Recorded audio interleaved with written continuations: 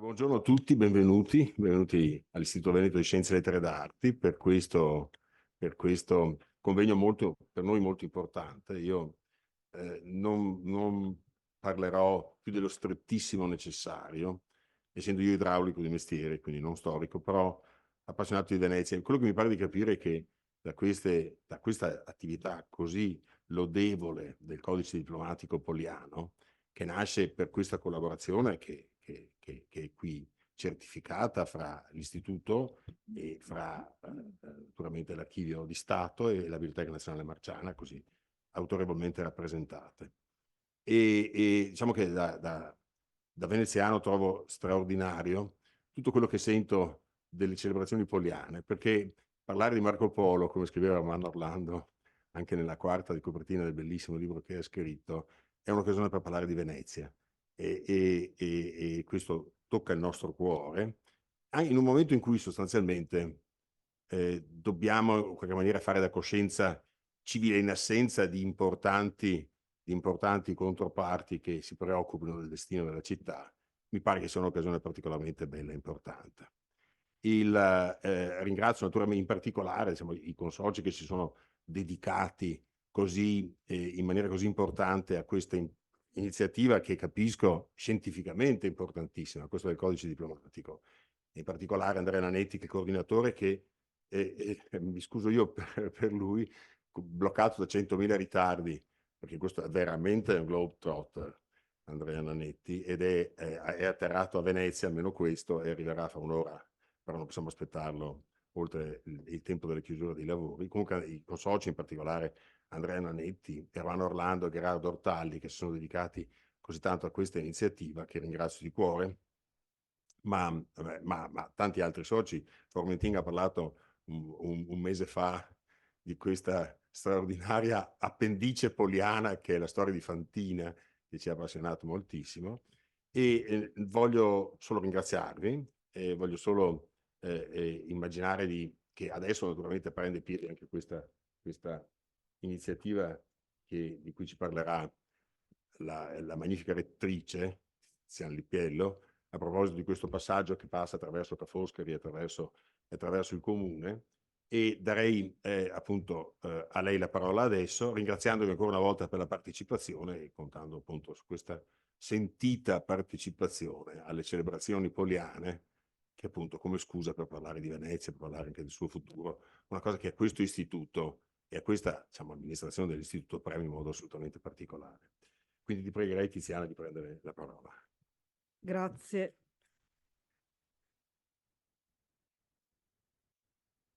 Buongiorno a tutti e a tutti. Ringrazio il professor Rinaldo per avermi invitata a questo convegno molto prestigioso. Credo che sia il convegno più prestigioso di tutta la rassegna di eventi, oltre a quello gli altri due che ci saranno nella seconda metà dell'anno. È un evento, un convegno accademico che vede professori, autori di testi tra i più insigni e prestigiosi, e il professor Rinaldo faceva riferimento alla rassegna di eventi, di eventi culturali che ci saranno in questi 2 anni sotto l'egida del Ministero della Cultura. Si insedierà fra pochi giorni il Comitato Nazionale che vede rappresentate tutte le istituzioni, le principali istituzioni veneziane, nazionali e anche internazionali. A mio avviso questo è un momento per lavorare insieme, è un momento in cui le istituzioni culturali, dall'Archivio di Stato, l'Istituto Veneto, la Marciana, lavorano insieme attorno a questa figura che forse non è stata celebrata quanto lo è stata in Asia e quanto lo è ancora oggi in Asia. Io non sono una medievista, sono una sinologa, mi occupo di letteratura classica cinese e in Cina oggi e ieri è stato sempre celebrato moltissimo Marco Polo. I bambini cinesi hanno nel loro libro di letture la storia di Marco Polo e della gondola.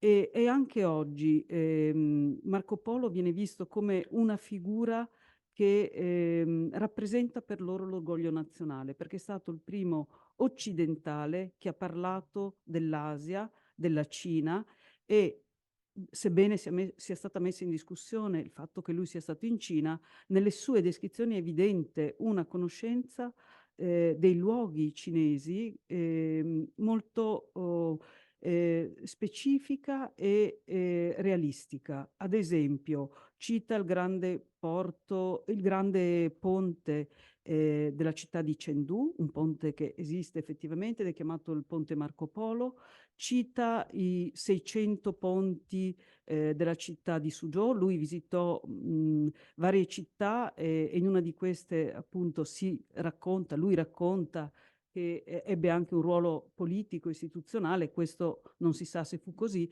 però ciò che descrive di queste città effettivamente corrisponde a quello che ancora oggi è in Cina. Ad esempio, a un certo punto lui dice Suzhou e Hangzhou sono città del cielo ed effettivamente questo corrisponde a un antico detto cinese.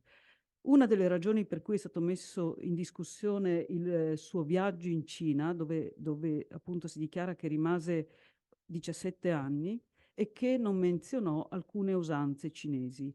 In realtà perché ci trovavamo durante la dinastia Yuan, quindi sotto l'egida di un impero straniero, quello dei Mongoli. E questa è una delle ragioni per cui non citò alcune tradizioni cinesi, perché eravamo appunto sotto un governo straniero.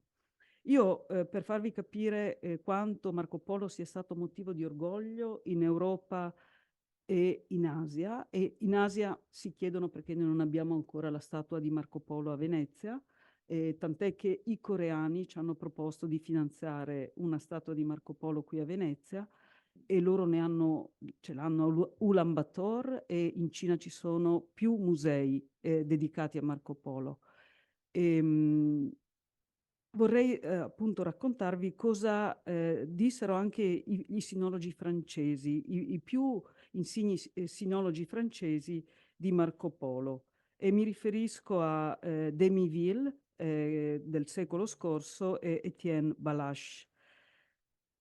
Demiville disse: Marco Polo, gloria dell'Italia ed anche un po' della Francia, perché le sue memorie, nella forma più antica, ci sono pervenute in un francese virtualmente frammisto all'italiano.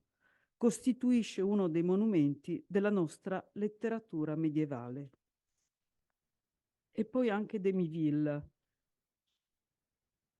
E dopo Demiville, Balache, esistono nella storia del mondo dei momenti privilegiati dove due civiltà diverse si incontrano, si combattono e si ammirano reciprocamente, qualche volta si compenetrano. Più le civiltà sono diverse e strane l'une alle altre, più violento sarà lo shock materiale e spirituale, più feconde saranno le ripercussioni della collisione. Vi sono degli incontri dove il confronto è cosciente, dove gli avversari che si scontrano sono dei popoli o dei continenti interi. Vi sono altri incontri che i rappresentanti di due culture, qualche individuo o piccolo, purtroppo, gruppo solamente, si scoprono. Qui riferimento ovviamente ai gesuiti, che furono coloro che studiarono più a fondo la cultura cinese. Si pensi ad esempio al confronto di idee tra l'assolutismo del secolo di Voltaire e il dispotismo di Kangxi e Qianlong, i grandi imperatori mancesi, dove i gesuiti eruditi furono i consiglieri tecnici e gli interpreti per un pubblico ristretto ma colto, avido di leggere le loro lettere edificanti. Ma vi sono anche altri incontri, forse più straordinari, dove tutto un mondo straniero si apre agli occhi meravigliati di un solo uomo, che condivide ai suoi contemporanei la sua scoperta ineludibile. Ecco, qui ovviamente si riferisce a Marco Polo. Quindi Marco Polo è stato oggetto di orgoglio non solo per gli europei, ma anche per i cinesi, e in particolare i cinesi durante, all'inizio del XX secolo. È lì che gli studiosi cinesi iniziarono a fare ricerca su Marco Polo. perché videro in Marco Polo un emblema di un orgoglio nazionale che loro avevano perduto dopo le guerre dell'oppio. Quindi videro in lui un diplomatico soprattutto, un ambasciatore, un diplomatico e un uomo che diede visibilità e valore alla loro cultura. Io mi fermo qui perché era solo un saluto e mi sono dilungata fin troppo. Pubblicheremo poi tutti gli eventi di quest'anno e anche del prossimo anno, perché gli eventi dedicati a Marco Polo del Comitato Nazionale hanno la durata di 2 anni. Saranno eventi scientifici di alta divulgazione e coinvolgeremo gli studenti sia universitari che delle scuole. Grazie.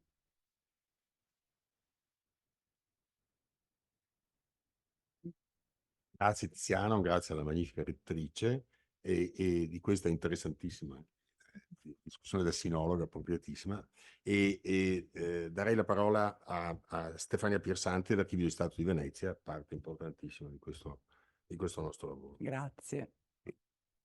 Intanto ringrazio tutti i presenti a questo tavolo e soprattutto gli intervenuti.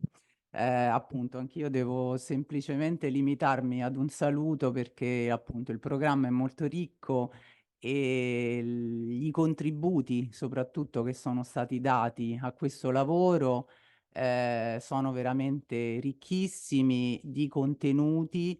Quindi non voglio, diciamo, né anticiparvi quello che ascolterete in questa 2 giorni, e né togliervi appunto la curiosità di scoprirlo via via.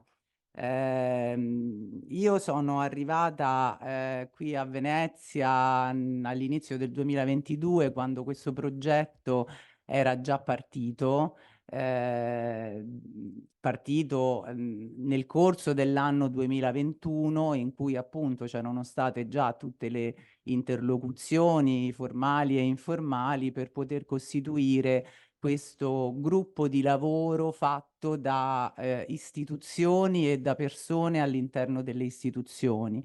Naturalmente non potevo che accogliere con favore, insomma, con piacere il fatto di dover ereditare, insomma, questa ricerca e portarla a questo punto, insomma, al termine, anche se questo in realtà rappresenta un po' solo il primo momento, diciamo, di una serie di iniziative, come anche in parte anticipato la rettrice.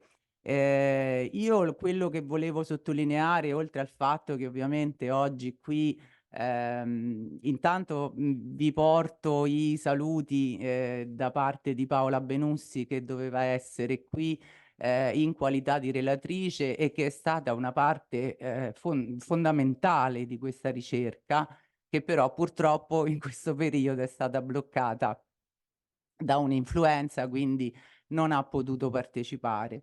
Ci sono qui però almeno 2 pilastri dell'Archivio di Stato, uno diciamo più anziano, che è la dottoressa Schiavon, e uno più giovane, che è Andrea Erboso, che sentirete anche parlare.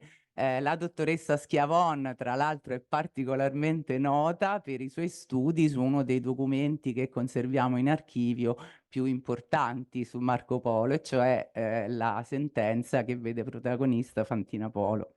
E Andrea lo sentirete insomma parlare perché ha fatto parte attiva di questo progetto.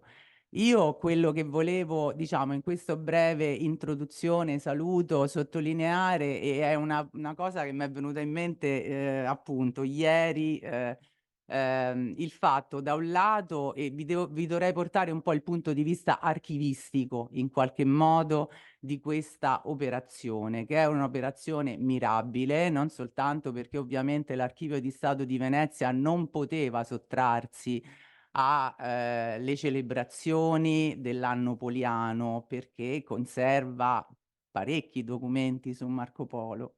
Quindi, però mi piace sottolineare almeno 2 aspetti, diciamo.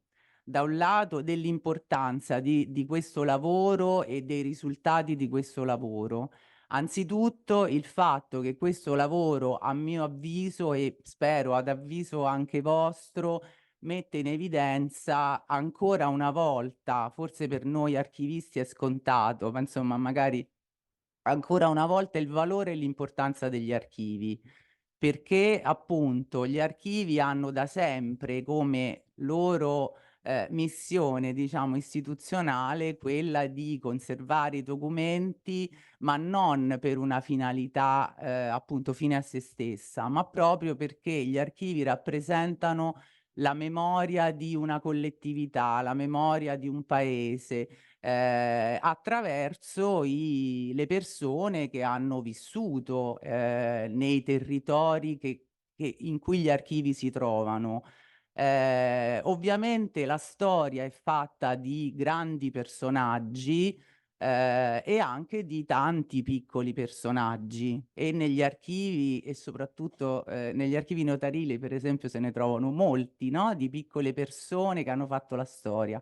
Marco Polo in qualche misura mette un po' insieme tutte e 2 questi aspetti, nel senso che è una persona normale, era un mercante che però ha fatto una storia, ha fatto una cosa straordinaria e che praticamente, come ha sottolineato appunto la rettrice, ha fatto conoscere Venezia in tutto quello che allora era il mondo conosciuto.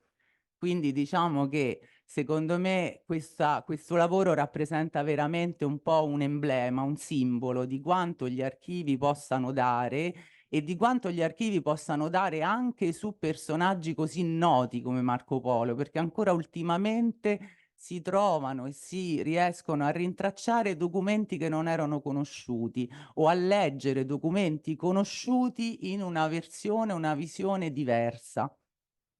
Proprio perché si mettono insieme e si guardano le cose da una prospettiva ogni volta nuova. Un altro elemento che volevo mettere in evidenza è un po' il valore che questo lavoro ha per la tradizione dell'Archivio di Stato di Venezia.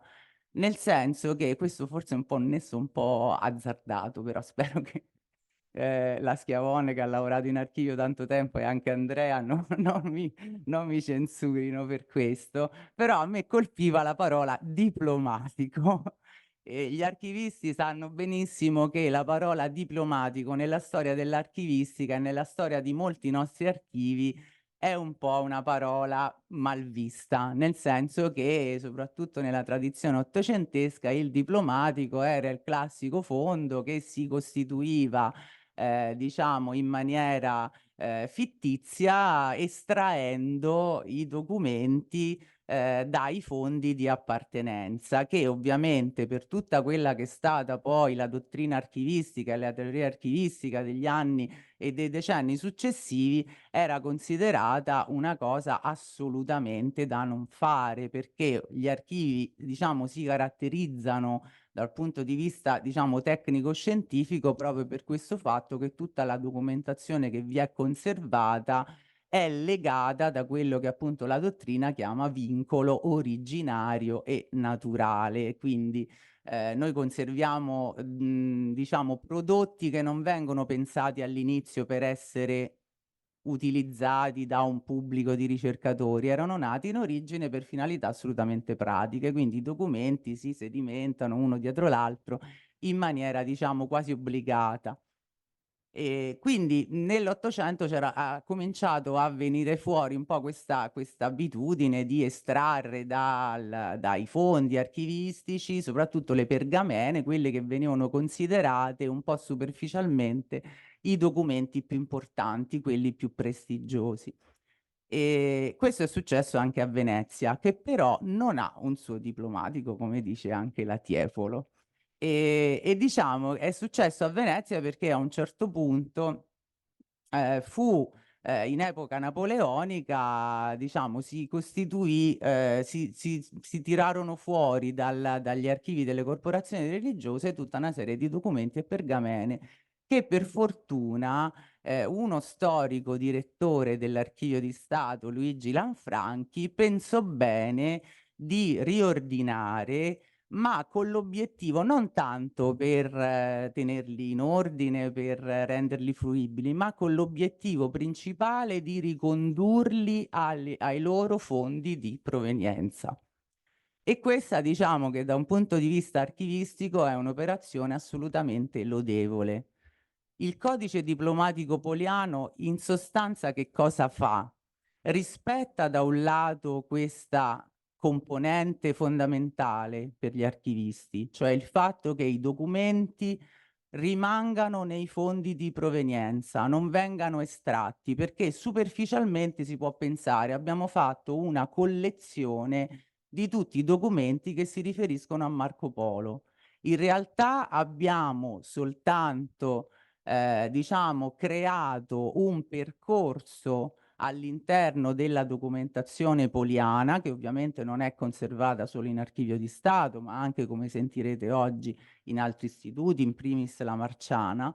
E quindi abbiamo fatto un'operazione che in qualche modo restituisce dignità a questa, diciamo, pratica ottocentesca, cioè la possibilità di poter utilizzare, studiare questa documentazione rispettando però il vincolo di provenienza, quindi rispettando i fondi dai quali i documenti sono stati estratti, ma solo virtualmente. Sugli aspetti poi scientifici, tecnologici, è veramente un lavoro moderno, contemporaneo questo, e ve ne accorgerete sentendo parlare gli altri relatori. Non mi soffermo perché appunto vi spiegheranno tutti, però mi piaceva appunto fare questa, cioè si tratta veramente di un risultato notevole del quale appunto il nostro istituto, ma penso tutti coloro che hanno partecipato, non posso che essere orgogliosi, e anche un modo per restituire non soltanto appunto agli studiosi, ma a tutta la città, a tutto il paese, la possibilità di ripercorrere la vita, l'attività di questo personaggio che appunto insomma è diventato ormai indimenticabile. Grazie.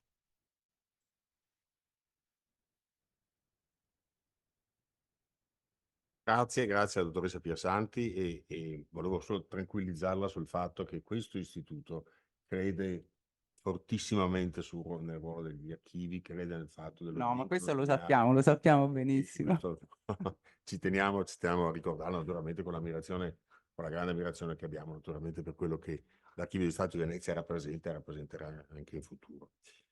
Vorrei adesso invito il dottor Stefano Campagnolo della Biblioteca Nazionale Marciana, parte importantissima di questo progetto, di portare il suo saluto, le sue introduzioni e la sua discrezione.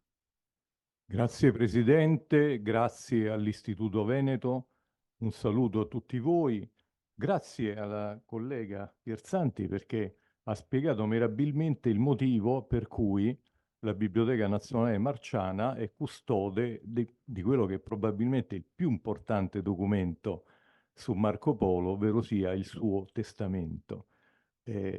Come è evidente dalle sue parole, in epoca antica evidentemente è stata riconosciuta la specialità di questo documento e del personaggio che rappresentava, e per una serie di circostanze il documento è oggi conservato presso la Biblioteca Nazionale Marciana, insieme a altri documenti, peraltro in quella commistione che da sempre vede biblioteche e archivi scambiarsi documenti, materiali diversi. Io ho iniziato il mio mandato in Marciana 6 anni fa, giusto all'indomani dalla pubblicazione del facsimile del testamento e con i saggi che l'hanno corredato, che hanno segnato senza dubbio un momento molto importante per la fortuna di Marco Polo, perché hanno distinto per una volta per tutte ciò che è leggenda da ciò che è leggendario. Marco Polo è stato sicuramente un personaggio leggendario, ma non è una leggenda, come invece a più riprese nel corso dei secoli, così come non lo è la storia del suo viaggio.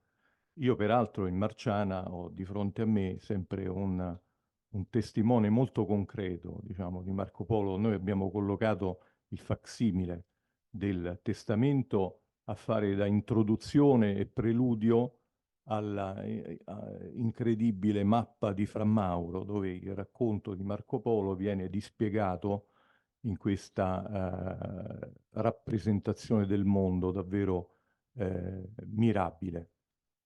E noi celebreremo Marco Polo a partire proprio da questa idea, ovvero sia intorno alla mappa di Fra Mauro, con una mostra che stiamo cercando di organizzare. Comunque la componente marciana ci sarà in ogni caso, con il governo e il Ministero della Cultura saudita, quindi la mostra dovrebbe avere due sedi, una la marciana e presso l'abbazia di San Gregorio, che invece dove il Ministero della Cultura saudita allestirà la propria parte, e ruoterà intorno alla cartografia antica, cioè quella del mondo prima della scoperta delle Americhe.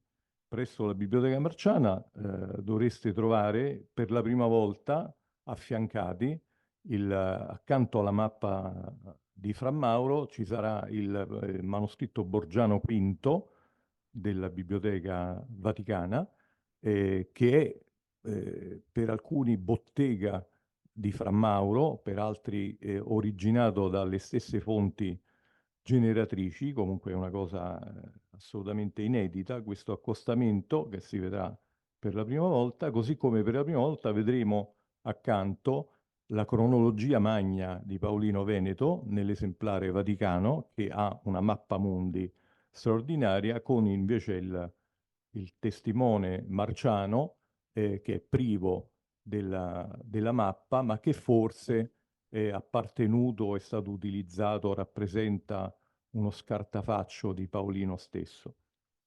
In questi anni, dalla pubblicazione del testamento, io sono stato sollecitato continuativamente, devo dire forse neanche senza un'accelerazione progressiva fino a questo giubileo di Polo, intorno a questo documento. Cioè ho ricevuto tantissime richieste da tutto il mondo, ovviamente, soprattutto dall'Oriente estremo. Arriva la richiesta di potersi confrontare. Ho potuto constatare effettivamente come la figura di Marco Polo probabilmente sia più nota, quantomeno a livello popolare, in Cina che non da noi. La R di Marco Polo è l'unica R che tutti i cinesi pronunciano perfettamente, anche i bambini, appunto, proprio perché c'è questa. Quindi Marco Polo è una figura che può essere utilizzata in tanti modi. È un passepartout, è una figura fondativa della nostra nazione e può rappresentare tutt'oggi essere un ambasciatore molto importante per noi. È importante però che tutto ciò avvenga sulla base del rigore, dello studio, della verità storica, perché appunto troppo spesso la leggenda prende il posto della verità, della storia. Quindi un convegno come quello che inizia oggi è una tappa fondamentale affinché la figura di Marco Polo possa essere utilizzata nella maniera più appropriata. Il caso vuole che fra pochi mesi finirà il mio mandato in Marciana, finisco in bellezza appunto questo centenario di Marco Polo, e che io sia oggi alla Biblioteca Nazionale Centrale di Roma, dove invece mi confronto con prima è stata avocata la Biblioteca Gesuitica, i Gesuiti, appunto lì abbiamo invece la parte relativa al viaggio di Ricci e tutte le relazioni dei padri gesuiti, quindi evidentemente un destino che debba misurarmi con l'estremo oriente e con la Cina. Grazie ancora, la Marciana ci sarebbe stata in ogni caso, diciamo, al di là di questo importante documento, per la bellissima relazione che lega tutti gli istituti culturali della città di Venezia, un valore anche questo da conservare. Grazie.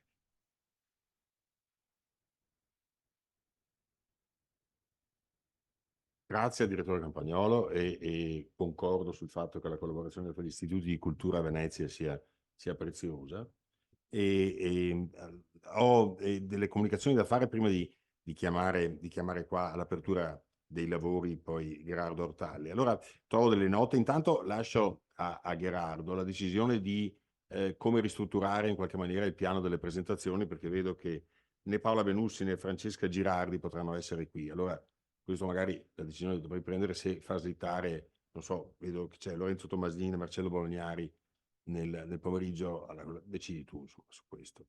E ho delle notizie che sono segnalate alla cancelleria e sono che la pausa caffè che è a self-service, immagino che voglia dire che bisogna manovrare quelle macchinette lì e quando deciderai tu quando farla, Gerardo, probabilmente adesso, sì, prima dell'apertura. E per tutti nella sala detta del Re, per via di quel quadro, non particolarmente bello, ma certamente evocativo. Il pranzo solo per i relatori e i loro ospiti nella sala dei 2 lampadari, che immagino che sia di là. Quindi io da questo punto interromperei volentieri per il caffè e solo introduco adesso, non ne ha bisogno, il prossimo, diciamo, l'introduzione ai lavori viene fatta da Gerardo Ortalli, grande presidente di questo istituto, questo lo posso dire, io posso dirlo, e a cui affido l'iter dei lavori e l'organizzazione che segue. Vi ringrazio, ci fermiamo un minuto per prendere un caffè insieme. Prendiamo il caffè.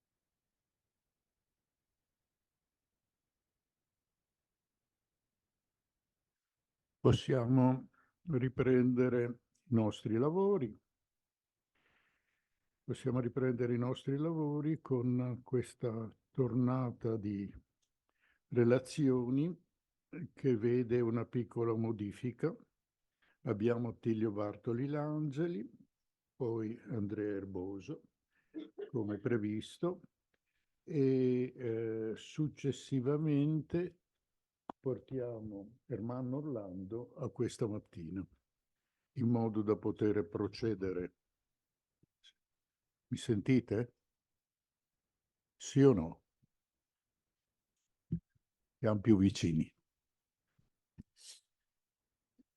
Quindi abbiamo questa minima modifica col passaggio alla mattina della relazione di Orlando e nell'aprire i lavori ricordo, è superfluo che sono il 2024, l'anno dei 700 anni dalla morte di Marco Polo. Quindi questa iniziativa dell'Istituto Veneto Lettere e Arti, d'accordo con l'Archivio di Stato di Venezia e la Biblioteca Nazionale Marciana, è importante perché riunisce alcune delle maggiori strutture culturali e di conservazione della nostra città in un impegno comune. Fra l'altro si presenterà in questa occasione anche con la collaborazione del Ministero della Cultura della Repubblica Italiana e la edizione nazionale, l'edizione nazionale del documento Poliano, riconosciuta dal Ministero della Cultura.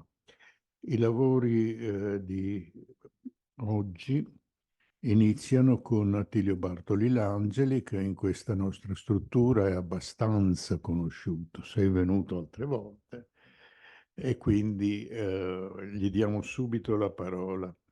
Il suo contributo è sul codice diplomatico, ma sul codice diplomatico come genere. E poi naturalmente c'è la parte che ci tocca più da vicino. Prego, Attilio. Grazie. Dovresti spegnere il microfono. Sono onorato e compiaciuto di parlare a Venezia. Ringrazio dunque chi mi ha invitato e ringrazio voi che ascolterete con santa pazienza questa relazione. la quale consiste essenzialmente nella presentazione dei risultati che ho ottenuto mediante lo spoglio sistematico del catalogo OPAC alla ricerca dei codici diplomatici stampati nei libri almeno conservati in Italia, in modo tale da avere un quadro documentario preciso della ricorrenza di questo titolo nella letteratura mondiale.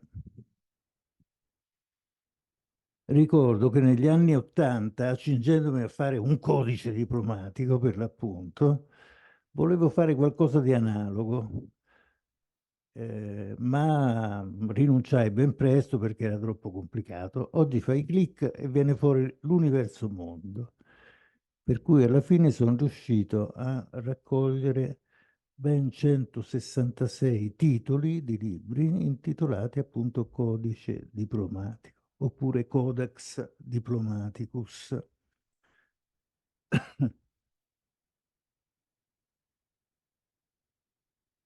Si tratta in gran parte, cioè totalmente, di libri pubblicati in Europa. Per quel che riguarda l'America settentrionale, ero tutto contento di aver trovato nel 1834 un Jonathan Elliott che ha pubblicato un The American Diplomatic Code. Ah, che meraviglia, un codice diplomatico americano. Poi ho scoperto trattarsi della raccolta dei trattati e delle convenzioni tra i giovani allora Stati Uniti e le nazioni straniere dal 1778, quando cioè la Confederazione fece un patto con il Regno di Francia contro l'Inghilterra, dal 78 dunque al 1834. Niente codice diplomatico. Ho fatto altri assaggi con le varie lingue, Code Diplomatique. Ci stanno 4 titoli, però di storia delle relazioni diplomatiche internazionali in età contemporanea. C'è un solo titolo che riguarda il passato, che riguarda il Principato di Morea, in francese. Assaggio alla ricerca di libri in spagnolo e portoghese, Codigo diplomatico 0. Pro Diplomatischen Codex e simili in tedesco niente. C'è dunque nella ricerca di questo lemma, codice diplomatico, un rischio di confusione con l'aggettivo diplomatico, che naturalmente afferisce sia alla diplomatica, alla nostra scienza, sia alla diplomazia. È uno dei maggiori equivoci con cui mi sono confrontato durante tutta la mia vita. Cosa insegna lei? Diplomatica. Ah, le scienze politiche, le relazioni internazionali? No. Cosa insegna lei? Paleografia. Mi guarda. Alla fine mi sono convinto, dopo varie esperienze di questo tipo, a dire insegnavo una cosa di storia medievale. Tutti, ah, che bello! I linguisti peggio ancora.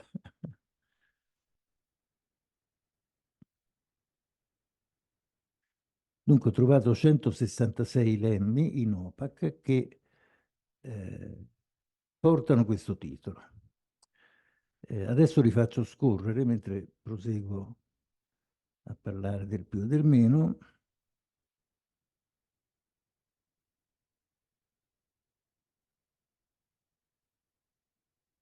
Clicco la freccia di destra.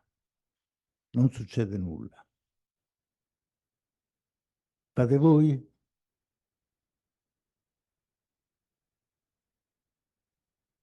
Ecco, adesso scorre da solo.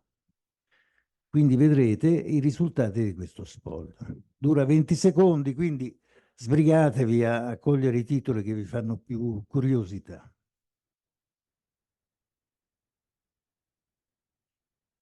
non ho messo tra questi un'altra cosa che mi aveva molto interessato. Al 1960 risale un libro di Vincenzo Corsini, Codice diplomatico consolare.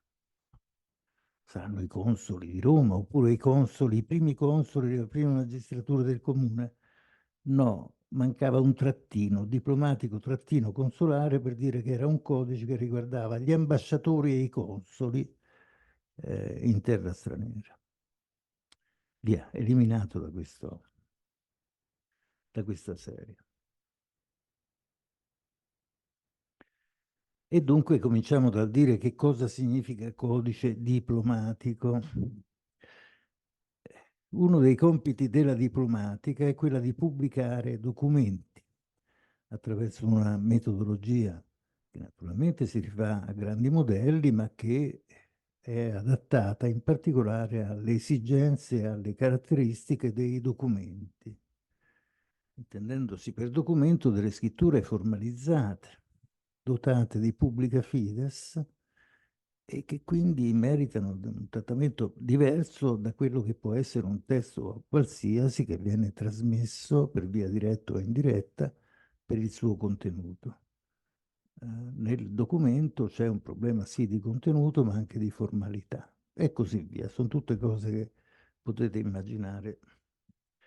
Mentre qui interessa dire come si scelgono i documenti da pubblicare. La prima strada è pubblicare i documenti di un archivio o di un fondo diplomatico. Se ne è parlato proprio stamattina, è lì la direttrice.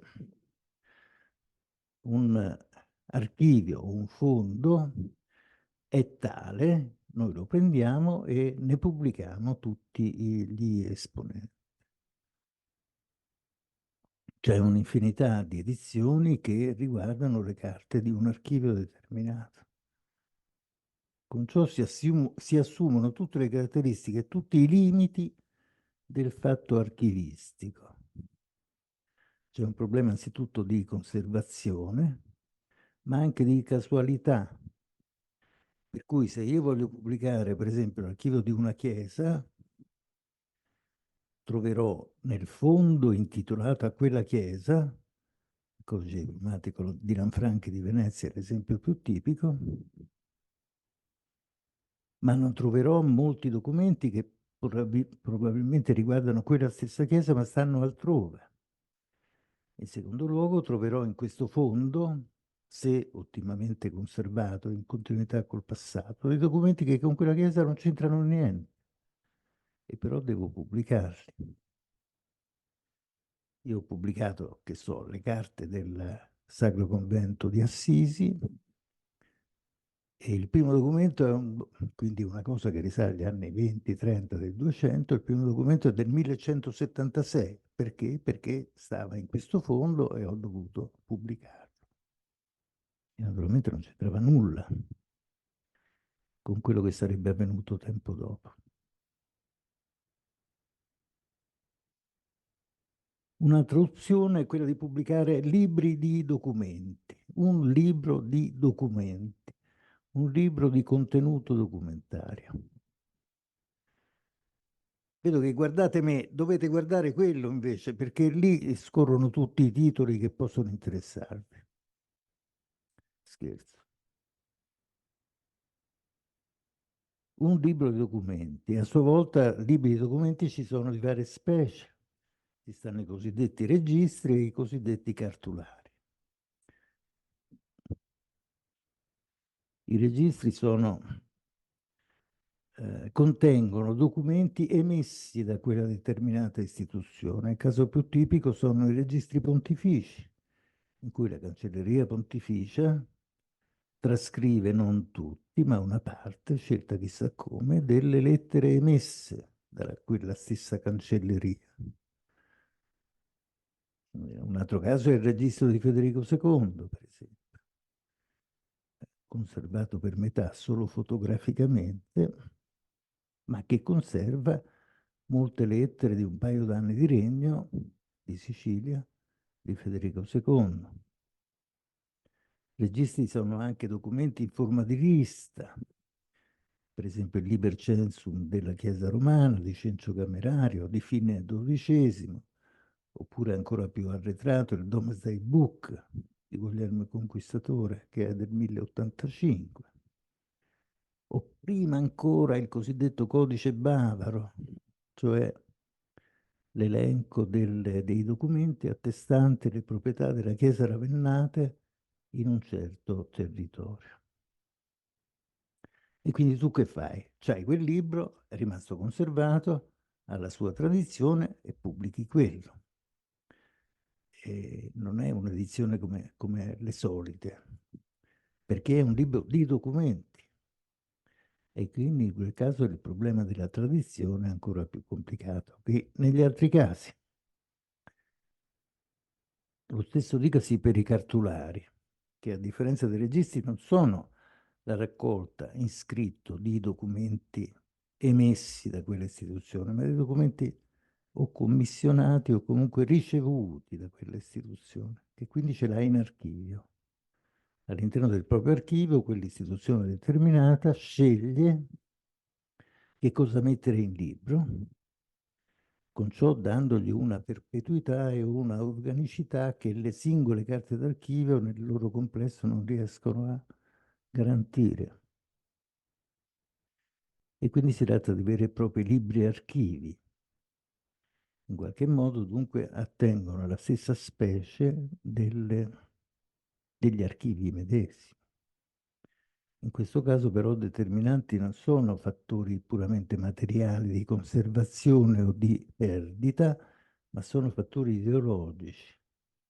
Determinante nella confezione di questi libri è la volontà politica di chi li fa fare, quel determinato monastero, quel determinato comune, quel determinato episcopato. E quindi se pubblicare i documenti di un archivio, di un fondo archivistico, significa assumere tutti i limiti di quell'archivio, lo stesso dicasi per questi libri di documenti. Assumi tutti i limiti, tutte le caratteristiche, tutte le potenzialità di quel medesimo libro, assumendolo come segno però principalmente di una volontà politica di trasmissione dei propri poteri e diritti. Infatti si chiamano spesso libri iurium, questi cartolari. E dunque ho detto, prima cosa, pubblichi i documenti di un archivio, così come esiste oggi. Secondo, pubblichi un libro di documenti. Terzo, fai un codice diplomatico. E ci siamo. Il codice diplomatico significa una raccolta documentaria che prescinde totalmente da questi fattori materiali, o di conservazione archivistica o di scrittura in libro, ma va in giro per il mondo a raccogliere tutti i documenti che in una maniera o nell'altra, direttamente o indirettamente, riguardano quel certo soggetto.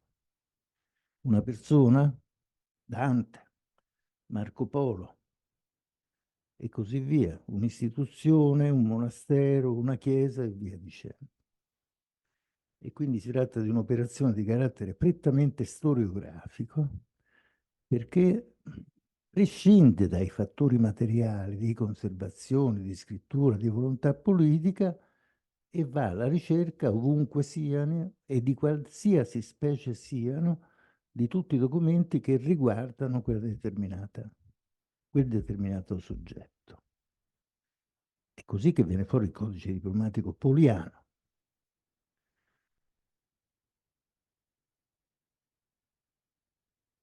La voce di Wikipedia, codice diplomatico, c'è, è solo un abbozzo, nessun diplomatista ci ha messo mano. Il codice diplomatico è un'opera che raccoglie in maniera sistematica diplomi e scritti del passato appartenenti a un territorio omogeneo sotto l'aspetto politico oppure ecclesiastico e di tradizione notarile. Questo è bello, è una cosa buona e significativa, ma non sempre può valere. Può anche essere di tradizione cancelleresca, può essere anche di altro tipo. Nei codici diplomatici si hanno per esempio anche epigrafi, carte lapidarie, cosiddette documenti scritti non su pergamena ma su pietra.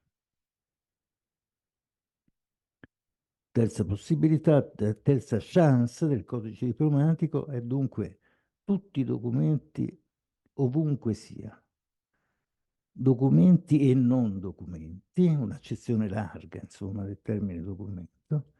Terzo, si può lavorare anche sui deperditi, sui documenti perduti. Questa è un'operazione che chi fa un codice diplomatico e fa un codice diplomatico poliano farebbe bene ad avere presente, perché all'interno dei documenti conservati ci possono essere menzioni, riferimenti ad altri documenti che non abbiamo più. E a questi bisogna, nell'ambito di un codice diplomatico, dare tutta la dovuta attenzione.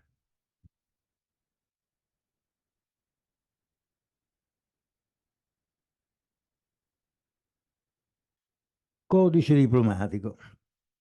Questa doppia parola.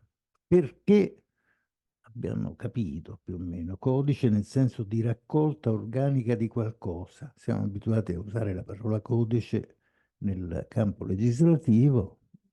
Il codice civile è quello che raccoglie tutti gli articoli, eccetera, eccetera.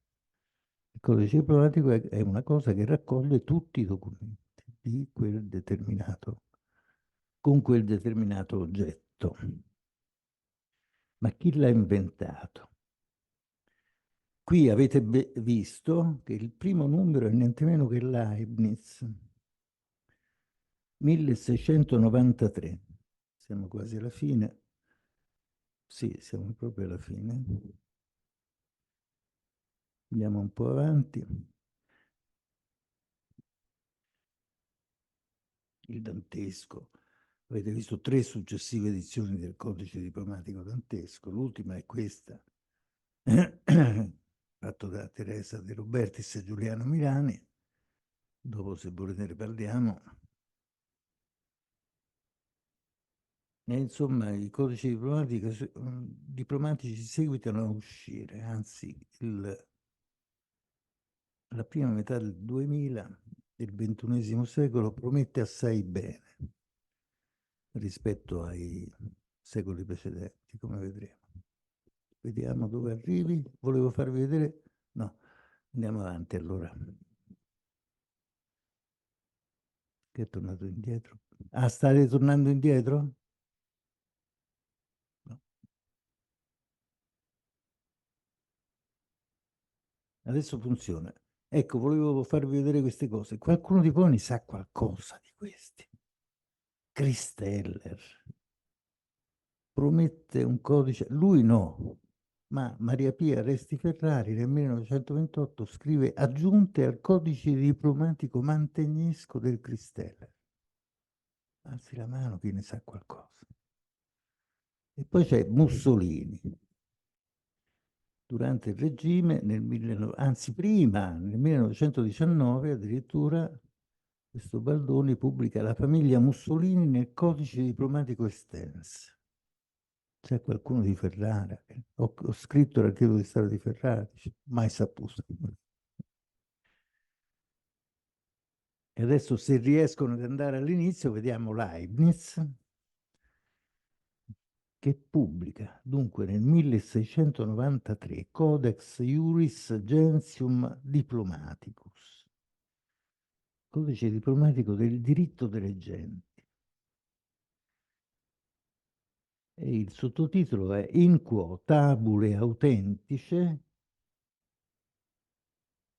il verbo alla fine, actorum publicorum tractatum aliarumque rerum maioris momenti per Europam gestarum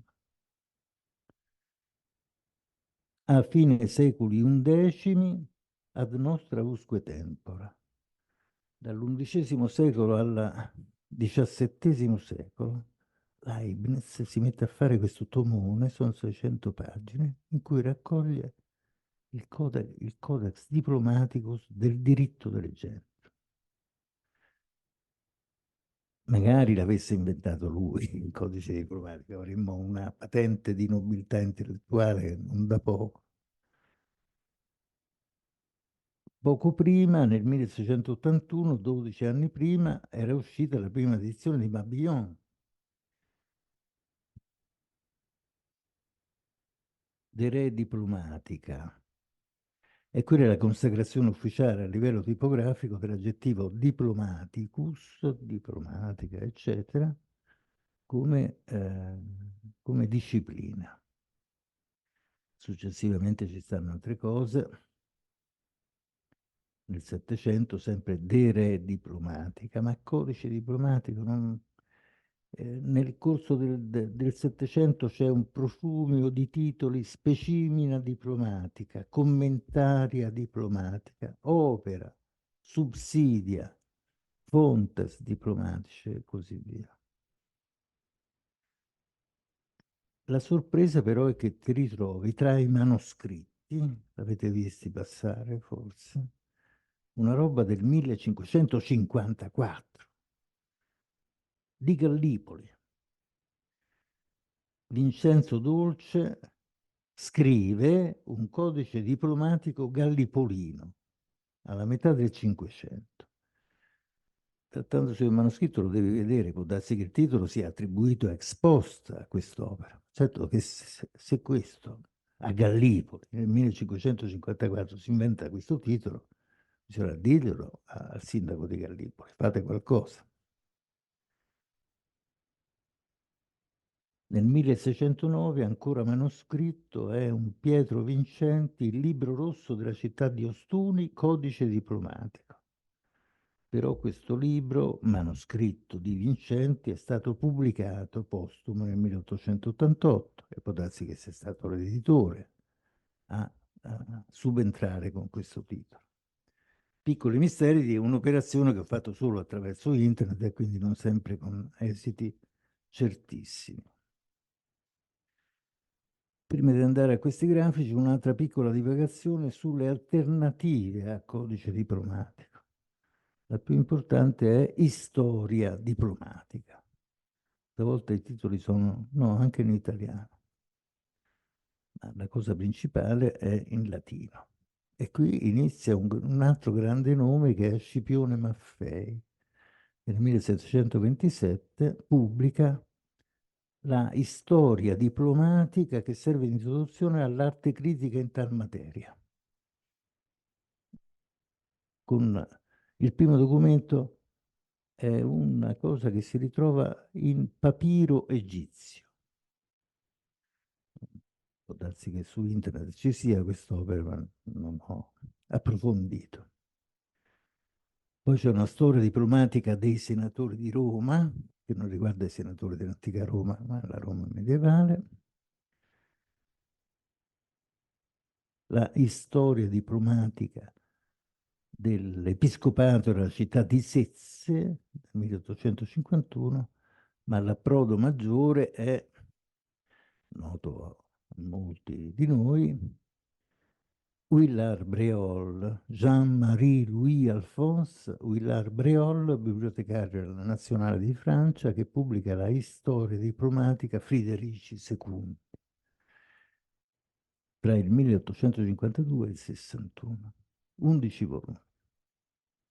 Una cosa spettacolare a cui ancora oggi noi andiamo per ricostruire bene tutta la storia documentaria, chiamiamola così, di Federico II. Ma c'è anche una storia diplomatica Santi Dominici.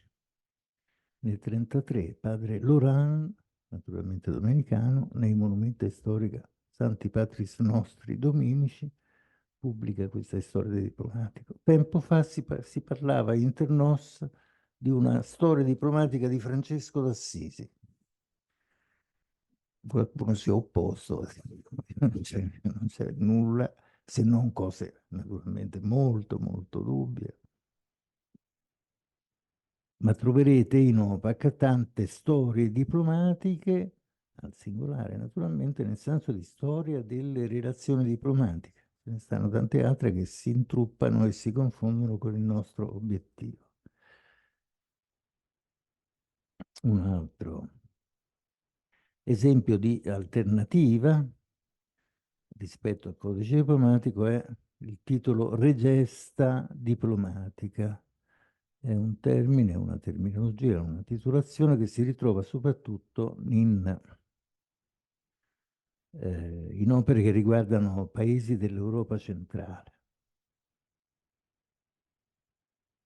A parte Böhmer, uno dei tanti Böhmer, Johannes Friedrich Böhmer, Regesta cronologica diplomatica Carolorum, i Caroli, i Carolini, i Carolingi, eccetera.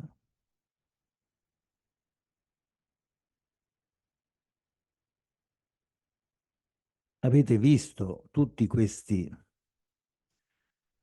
titoli che ho reperito, alcuni vi hanno fatto curiosità, altri no, ma insomma la situazione che vi ho dato è questa abbondanza molto superiore alle aspettative di libri col titolo Codice diplomatico. La frequenza per cinquantenni è questa che vedete e risaltano immediatamente il fatto che dopo un primo avvio sperimentale le operazioni codice diplomatico risentono direttamente del rapporto, diciamo così, tra storiografia e documentazione, tra storiografia e fonti.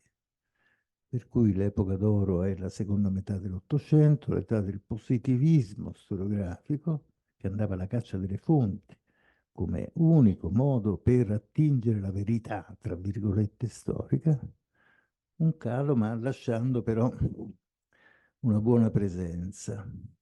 E se considerate che del XXI, è l'accenno che facevo prima, siamo soltanto a metà della prima metà del XXI, rischiamo, se andiamo avanti con questo ritmo, di superare anche il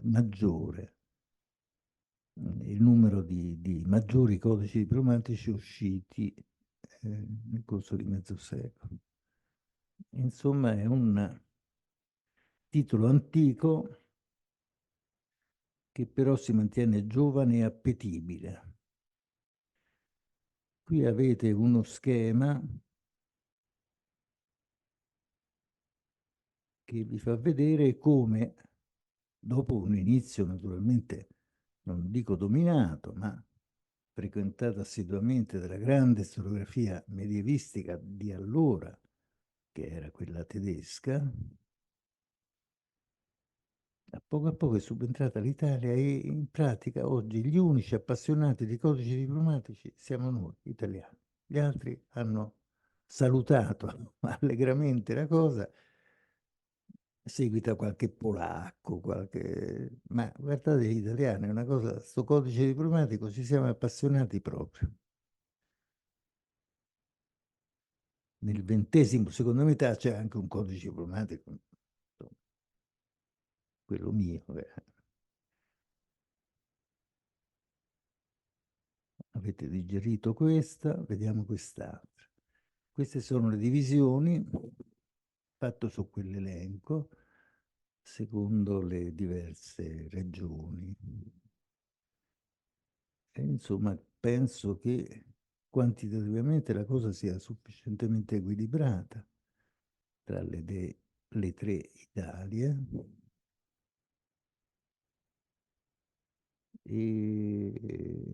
Ma questo dipende insomma non tanto da fattori, come diremmo, insomma, socio-economici, per dire così, quanto dal tipo di rapporto che nelle storiografie locali si ha ancora tra storiografia, appunto, e fonti. E il codice diplomatico viene inteso come modalità privilegiata e ottimale per attingere la pienezza delle fonti su un certo determinato argomento, lasciando tutta la libertà necessaria allo studioso che intraprende l'opera. Mentre in altri casi sei vincolato a quell'archivio, a quel libro, a quel cartulario, nel caso del codice diplomatico puoi spaziare con grande libertà. Il criterio principale dal punto di vista diplomatistico è, se tu fai un codice diplomatico poliano, per esempio, primo devi decidere se riguarda tutti i Polo o soltanto Marco Polo. Se riguardasse soltanto Marco Polo, allora il criterio, ripeto, diplomatistico è questo, che lui sia o attore o destinatario o testimone di un'azione giuridica. Capito? E quindi, per esempio, se risultasse, che ne so, una terra che ha un confine con Marco Polo, lì si potrebbe discutere se metterlo o no nel codice diplomatico poliano. Non credo che sussista. Ma rispetto a un fatto come il milione, so che c'è l'edizione nazionale e così via, bisogna pure chiedersi se per ipotesi una cosa come il milione, che è anche una cosa di carattere documentario e non solo letterario, memoriale, pratico e non solo letterario, chissà che non debba entrare nel codice diplomatico poliano anche l'edizione critica del milione. Adesso esatto. Ma questo per dire che quando uno si mette a tavolino e dice voglio fare il codice diplomatico X, ha la più ampia libertà di comportarsi come meglio crede, senza vincoli di nessun tipo. E quindi questo codice diplomatico poliano va ben studiato, sta di fatto che ha alle spalle una tradizione, come avete visto, molto ricca al di là di ogni aspettativa, secondo me, e naturalmente darà un'ennesima ottima prova di questo strumento duttile, significativo, intelligente di trattamento dei documenti che è il codice diplomatico. Grazie.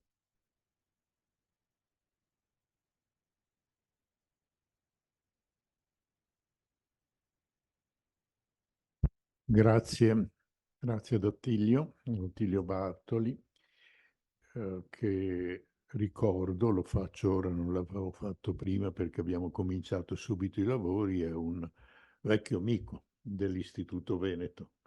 Abbiamo dovuto incontrarlo più di una volta, ma sempre con la stessa identica capacità di presentazione precisa di documenti importanti. Adesso darei la parola a Andrea Erboso. Andrea Erboso che qui rappresenta un po' l'Archivio di Stato di Venezia. E l'Archivio di Stato di Venezia qui è una presenza da sempre nei suoi esponenti. E allora mi permetterei di ricordare per 2 minuti la Francesca Tiepolo. La Francesca Tiepolo, di cui ricordo soltanto quello che diceva sistematicamente quando io vado in archivio di Stato, dove è stata direttrice per una vita. Mi meravigliavo che mi pagassero anche, cioè avrebbe pagato lei. Allora fa molto piacere oggi avere qui Erboso. Gli darei subito la parola e grazie per essere venuto.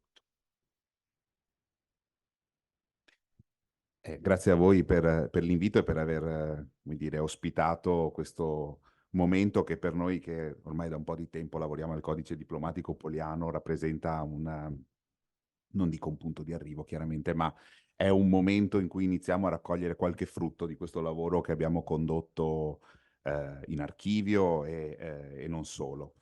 Il mio intervento avrebbe dovuto seguire quelli di Paola Benussi e di Francesca Girardi, che erano chiaramente interventi pensati per condurvi per mano anche propedeuticamente all'interno del codice diplomatico, partendo poi da quelle suggestioni che il professor Bartoli Langeli vi ha lasciato. Vi avrebbero spiegato cosa è poliano per il codice diplomatico poliano, quindi le modalità con cui sono stati scelti i documenti e in che tipo di genere diplomatico, seguendo proprio le classificazioni che il professore ha illustrato, va a inserire questo lavoro.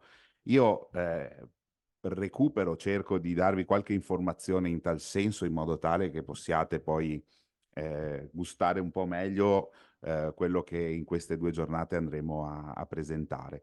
Il codice chiaramente è abbastanza corposo, è stato compilato andando a raccogliere tutti i documenti editi relativi a Marco Polo e anche al suo ambito familiare, per cui la documentazione copre circa un secolo, chiaramente dal 1280 al 1388, per cui andiamo effettivamente al di là della vita del solo Marco. E quelli che sono stati raccolti, tenendo in considerazione la gran parte dei documenti che è conservata qui a Venezia, in Archivio di Stato chiaramente, e alla Biblioteca Nazionale Marciana, dove c'è, come vi diceva il direttore Campagnolo, un nucleo di documenti estremamente significativi, perché tra essi c'è anche il famoso testamento di Marco, e alcuni altri documenti che si trovano in Archivio di Stato di Treviso, per esempio, raggiungiamo ben 91 documenti.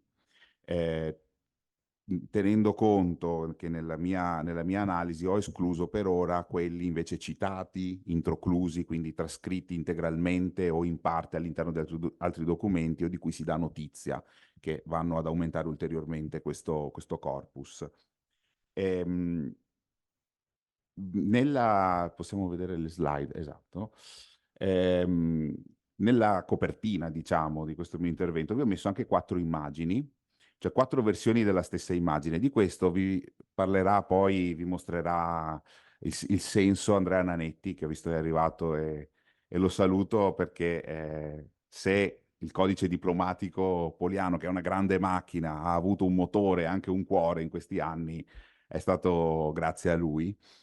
E vedete, il codice diplomatico poliano in duplice versione, avrà una sua versione cartacea, quindi molto più tradizionale, più affine quindi a quelle che gli studiosi conoscono e che andrà a come dire, aumentare le statistiche che il professor Bartoli Langeli ci ha posto con l'obiettivo di superare tutti in questo cinquantennio. Però ha anche una versione online. La versione online sarà molto più ricca e soprattutto accompagnerà alle trascrizioni classiche che stiamo rivedendo e rifacendo anche la riproduzione digitale. Quelle riproduzioni che sono state fatte dal laboratorio dell'Archivio di Stato di Venezia saranno sicuramente di grande beneficio per gli studi e anche per gli aspetti di diplomatica di cui vi parlerò, perché permettono veramente allo studioso di entrare nel documento e lo fanno proponendo, e questa è una cosa innovativa che Andrea Nanetti ha già sperimentato, ma che noi vogliamo portare anche in questo nostro contributo al genere del codice diplomatico, in 4 versioni, quindi con la luce visibile, la luce radente, l'infrarosso e l'ultravioletto. E chi ha esperienza dello studio delle carte del Medioevo sa che senza l'ultravioletto, lampada di Wood per intendersi, tante volte non si vede granché. Quindi è uno strumento che sarà sicuramente molto gradito dagli studiosi, ma che ha anche un effetto, diciamo, estetico molto accattivante. Questo poi lascerò alla presentazione un po' della versione beta del nostro codice diplomatico, perché possiate apprezzare un po' di cosa si sta parlando. Entrando invece nelle questioni più di diplomatica, devo dire che c'è una complessità nel parlare di diplomatica nel codice diplomatico poliano, in questo cortocircuito di termini che si assomigliano e si rincorrono, perché ci sono 2 caratteristiche intrinseche all'operazione scientifica ed editoriale che abbiamo condotto e che vi vorrei un attimo presentare. La prima è quella che il professor Bartoli Langeli vi ha messo subito sul tavolo, cioè i limiti del fatto archivistico, come li ha chiamati lui.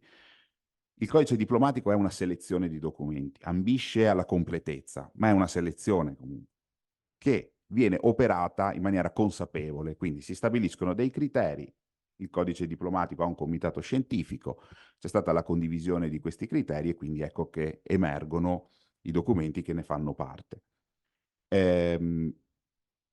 I limiti del fatto archivistico però impongono che questa selezione è stata fatta su documentazione che è selezionata da fattori non consapevoli spesso, casuali, quello che il tempo ci ha portato. La documentazione medievale, soprattutto per Venezia, ha lacune considerevoli, quindi molto di quello che sarebbe stato poliano non c'è. E questa caratteristica si lega poi a un altro limite che è chiaramente legato al carattere biografico del codice diplomatico, perché la selezione di documenti è legata alla biografia di un personaggio e individua quindi tipologie documentarie, che sono un po' la cosa più interessante per il diplomatista, che sono molto diverse tra loro, in maniera anche molto incoerente, che sono legate solo dal fatto di riguardare Marco Polo, quindi di essere legate a un evento biografico che vede Marco Polo attore, destinatario o, come diceva prima il professor Formentin, testimone di un fatto giuridico. Ora,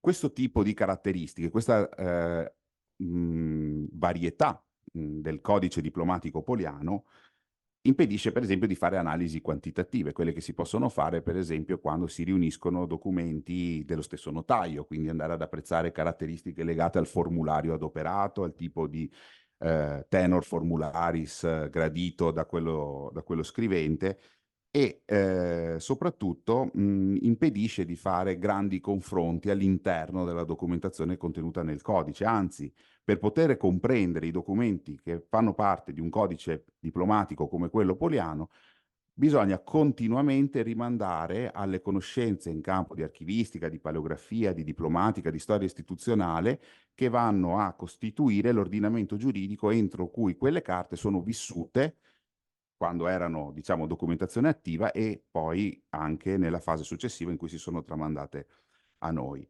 Quindi in tutto questo, in questa varietà, ho pensato che il metodo della diplomatica, seguito, diciamo, nella sua forma canonica, ci potesse fornire qualche elemento per iniziare a diradare un po' la nebbia. E quindi ho cercato di partire, vediamo se funziona, sì, dalle tipologie documentarie, cioè dalle categorie formali e giuridiche a cui si possono ascrivere i singoli documenti, questi più di 90 documenti che stanno per ora costituendo il nucleo del codice diplomatico poliano. Ve li ho messi in ordine di rappresentanza e vedete che la maggior parte dei documenti è legata al contesto giurisdizionale, processuale, sentenze, deposizioni in processo, quindi documentazione che noi possiamo vedere all'interno del contenzioso, mettiamola così in termini generici. Seguono poi le deliberazioni, quindi le parti, principalmente il Maggior Consiglio, siamo insomma all'inizio del 300, ma anche di qualche altro consiglio, poi qualche parola ve la dirò al riguardo. Dopodiché la categoria più rappresentata è quella delle quietanze. Chiaramente sono forme, è una tipologia documentaria, quella della quietanza, che si presta a quietare tutta una serie di obbligazioni, per cui è molto rappresentata. E dopodiché chiaramente hanno un ruolo importante anche i testamenti, quello di Marco in primis, ma anche di altri membri della famiglia Polo, e i testamenti in cui Marco Polo risulta essere, per esempio, fideicommissario o testimone.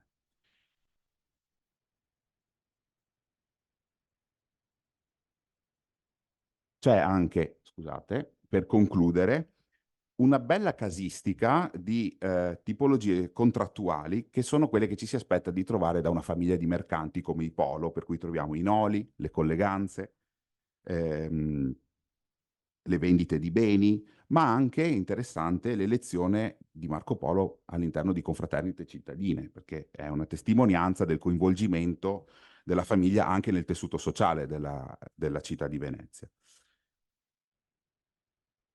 C'è un altro limite nel raccogliere i documenti partendo da un elemento biografico, è che i fatti fondamentali, gli eventi della vita di quella persona costituiscono un discrimine che va a influenzare la tipologia di documenti. È quasi ovvio dire, ma è un bias, come si dice oggi, è un condizionamento di cui bisogna tenere sempre a mente. La morte di Marco Polo, che noi andiamo a celebrare in questi 700 anni, nel 1324, costituisce effettivamente un discrimine importante. Ho provato a vedere quasi per gioco come si comporta la documentazione prima e dopo la morte di Marco Polo, e vediamo che se prima della morte di Marco Polo troviamo tutta quella documentazione relativa a, per esempio, l'attività mercantile, dopo la morte di Marco Polo è tutta la parte processuale che la fa da padrone, chiaramente. Non tanto dopo la sua morte, ma con la morte delle figlie, perché se possiamo dire, e qui guardo Alessandra Schiavon che di queste cose ci ha fatto scuola, se l'eredità di Marco è abbastanza pacifica, l'eredità poi delle figlie, passata la seconda generazione, danno luogo a un contenzioso molto, molto importante e che chiaramente a noi dell'Archivio di Stato di Venezia piace moltissimo, perché chiaramente più si litiga, più si produce documentazione scritta e quindi gli archivi si gonfiano e queste cose rimangono nei secoli fino ad oggi.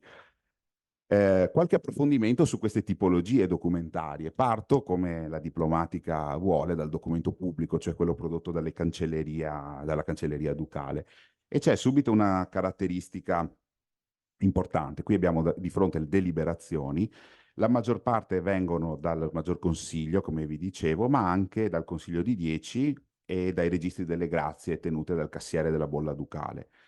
Una parte consistente di queste deliberazioni, voi sulla sinistra vedete un registro di deliberazioni, vedete aggredito dalla muffa vinosa, che proviene dalla monumentale serie dei registri del Maggior Consiglio.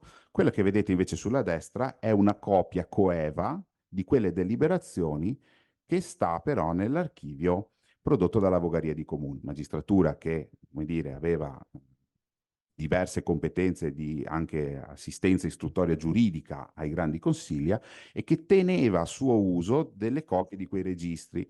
Tipicamente sono registri d'uso, quindi contenevano la trascrizione delle deliberazioni, ma solo di quelle attive, quindi andando a eliminare la giurisprudenza superata, quindi copie veramente funzionali a un uso della legge.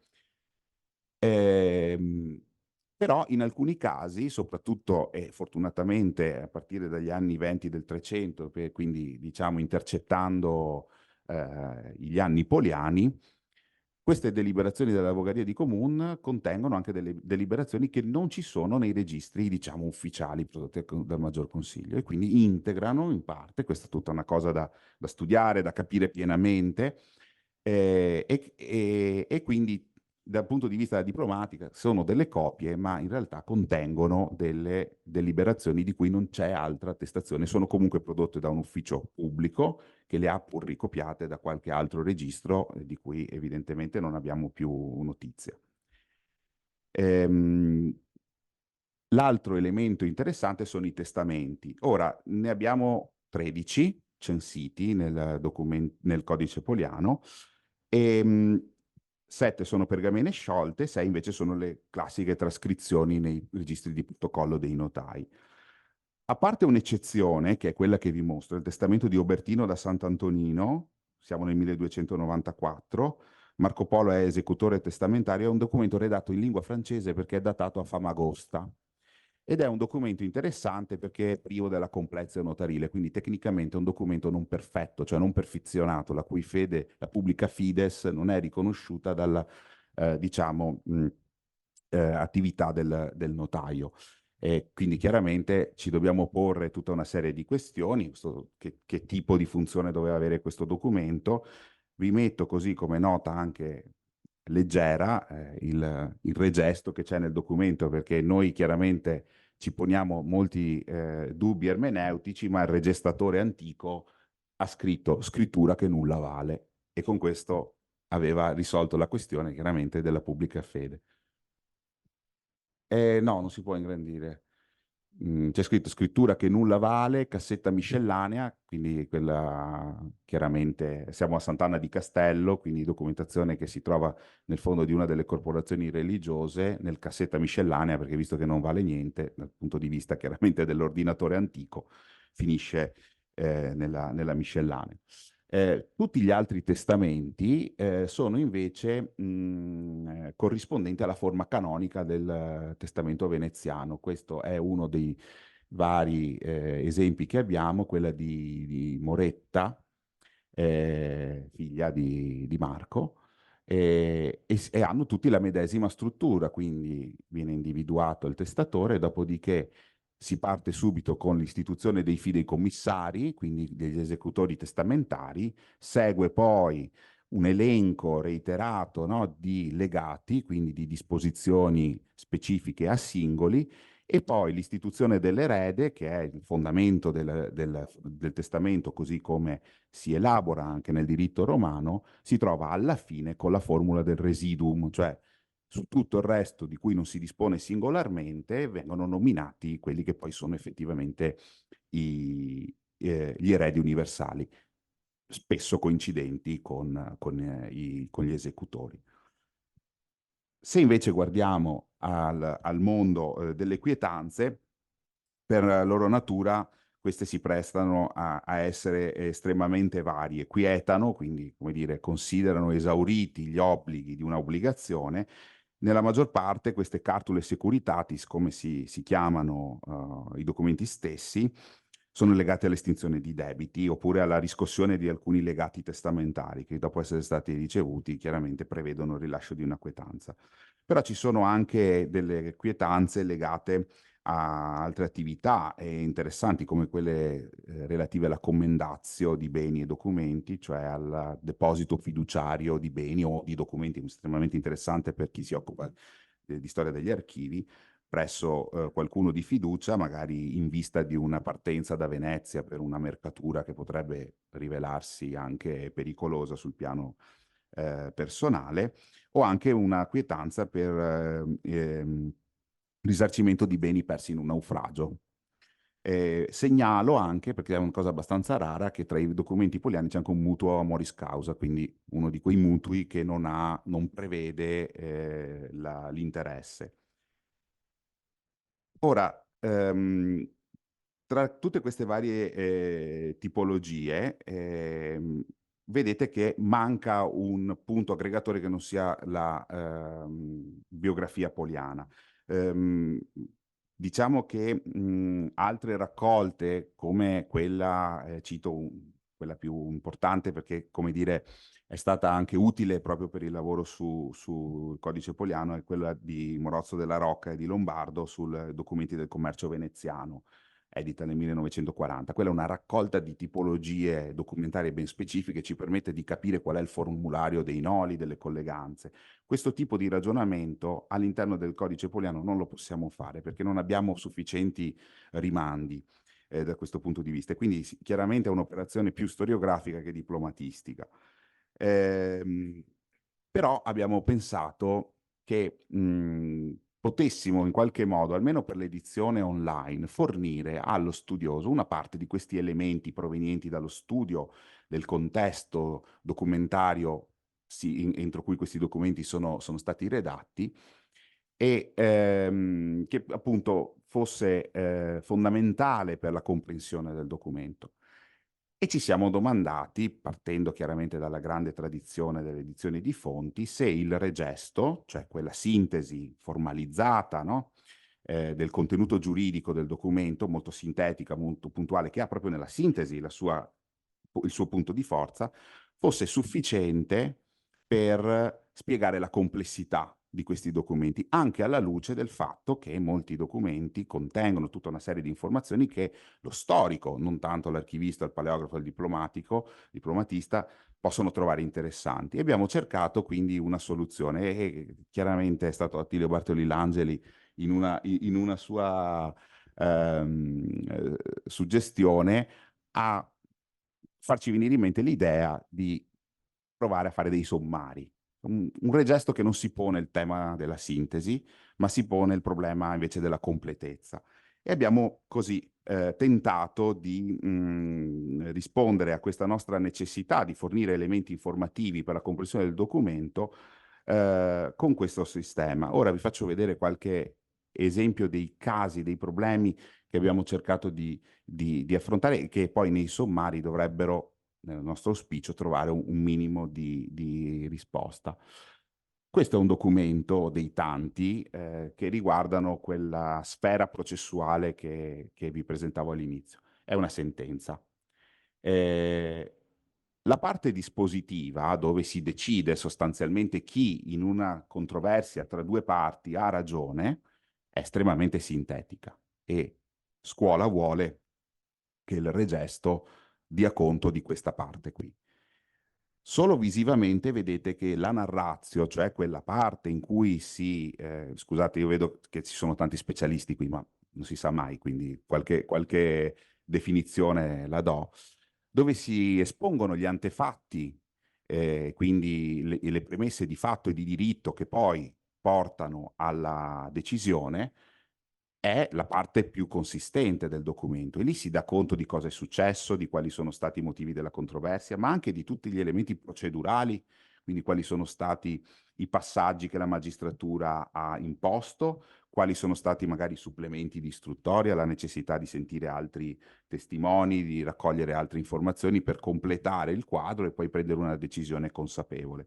Ecco, di queste narrazioni così lunghe, così articolate, si rischiava di non dar conto. E sono invece narrazioni piene di nomi, piene di luoghi, che sono poi invece elementi che lo storico cerca in maniera significativa quando va magari ad approcciare lo studio di Marco Polo. E l'ambizione del codice diplomatico poliano, lo possiamo dire senza vergogna, è che chiunque da quando uscirà in poi deciderà di iniziare a studiare Marco Polo, come prima cosa parta da lì. No, quindi parta da questa edizione.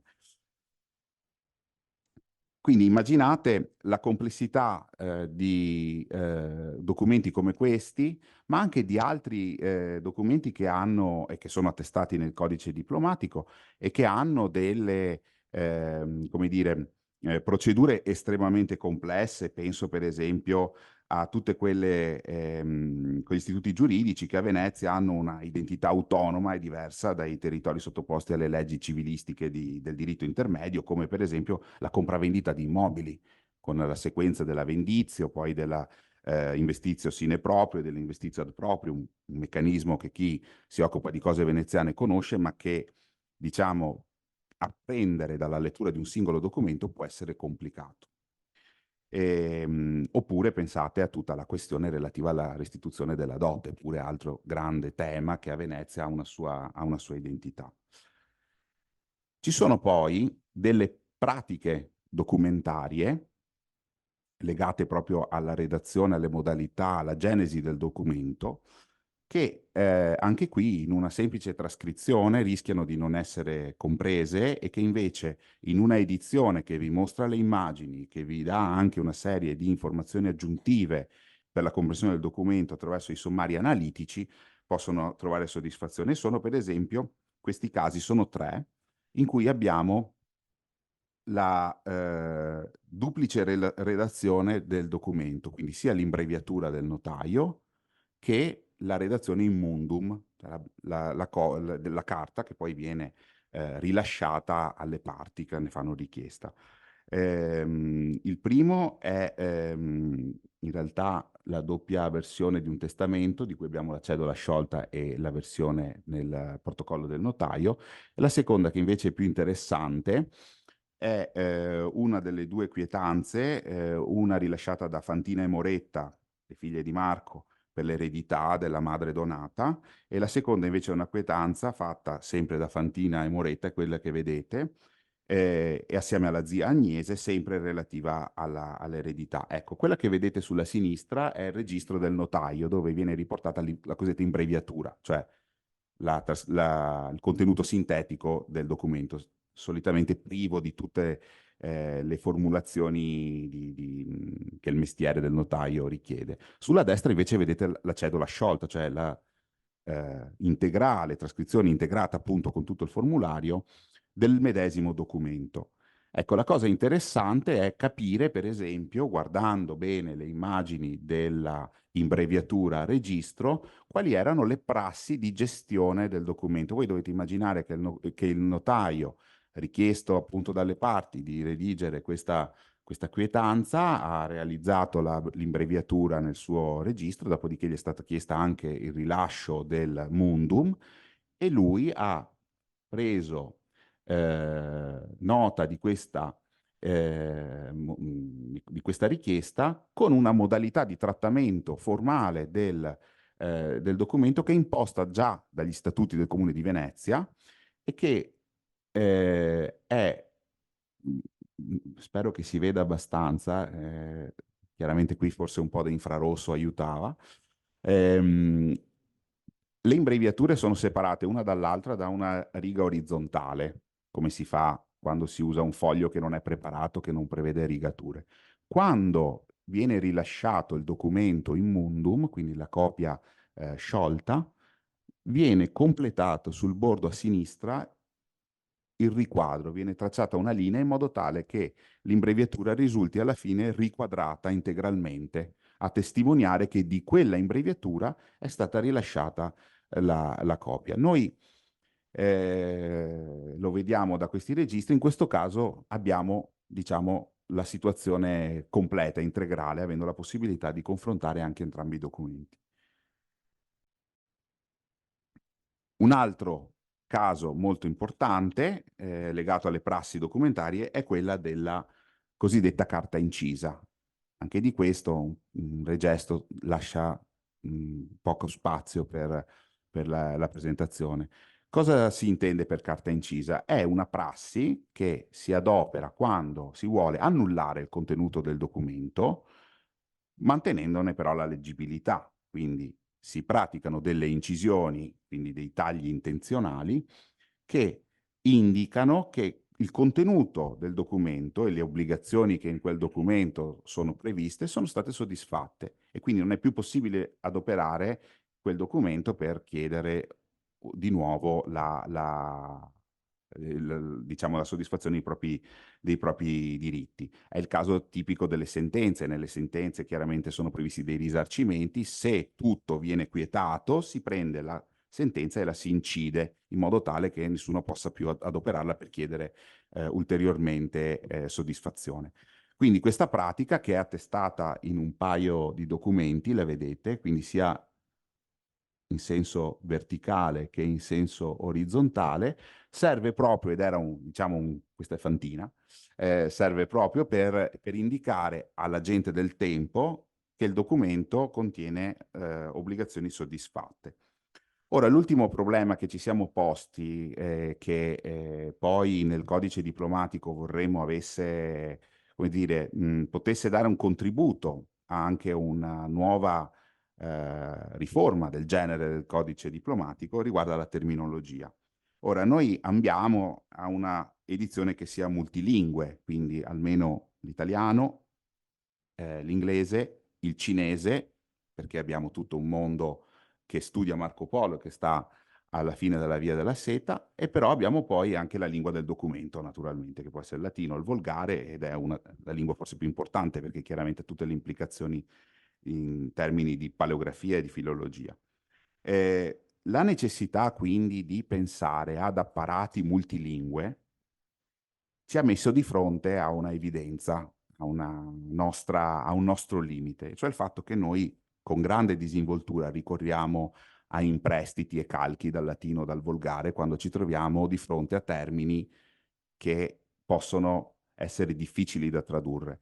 E in questo caso è stato, come dire, un limite e una soluzione, una scorciatoia a cui non abbiamo potuto ricorrere, perché ci siamo resi conto che se uno inizia ad operare termini come commendatio oppure levar vadimonio, rifiutare, refutare una proprietà, levar chiamori, investire ad proprium, rilevare un testamento, rilevare un documento, anche termini più semplici come confinio, che hanno, diciamo, delle implicazioni di natura anche giurisdizionale più articolate, non era possibile. Diciamo, la tradizione nostra delle edizioni di fonti, quelle veneziane, ricorre in maniera, direi, sistematica a questi termini.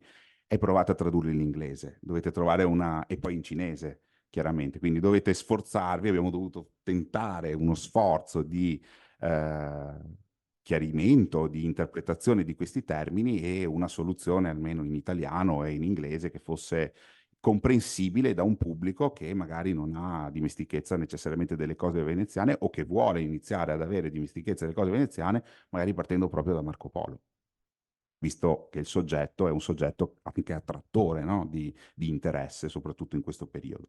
Quindi di fronte a queste sfide il codice diplomatico Poliano ha cercato di formulare una proposta e quindi dare un contributo per riaffermare l'importanza di queste operazioni scientifiche ed editoriali, come appunto l'edizione di fonti e la compilazione dei codici diplomatici. Il nostro punto di partenza è stato sempre quello della tradizione, da un lato quello del Comitato per la pubblicazione delle fonti relative a Venezia, quindi tutte le decine di edizioni, di pubblicazioni che sono state fatte negli anni, nei decenni di attività del Comitato, e anche la tradizione didattica della Scuola di Archivistica e Paleografia Diplomatica dell'Archivistato di Venezia. E quindi ci siamo costantemente riferiti a questi modelli. Però il nostro contributo è stato quello di cercare di aprire questa tradizione, queste metodologie a un contesto internazionale, quindi cercare di diffondere un patrimonio metodologico di studio delle fonti rigoroso, però con uno spirito aperto, anche nei confronti delle innovazioni tecnologiche. Vedrete quando Andrea Nanetti vi presenterà un po' la versione beta del codice diplomatico online, di che tipo di innovazioni stiamo cercando di proporre. Io vi ho solo fatto vedere le immagini in 4 versioni, che sono uno dei grandi raggiungimenti a cui aspiriamo, ma vedrete che le possibilità sono molte. In questa chiave, quindi, in questo spirito di tentativo di aprire un mondo che è quello dell'edizione delle fonti, magari per cercare di portarlo fuori da quello che è sicuramente un vanto nazionale, abbiamo visto una nostra passione di pubblicare codici diplomatici, ma così forse anche con l'ambizione a questo punto di fare da modello per altri che vorranno avvicinarsi al genere, visto che pare essere nostra squisita competenza.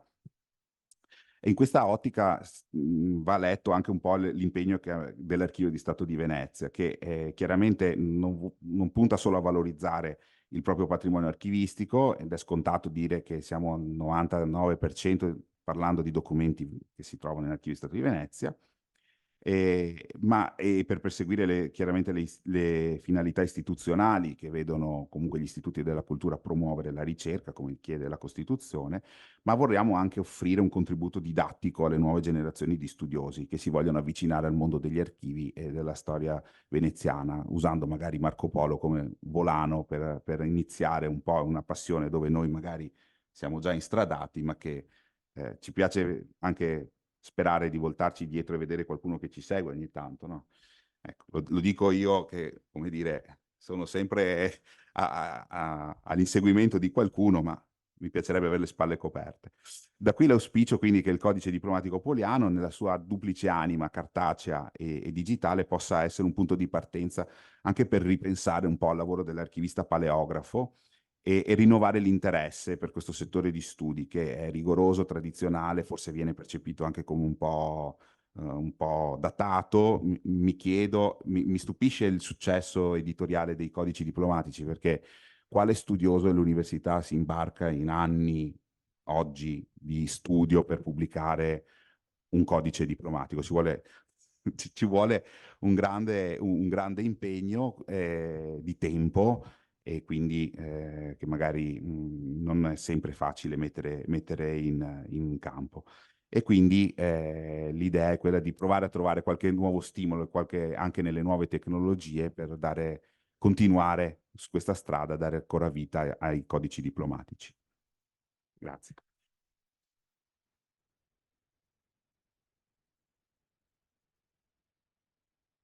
Grazie, chiarissimo, auguri per il futuro, complimenti per quello che avete già fatto, e direi che possiamo, se siete d'accordo, procedere anche con l'ultima presentazione di questa mattina, e resterà poi un po' di tempo anche per eventuali domande.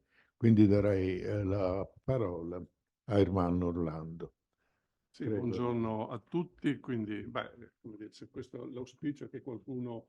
io, come dire, approccio il codice diplomatico poliano da utente, quindi è già in qualche modo un riscontro. Per quello siete stati messi vicini, No, così difatti, potete confrontarvi subito. È già un riscontro, quindi io non, come dire, ho partecipato in parte a questo progetto, però parlo proprio da utente del codice diplomatico poliano.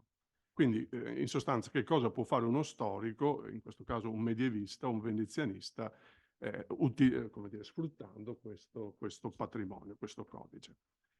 Il problema più grosso per chi si occupa della biografia, non so se ci sono le slide che avevo preparato, ecco, di chi si occupa appunto della biografia di Marco Polo, uomo mercante veneziano, è in realtà proprio la carenza di fonti. È vero, parlava circa 91 documenti che riguardano Marco Polo e famiglia, però se poi, come dire, andiamo a vedere quelli che veramente riguardano Marco Polo e quanto possiamo fare sulla base di questi documenti, veramente sono pochi. Quindi la carenza di fonti. Quel poco che conosciamo lo ricaviamo dal Milione, che però sappiamo condensa la storia personale di Marco in pochi rapidi passaggi. Non aiutano appunto poi, dicevo, lo storico, questi scarsi documenti superstiti, che tra l'altro sono, per quanto riguarda Marco, sono tutti successivi al ritorno di Marco a Venezia, quindi diciamo dal 1295, scusate, in poi. Ecco, quindi è su questo scorcio finale della vita di Marco che intende soffermarsi questa relazione, fondata proprio sull'analisi delle nuove evidenze, suggestioni ricavabili dall'edizione in corso del Codice diplomatico poliano. Quindi mi sono permesso di guardare dal punto di vista appunto della biografia quei documenti che introducono maggiori elementi di criticità o di dubbio rispetto a quella che è la biografia, diciamo, più consolidata del viaggiatore. E quindi, come dire, ragiono su 4 snodi della vita di velocemente ovviamente, 4 snodi della vita del Marco veneziano: il ritorno in patria e la cattura genovese, il matrimonio, la madre di Marco, il testamento e la data di morte. No, scusate, devo andare avanti. Ecco, secondo il Milione, Marco, il padre Nicolò e lo zio Matteo tornarono a Venezia dal lungo soggiorno in Cina appunto nel 1295. Qui vedete il passo tratto da un'edizione in volgare toscano, Bertolucci Pizzurusso, cioè e poscia a Costantinopoli, e poscia a Negroponte, e poscia a Venezia, a Vinegia, e questo fu dell'anni appunto 1295. Però ecco, questo codice, la prima sorpresa di questo codice diplomatico, una delibera del Consiglio dei 30, un consiglio di guerra istituito in via straordinaria per gestire la seconda guerra veneto-genovese, scoppia a Laiazzo nel maggio del 1294, retrodaterebbe, se confermato, il rientro dei Polo almeno al 1294. Nel luglio di quello stesso anno, infatti, questo Consiglio nomina una commissione ristretta per valutare tra le famiglie eminenti veneziani quali fossero sufficientes ad recipiendum galeas, quindi a finanziare e ad equipaggiare appunto queste galee, da sole o in compartecipazione, finanziare ed equipaggiare una o più galee da guerra pronte a salpare per combattere il nemico. Tra queste viene indicata appunto anche la casata di Polo, assegnataria di una galea, con Marco designato sopracomito appunto di una di queste. Il documento dice Felicis exercitus iturus deuduce contra Ianuenses, cioè di questa armata, di questa flotta che sta andando a combattere i genovesi. È un documento che ha trovato e che sta pubblicando all'interno appunto di questo codice Paola Benussi, mi dispiace che non sia presente. Si trova questa copia tardo cinquecentesca, si trova in Marciana. Ecco, di questo documento però, dicevo, rimane solo una copia tarda del XVI secolo. Inoltre il riferimento al lignaggio dei Polo è del tutto generico, senza altre indicazioni che permettano di precisarne il ramo, così come del tutto indeterminato è il richiamo a Marco, quindi potrebbe essere il nostro Marco, ma potrebbe benissimo essere un omonimo, quindi il documento pone diversi dubbi. Scusate.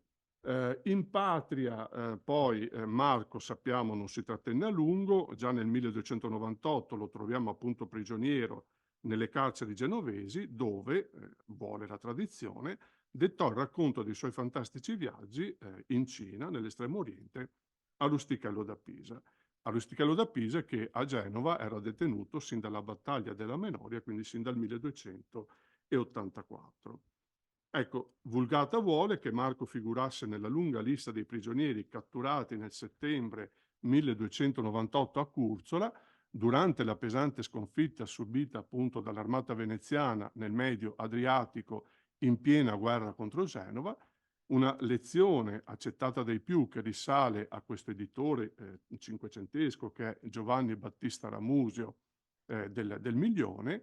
Fu egli a raccontare appunto l'occasione della prigionia genovese di Marco e la lega proprio a questo conflitto terribile, lo definisce così, di Curzola. Quindi, a detta del Ramusio, Marco venne precettato, cito ancora, per il suo valore, a servire come sopracomito in una delle galee da guerra approntate per l'occasione da Venezia, pur non scampando alla rotta, alla disfatta dell'armata lagunare, si distinse per valore e coraggio, cito ancora, avendosi voluto mettere avanti con la sua galea e con grande animo combattendo per la patria e per la salute dei suoi. Viene ferito nello scontro, viene incontinente posto in ferri, quindi viene fatto prigioniero, viene mandato a Genova, dove rimane appunto nelle prigioni genovesi sino alla primavera inoltrata del 1299. Siamo alla pace di Milano, sottoscritta appunto tra le due nemiche il 25 maggio, per cui i veneziani ancora prigionieri, tra cui anche Marco, furono tutti liberati. Ecco, sono evidenti e forse anche sorprendenti le assonanze tra il racconto ramusiano e questo documento da cui sono partito del luglio 1294, perché in entrambi si fa riferimento appunto al comando di una galea da guerra affidata in qualità di sopracomito a Marco, fosse lo stesso Marco, e dunque al suo reclutamento con importanti compiti di responsabilità militare all'armata pronta a salpare appunto Deo Duce contra Ianuenses. Differirebbero la data della spedizione, ovviamente anche della cattura, non più la primavera del 1298, ma 4 anni prima, l'estate del 1294, non più Curzola, ma gli strascichi della battaglia di Laiazzo, combattuta dalle due flotte rivali, siamo a fine maggio 1294. Quindi, come dicevo, però la natura del documento, questa copia cinquecentesca e la genericità dei dati personali inducono ovviamente ad usare molta prudenza, però ecco, questa ipotetica cattura nel 1294 introdurrebbe una terza ipotesi, per quanto appunto tutta da verificare, circa anche l'inizio della prigionia di Marco a Genova. Quindi abbiamo detto la più consolidata datazione alla primavera del 1298, quella appunto ramusiana, ma l'altra ipotesi invece è quella suggerita da Jacopo d'Acqui nel suo Chronicon Imaginis Mundi, cioè che fosse stato catturato nel 1296. A stare alle notizie fornite appunto dal Domenicano, la prigionia risalirebbe a questo scontro fra galei di mercanti combattuto a Laiazzo sempre, ma nel 1296, in cui Marco rimane preda di pirati genovesi. Tutte e due queste alternative, 1294 o 1296, sono peraltro, diciamo, più confacenti ai tempi di redazione di quest'opera importante, impegnativa, appunto come il Milione, ritenuto uno dei libri più innovativi e originali prodotti dall'Occidente medievale. Accettando la data canonica del 1298, infatti, dovremmo ammettere che questo libro sia stato concepito, licenziato, nel breve giro di pochi mesi, visto appunto la liberazione di Marco, poi in seguito alla pace del 1299, quindi secondo molti, diciamo, un tempo troppo limitato per la redazione di un'opera di questa ampiezza e di questa rilevanza. Ecco, tornando poi definitivamente a Venezia, siamo nella primavera del 1299, quindi dopo la cattività genovese, per Marco sappiamo si apre un capitolo tutto nuovo della sua vita, si lascia definitivamente alle spalle i viaggi, le avventure, questa vita raminga appunto del mercante, e in questo caso anche dell'esploratore, per indossare le vesti dell'imprenditore stanziale e del buon padre di famiglia. Era allora un uomo maturo, aveva quasi 45 anni, quindi aveva superato d'un pezzo l'età in cui i maschi veneziani erano soliti convolare a nozze, di media lo facevano attorno ai 30 anni, quindi era tempo anche per lui appunto per mettere su famiglia. Di certo era un eccellente partito e difatti fece un ottimo matrimonio, essendosi sposato nel 1300 con Donata Badoer, figlia di Vidal del ramo di San Paternian, rampolla quindi di una casata tra le più nobili, ricche e prestigiose della città, che gli portò in dote, tra le altre cose, alcuni immobili nella contrada di San Salvatore, quindi vicini a Palazzo Polo, il palazzo che la fraterna Polo acquista dopo il ritorno appunto dei due fratelli e di Marco a Venezia nel 1295.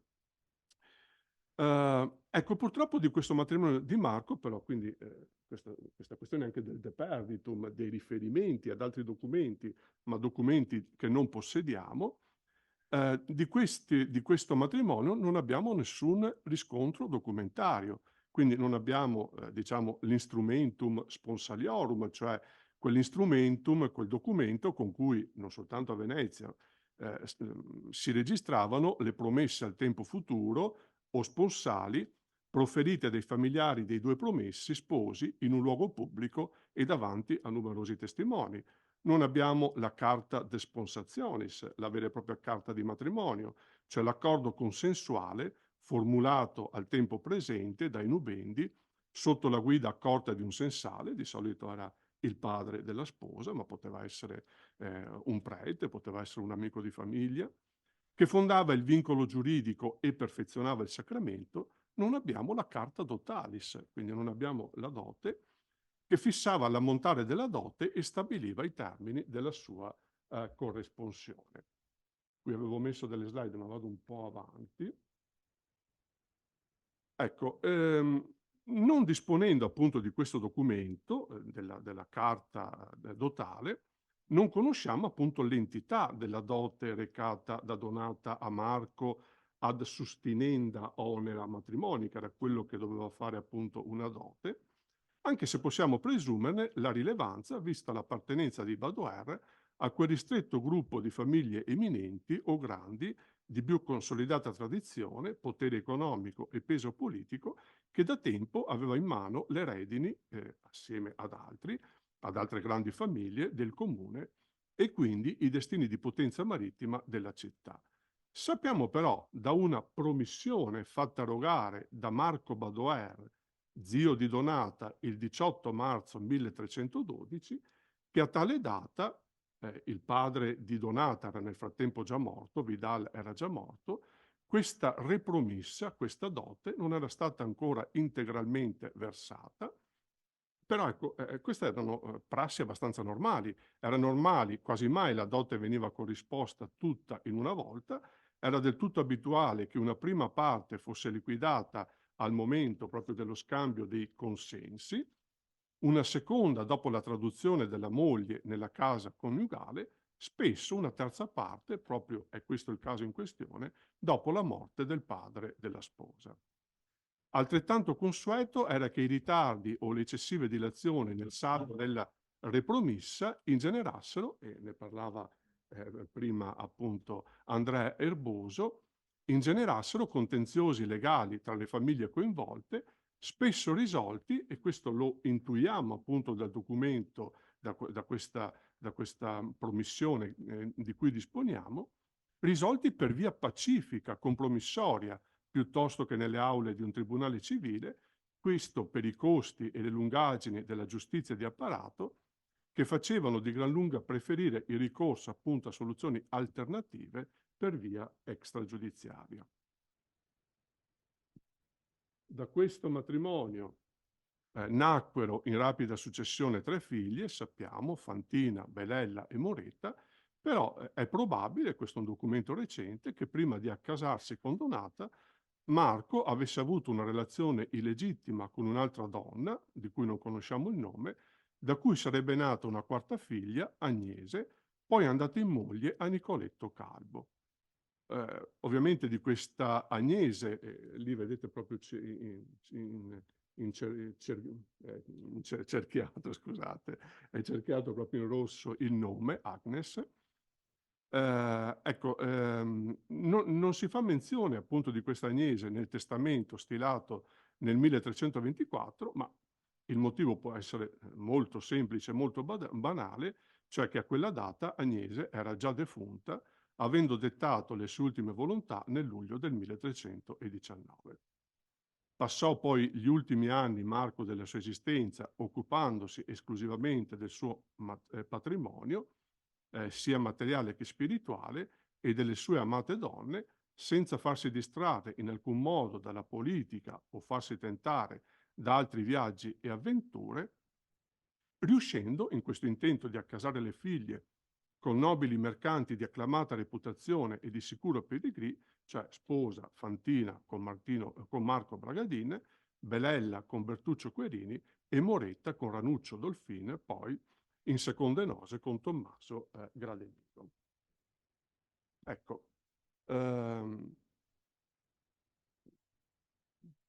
dopo il matrimonio sappiamo che da Venezia Marco non si mosse più, continuò a fare affari e a investire nel commercio internazionale, nelle vesti però di socio sedentario, immagino che domani ce ne parlerà Luca Molà, finanziando a pioggia diverse imprese mercantili.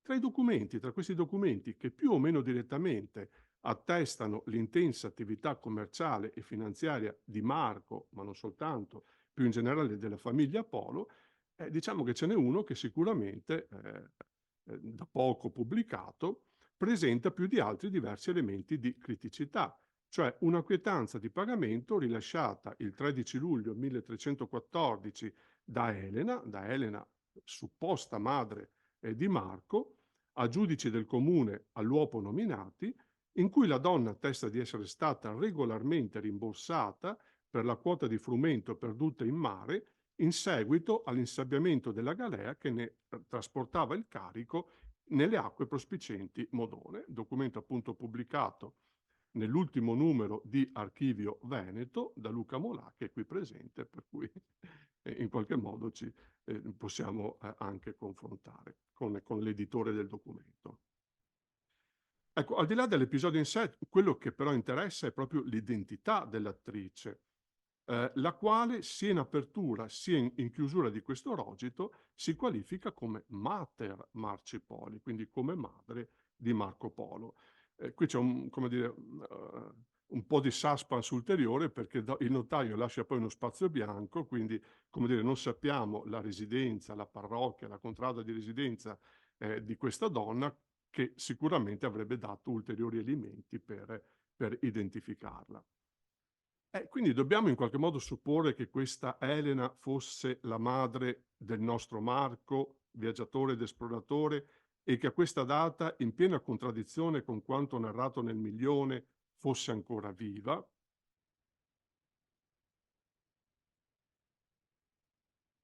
Quel poco che sappiamo di questa madre di Marco, infatti, lo deduciamo proprio appunto dal Milione. Non abbiamo nessun altro documento che ne riveli in qualche modo l'identità, le origini, lo status e l'età.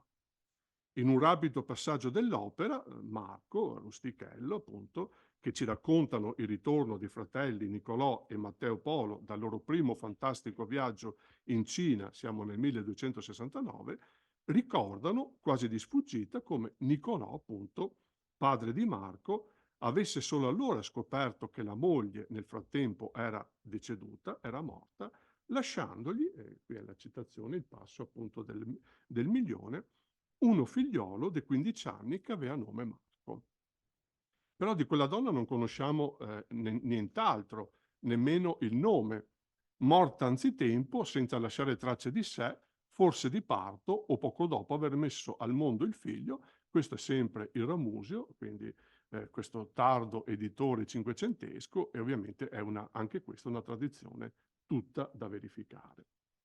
Sempre durante il soggiorno veneziano, che dura un paio d'anni, però sappiamo che Niccolò, quindi superato in qualche modo lo sconforto della morte prematura della prima moglie, si era affrettato a risposarsi con una giovane di buona famiglia, Fiordelisa Trevisana, da cui ebbe un secondo figlio maschio, Matteo, fratellastro quindi di Marco, che tra l'altro muore, fa testamento mi pare nel 1300, lasciando per gran parte erede proprio Marco stesso. Ecco, tornando quindi a questo documento del 1314, le stesse modalità con cui Elena si identifica risultano del tutto anomale ed eccezionali. Questo ce lo spiega molto bene Luca Molà nella presentazione del documento. Perché anche a Venezia lo statuto giuridico e sociale di una donna era determinato di fatto dal matrimonio. Quindi, se ancora nubile e soggetta alla tutela paterna figurava nei documenti notarili o giudiziari in qualità di figlia, se già sposata e quindi passata alla custodia del padre, dalla custodia del padre a quella del marito, vi compariva come vedova o come moglie o come vedova.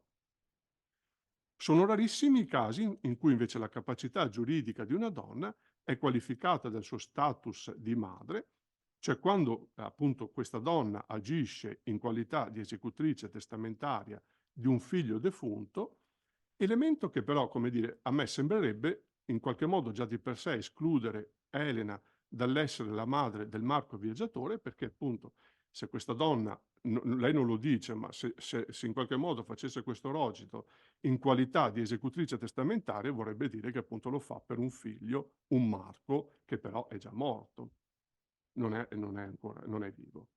Quindi, allo stato attuale delle nostre conoscenze, troppi elementi sembrerebbero escludere l'identificazione di Elena con questa madre naturale e legittima di Marco. Il passo del 1.000.000 che ne attesta la morte al 1269, il fatto che Niccolò, padre di Marco, si fosse successivamente risposato, e questo ce lo dice bene appunto Luca Molà, questa evenienza è possibile solo in caso di successiva vedovanza o in quello, molto più difficile da dimostrare, di annullamento del primo matrimonio per un qualche legittimo impedimento, e questa qualifica di mater con cui Elena si presenta nel documento che semmai ne farebbe supporre la condizione di soggetto agente in nome di un omonimo del nostro Marco, ma di fatto appunto già defunto. Ecco, forse quello che trovo poco condivisibile in questa presentazione del documento, e anche questo tutto da provare, è questa suggestione ventilata appunto dall'editore, da Luca, di una ipotetica causa di annullamento del matrimonio intentata da Elena durante la prolungata assenza del marito da Venezia sulla base di una sua presunta morte. Questo perché per il diritto canonico la presunzione di morte non era motivo valido e sufficiente di scioglimento di un matrimonio, di un sacramento, quando formato, quando appunto legittimamente formato. Ma anche se fosse stato concesso, e questo a volte capitava, sul presupposto di una probabilis certitudo mortis del marito da troppi anni lontano da casa, il legame originario però si sarebbe automaticamente ripristinato con la successiva ricomparsa del marito. Quindi una volta ritornato in patria, comunque si ricostituiva il primo matrimonio, quindi quello diciamo de iure, essendo tutti quelli successivi de facto e quindi scioglibili e annullabili. Quindi precludendo di fatto a Niccolò di convolare a seconde nozze con Fiordelisa Trevisana. A quasi 70 anni poi Marco, sappiamo, si ammalò gravemente, decise di chiamare in extremis un notaio, Giovanni Giustinian, prete della vicina parrocchia di San Procolo, per redigere il testamento, pubblicato qualche anno fa appunto da Attilio Bartoli Langeli, e domani pomeriggio ne avremo una oggi pomeriggio, scusate, ne avremo una rappresentazione da parte appunto dell'autore, insieme a Tiziana Plebani, che è qui presente, che ha curato quel volume. Era il 9 gennaio 1324, detta le sue ultime volontà nella camera da letto, questo lo racconta bene appunto Attilio Bartoli, debilitato, provato dalla malattia, ma estremamente lucido e nel pieno possesso delle sue facoltà mentali. Nomina esecutori testamentari la diletta moglie, Donata, le amatissime figlie, Fantina, Belella e Moretta, però anche qui sul diletta, sulle amatissime abbiamo, come dire, qualche dubbio perché questo ce lo racconta proprio Paola Benussi, potrebbe essere legato al formulario. Alla consorte lasciò un vitalizio importante, le permise inoltre di continuare ad abitare dum ipsa vixerit, quindi in vita, nel palazzo di famiglia. Nel rispetto delle leggi le concesse poi la restituzione della dote. L'intero patrimonio fu destinato alle figlie, istituite come uniche eredi universali. L'avrebbero diviso in parti uguali, detratta la parte dovuta in dote alla più giovane, cioè Moretta, l'unica non ancora sposata. Per il resto dispose qualche legato pro anima, quindi circa 2000 lire, come era solito farsi, accantonò le somme necessarie per pagare l'onorario del notaio e per la sua sepoltura. Tra le altre cose, dispose l'emancipazione di uno schiavo, Pietro, de genere Tartarorum, a cui destinò anche la bella somma di 100 lire di denari, oltre al peculio e ai suoi risparmi. Anche su questo, come dire, schiavo c'è molta letteratura, forse si è ricamato un po' troppo. Comunque, ecco, suggestione vuole che Pietro fosse stato acquistato da Marco nei lontani mercati asiatici e che lo avesse accompagnato quale suo fedele servitore nei suoi fantastici viaggi orientali. La generosità del lascito potrebbe essere una prova di questo rapporto lungo e consolidato, maturato in decenni di peregrinazioni, di avventure, di scoperte, vissute intensamente insieme. Però non possiamo scartare nemmeno l'ipotesi, questa molto più prosaica, che Pietro fosse stato comprato nell'emporio di Rialto, quindi uno dei più importanti mercati di compravendita, di smistamento degli schiavi del tempo, solo dopo il ritorno del nostro viaggiatore in patria. A prescindere dal luogo e dal momento dell'acquisto, sappiamo però, e anche questa è una, come dire, una novità, mi pare, di questo codice diplomatico poliano, da una delibera del Maggior Consiglio dell'aprile 1328, posteriore quindi alla morte di Marco, che Pietro, a questa data emancipato e residente nella parrocchia di Santa Maria Formosa, aveva ottenuto la cittadinanza per privilegio. Morì, e vado a chiudere, quello stesso giorno, quindi muore il 9 gennaio 1324. Questo lo conferma un documento emesso dalla Curia di Petizione il successivo 8 febbraio, con cui si dava inizio a 30 giorni esatti dal decesso, come volevano le leggi, quindi computando i 30 giorni dal 9 gennaio arriviamo appunto all'8 febbraio, e si dava inizio alle pratiche di successione. Però una lunga tradizione, sappiamo, da tempo consolidata, lo vorrebbe invece deceduto l'8 gennaio. Gran parte delle celebrazioni che si stanno facendo a Venezia le si fanno pensando non al 9 ma all'8, avendo come riferimento l'8 gennaio. Questo sulla base di una cedula bombicina, autografa, di Marco Bragadin, genero di Marco, prodotto dalla figlia Fantina in questa causa, ormai celeberrima, appunto, di cui la colpevole è qui presente, ed è Alessandra Schiavona. Appunto questa causa intentata presso i giudici del procuratore nel luglio 1366 per recuperare la sua parte di patrimonio, nel frattempo scivolata nell'asse ereditario del defunto consorte. Questo autografo infatti riporta come data del trapasso l'8 gennaio, lì ve l'ho messa, in nome di Dio 1323, ma ovviamente More Veneto 1324, die 8 Zener morì Messer Marco Polo. Ecco, si è cercato di sanare questa differenza, questa antinomia, così ha fatto la storiografia sin dal secolo scorso, tra la cedula e il testamento, che ovviamente inequivocabilmente data al 9 gennaio, tra l'altro comunque, come dire, l'uno è un documento autografo su carta, l'altro è un documento dotato di publica fides notarile, il testamento, redatto appunto redatto il 9 gennaio. Quindi di sanare questa antinomia adducendo come spiegazione il fatto che Marco sarebbe effettivamente morto la sera dell'8 gennaio, come riportato dal Bragadine, ma a tramonto inoltrato, quando ormai per tutti, compreso, secondo questa ipotesi, l'estensore del testamento, compreso il notaio, per tutti si era già entrati nel giorno successivo, e da qui appunto la discrepanza di datazione.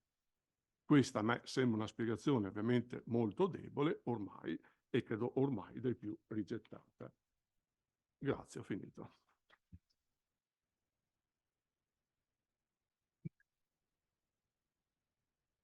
Bene, grazie anche per questa relazione piena di indicazioni e di dubbi e di incertezze.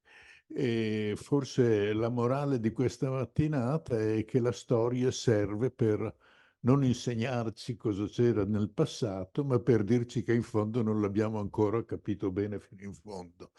Direi che ora sospendiamo i lavori e li riprendiamo nel pomeriggio. Mi devo complimentare coi relatori per la chiarezza dei loro interventi, tenendo conto che anche in seguito ci sarà la possibilità di intervenire per domande.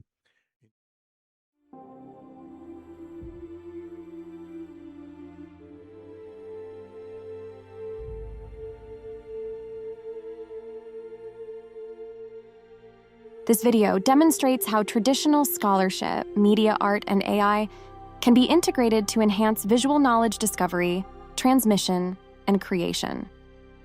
As a case study, we compare text-to-image translation in Renaissance illuminated manuscripts and AI-generated technology, using Marco Polo's description of the world.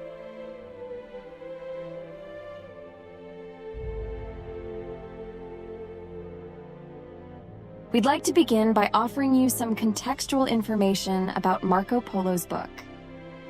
The famed book titled The Description of the World was co-authored by Marco Polo and Rusticalo da Pisa when they were held captive in Palazzo della Fontanella in Genoa. Marco Polo was released in 1299 after the Treaty of Milan. It was during this captivity that Marco Polo met the famous writer Rusticalo da Pisa. In Genoa, they collaborated on a literary work based on Marco Polo's experience. This work greatly improved Europe's understanding of the East. Prior knowledge of Asia was primarily based on ancient Greek and Latin sources, reconciled with teachings from the Old and New Testaments. Many manuscript copies of Marco Polo's book have survived, indicating its great success during its time.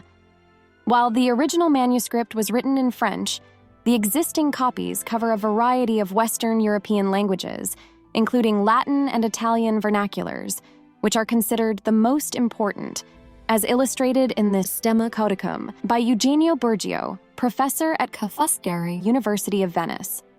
The website Engineering Historical Memory, EHM, provides access to primary historical sources. On this platform, the Franco-Venetian version of Marco Polo's book has been parsed and mapped, using the edition with English translation by Eugenio Burgio and Samuele Simeon. The web application now includes geolocation of place names, indexing of notable things, and a link to digital images of the Franco-Venetian manuscript held in the National Library of France.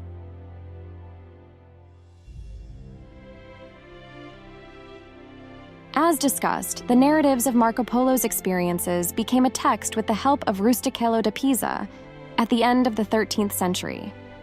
During the 15th and 16th centuries, famous artists used their skills and knowledge to visualize Marco Polo's narratives and depict them in 4 large and splendid illuminated manuscripts, standing out from a number of other more modest pictorial programs. According to Deborah Higgs Strickland, professor at the University of Glasgow, images in illuminated manuscripts do not simply reflect the texts they accompany, but may complement, contradict, augment, diminish, or even ignore them. In addition, the responsibility of conceiving and executing the text-to-image relationship lies in the hands of not only the medieval artists, but also the authors, patrons agents, and/or a combination of these. Today, we challenged AI generative software in a similar process, which relies on contextual data to interpret text and generate images. Let's explore this further. In the last few years, there has been a significant advancement in artificial neural networks for automatic image generation. This new generation of diffusion models like DALL-E and Midjourney has surpassed previous techniques based on variational autoencoders and generative adversarial networks. These models can now accept users' instructions and create images that are either photorealistic or in various artistic styles. To explore this pioneering field of knowledge, NTU Professor of Digital Humanities, Andrea Nanetti, in collaboration with Professor Li Boyang, who works on computational narrative intelligence, multimodal machine learning, and generative AI, led a project in which students integrated traditional scholarship, media art, and AI to visualize Marco Polo's text in the course titled Visualization of Cultural Heritage, sponsored by the NTU President's Office COIL grant. Drawing upon insights from the course, this video presents 4 notable examples, all of which are indigenous to Asia: the Lugu Bridge, the Southeast Asian Rhino, the Mongolian Paisas, and the palaces of the Yuan dynasty. For each, we highlight Marco Polo's description, along with the corresponding visual depictions found in medieval manuscripts and the contemporary interpretations generated by AI. Today's Lugu Bridge in Beijing once amazed Marco Polo over 700 years ago, who called it the most beautiful bridge in the world. The Lugu Bridge, initially constructed in the 12th century, has undergone multiple consolidation, renovation, and conservation works that may have altered its appearance. The way in which Westerners depicted Chinese bridges was influenced by their regional knowledge of bridges. Renaissance illuminated manuscripts record how artists interpreted the descriptions of Marco Polo in the 15th and 16th centuries. These manuscripts often showcase bridges as simple arches with minimal decorations. Marco Polo's description of Hangzhou, referred to the book's EHM paragraph 151, states that the city of Xingzai is about 100 miles in circumference, and it has 12,000 bridges built of stone, for the most part so lofty that a great fleet could pass beneath them, and smaller boats can pass under any of the other bridges. No one should be surprised that there are so many bridges, because I can tell you that the entire city rises from the water and is surrounded by water, making it necessary to have many bridges so that people can get to all the different parts of town. The description of Suzhou, referred to the book's EHM paragraph 150, reports Marco Polo saying, I tell you in all truth that in this city there are quite 6,000 stone bridges, under the greater part of which one galley or two could well pass. During the 1450s, a renowned Italian cartographer named Fra Mauro crafted a world map that included approximately 3,000 geo-ethnographical elements and numerous visual representations of cities, ships, animals, architectural monuments, mountains, roads, and rivers. Fra Mauro's map also featured a portrayal of China that relied heavily on Marco Polo's book, which included an illustration of the Lugu Bridge. The bridge was depicted with meticulous attention to detail, accurately aligning with Marco Polo's account of the parapet and ornamental columns. Even though Marco Polo mentioned 24 arches in his description, the map only displays 11 arches. Interestingly, this number matches up with other sources from the 15th to 17th century, which also mention either 11 or 13 arches. One of these sources is a Yuan dynasty painting called Rafts at the Lugu Bridge. It's worth noting that the current bridge also has 11 arches. Today, we tested Midjourney's ability to depict the Lugu Bridge using Marco Polo's text. Different textual prompts produce varied visual results. While Marco Polo's text prompts all AI-generated images, not all textual details are accurately represented. For example, AI-generated images either miss the lions decorating the bridge or introduce Western-style lions and other animals. We compared how AI and Renaissance artists interpret text into images. Interestingly and obviously, they both added, subtracted, or altered information based on their knowledge repositories. On his return journey from China to Venice, Marco Polo called by today's Sumatra. The description of the world records Marco Polo's encounter with the legendary unicorns. Indeed, the description of the animal recalls today's Sumatran rhinoceros. During the 15th and 16th centuries, Renaissance artists depicted the animals described by Marco Polo in illuminated manuscripts. However, their visual interpretations were based more on the knowledge and culture of their time rather than the actual written descriptions. He said, "The island has wild elephants and plenty of unicorns, which are scarcely smaller than an elephant. The unicorn has the hair of a buffalo and feet like an elephant's. In the middle of its forehead is a single horn, very thick and black. I assure you it does no harm with its horn, but only with its tongue and knees, for it has long, sharp spines on its tongue. It has a head like a wild boar's and always holds it bowed towards the ground. It is perfectly content to wallow in mud and mire.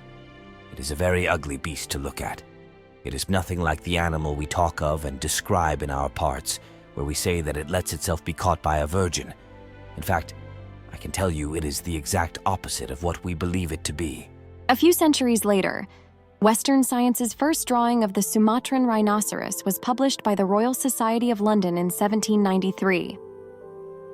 During an experiment with generative AI, Professor Nanetti's students at NTU Singapore disregarded their preconceived notions of what a rhinoceros should look like, and instead focused solely on Marco Polo's account of the animal.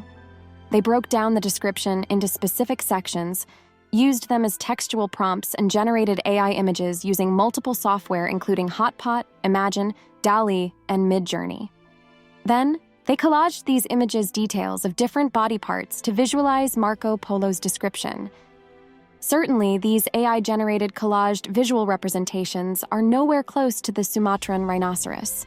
However, the process of setting aside our knowledge about rhinoceros allows us to empathize with the Renaissance artists, who illuminated manuscripts with no prior understanding of this Southeast Asian creature. In Marco Polo's description of the world, he mentions paisas in several places. Paisas were metal badges that were carried by high-ranking officials and nobles in the Mongol Empire. They were used to demand goods and services from the civilian population. When the Polos were getting ready to leave China, they received paisas from the Great Khan. On their way back, other authorities also gave them paisas. The medieval illuminated manuscripts provide insight into how artists interpreted these artifacts.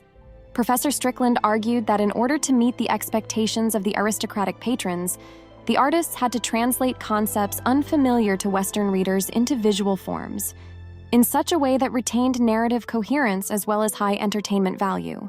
Professor Nanetti's students experimented AI to create 3D models of paisas based on Marco Polo's text.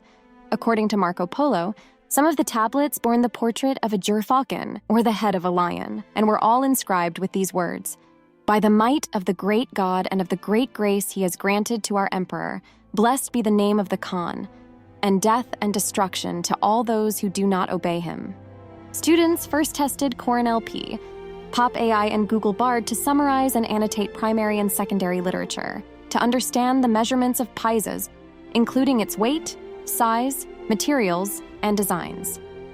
However, effective information organization in visual flowcharts or diagrams still requires traditional scholarship methods. Subsequently, the NTU students prepared sketches of paisas based on existing paisas from museum collections and AI-generated images using OpenAI, DALL-E, and Midjourney. Finally, they recreated the 3D models of paisas on the animation software Maya, offering a potential visual representation of the Mongol passport in Marco Polo's time. This research process combined traditional methodologies with AI-powered tools for the study of historical artifacts. While traditional scholarship remains essential, AI can serve as a source of new insights and discussion for the advancement of learning.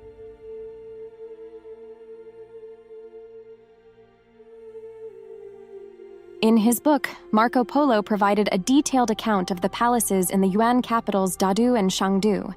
He described the grandeur and magnificence of these palaces in great detail.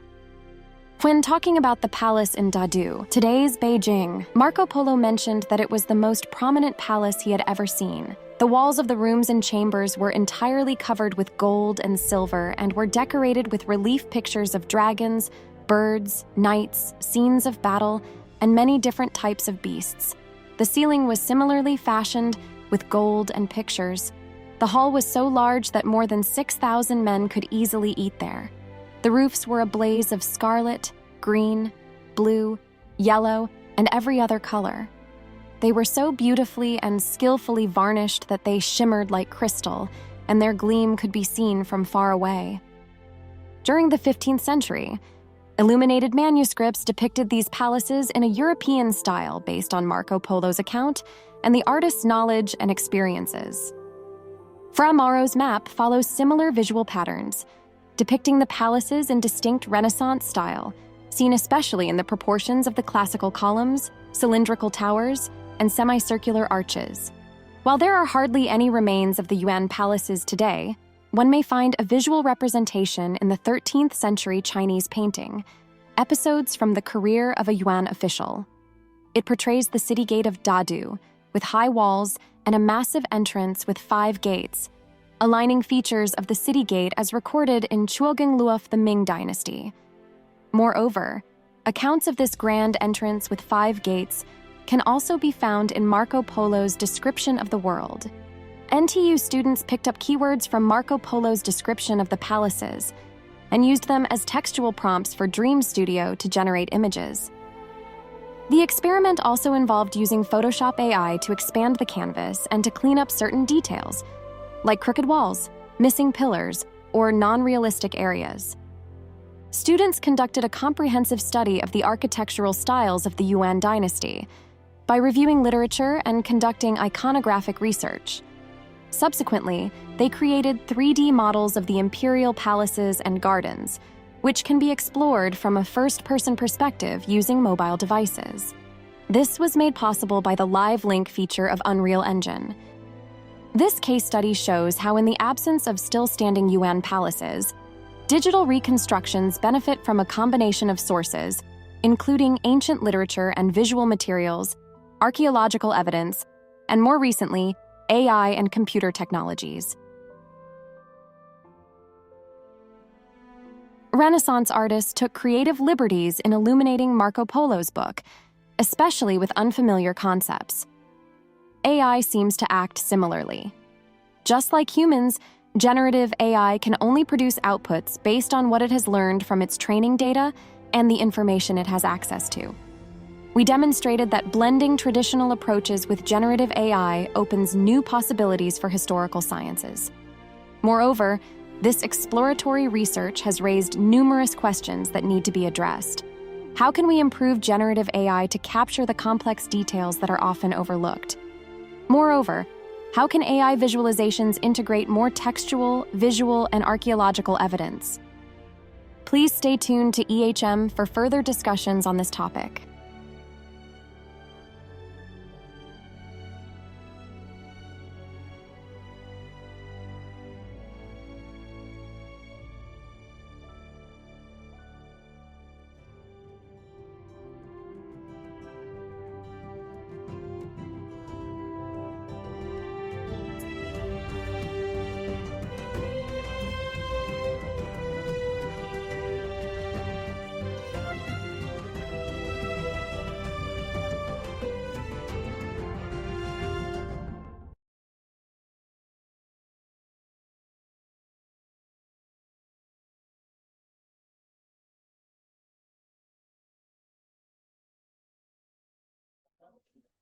Va bene, buongiorno a tutti, possiamo ricominciare, sono le 3:10.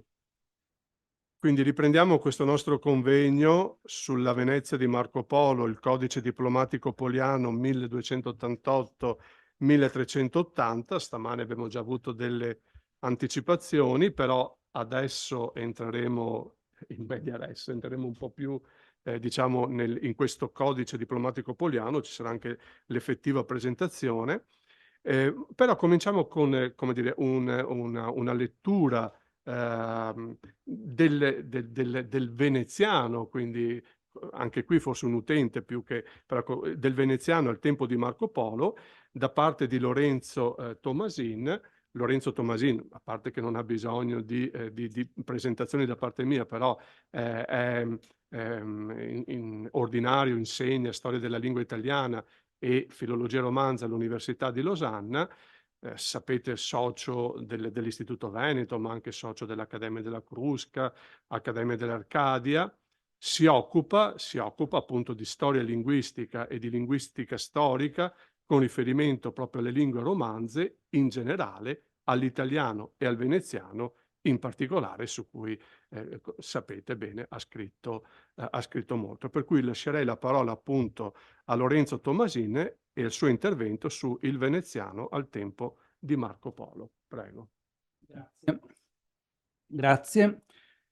In un convegno veneziano svoltosi ormai quasi 60 anni fa, in occasione del 7° centenario della nascita dell'Alighieri, Alfredo Stussi faceva il punto sul dialetto veneziano al tempo di Dante, di cui lo stesso medesimo Stussi aveva posto proprio in quegli anni le basi per una conoscenza solida e dettagliata, allestendo una raccolta di testi pratici sicuramente veneziani e precisamente datati anteriori al 1321, anno della morte di Dante, appunto.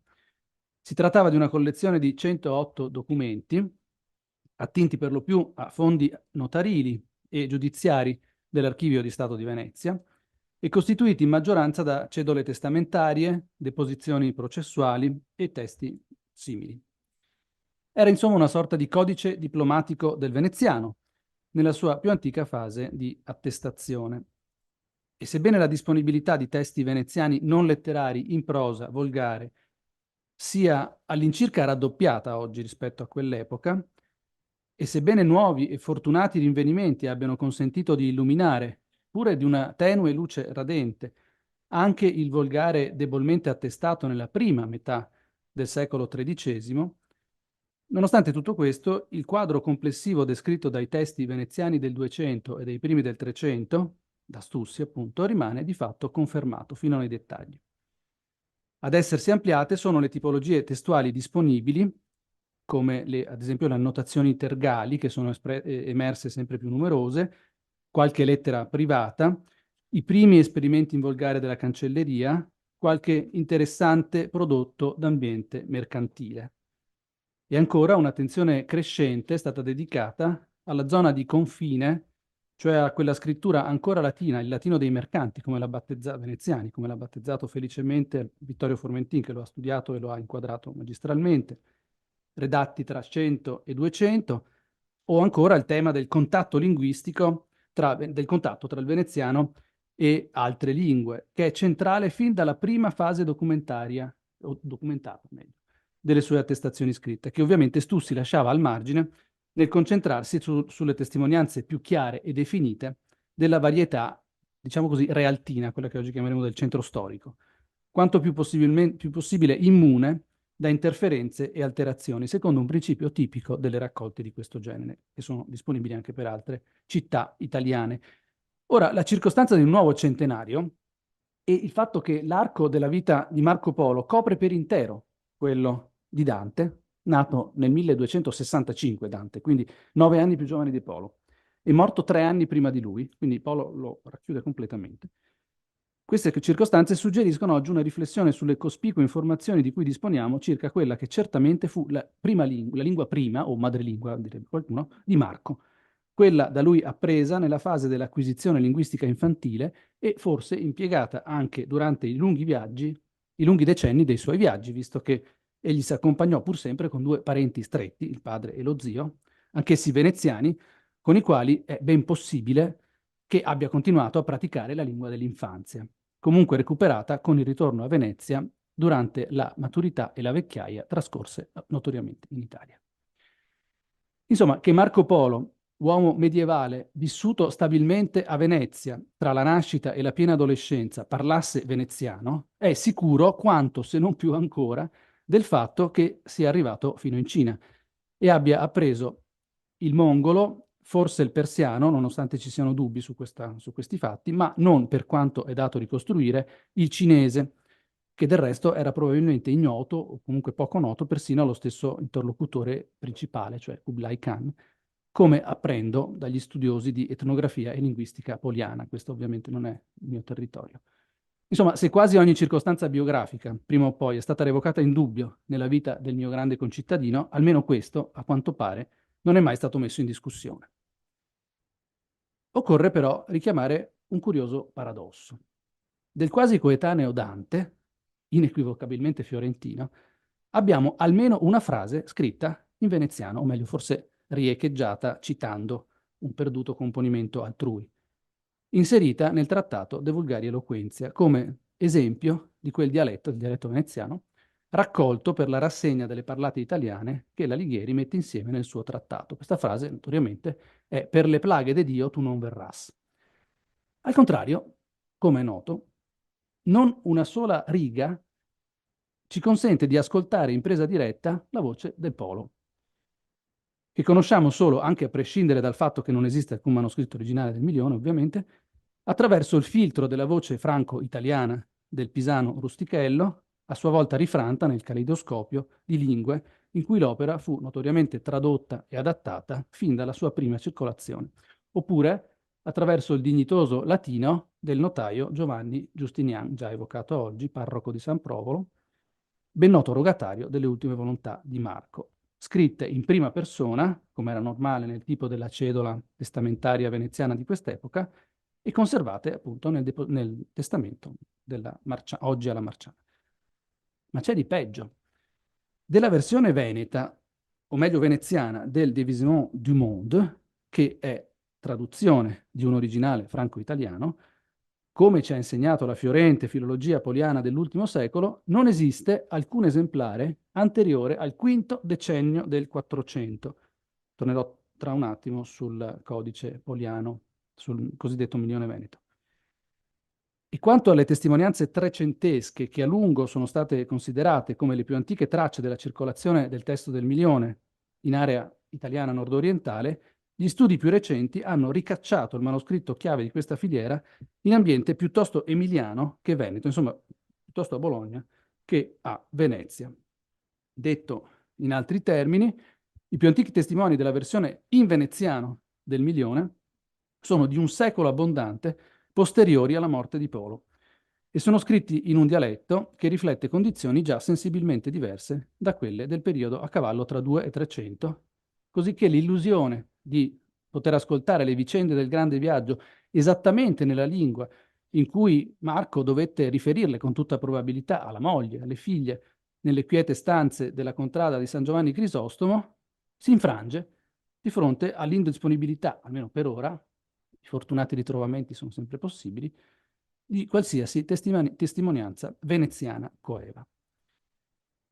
Del resto è vero che, se è vero, e non lo metto in dubbio, ma che negli ultimi anni della sua vita Polo attese forse a una revisione o una qualche forma di attenzione verso il proprio testo, verso il proprio resoconto di viaggio, nell'ambiente dei domenicani del convento di San Zanipolo, ambiente di recente illuminato con perizia dai colleghi di Ca' Foscari, medievisti, un simile lavorio si svolse probabilmente su una versione latina e non veneziana dell'opera.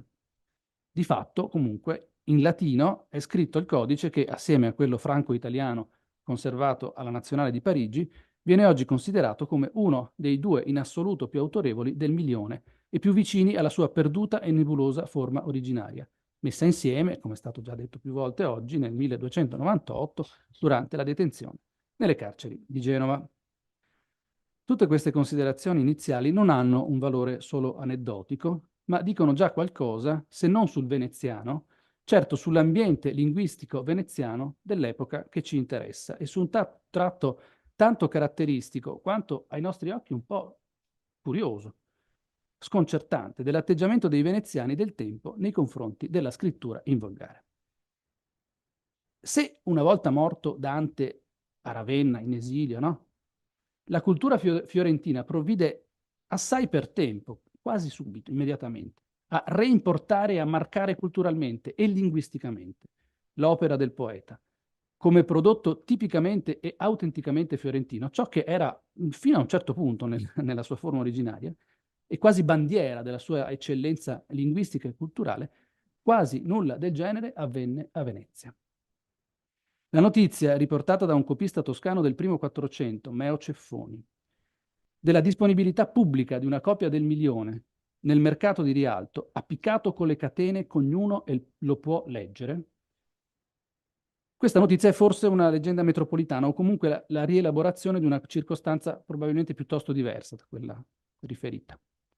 Quel che è certo, comunque, è che a Venezia nel 300, pur in presenza di un apparato statale ben più solido di quello fiorentino, pace ai fiorentini, non si attivò alcuno scriptorium paragonabile a quello che a Firenze sfornò i cosiddetti Danti del Cento, e non si promosse alcuna azione riconducibile a qualsiasi forma di politica culturale, o almeno culturale editoriale, per appropriarsi di un testo che continuò a lungo a rimanere patrimonio comune della cultura europea, esposto a una delle più spettacolari metamorfosi linguistiche che abbiano interessato un capolavoro della letteratura medievale. Quella del Milione, notoriamente, è una storia di plurime e stratificate traduzioni. Ora, in questo quadro, l'interesse per il volgare veneziano del tempo di Marco Polo non viene meno, come minimo per due ragioni. La prima è che una conoscenza accurata e quasi millimetrica di quello stato di lingua consente, come ora vedremo, di affrontare uno dei problemi più spinosi della stessa filologia poliana, cioè l'eventuale sopravvivenza di tracce veneziane nell'opera materialmente redatta da Rustichello.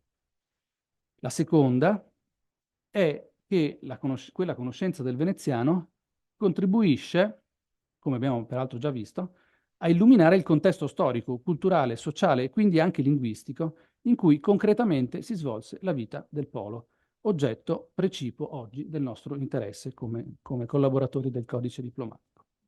Nell'economia del grande cantiere delle ricerche poliane del centenario, la funzione di questi studi, insomma, è affine o conforme a quella che ha dato impulso proprio alla raccolta del codice diplomatico, così come la cernita dei documenti d'archivio serve essenzialmente a recuperare i tasselli disponibili dell'intorno biografico di Marco Polo e della sua cerchia, lo studio dell'ambiente linguistico veneziano serve a restituire una componente essenziale, insieme culturale e sociale, della sua vita. Una domanda fondamentale a cui oggi, con i dati disponibili, si può cercare di rispondere con una certa precisione è la seguente.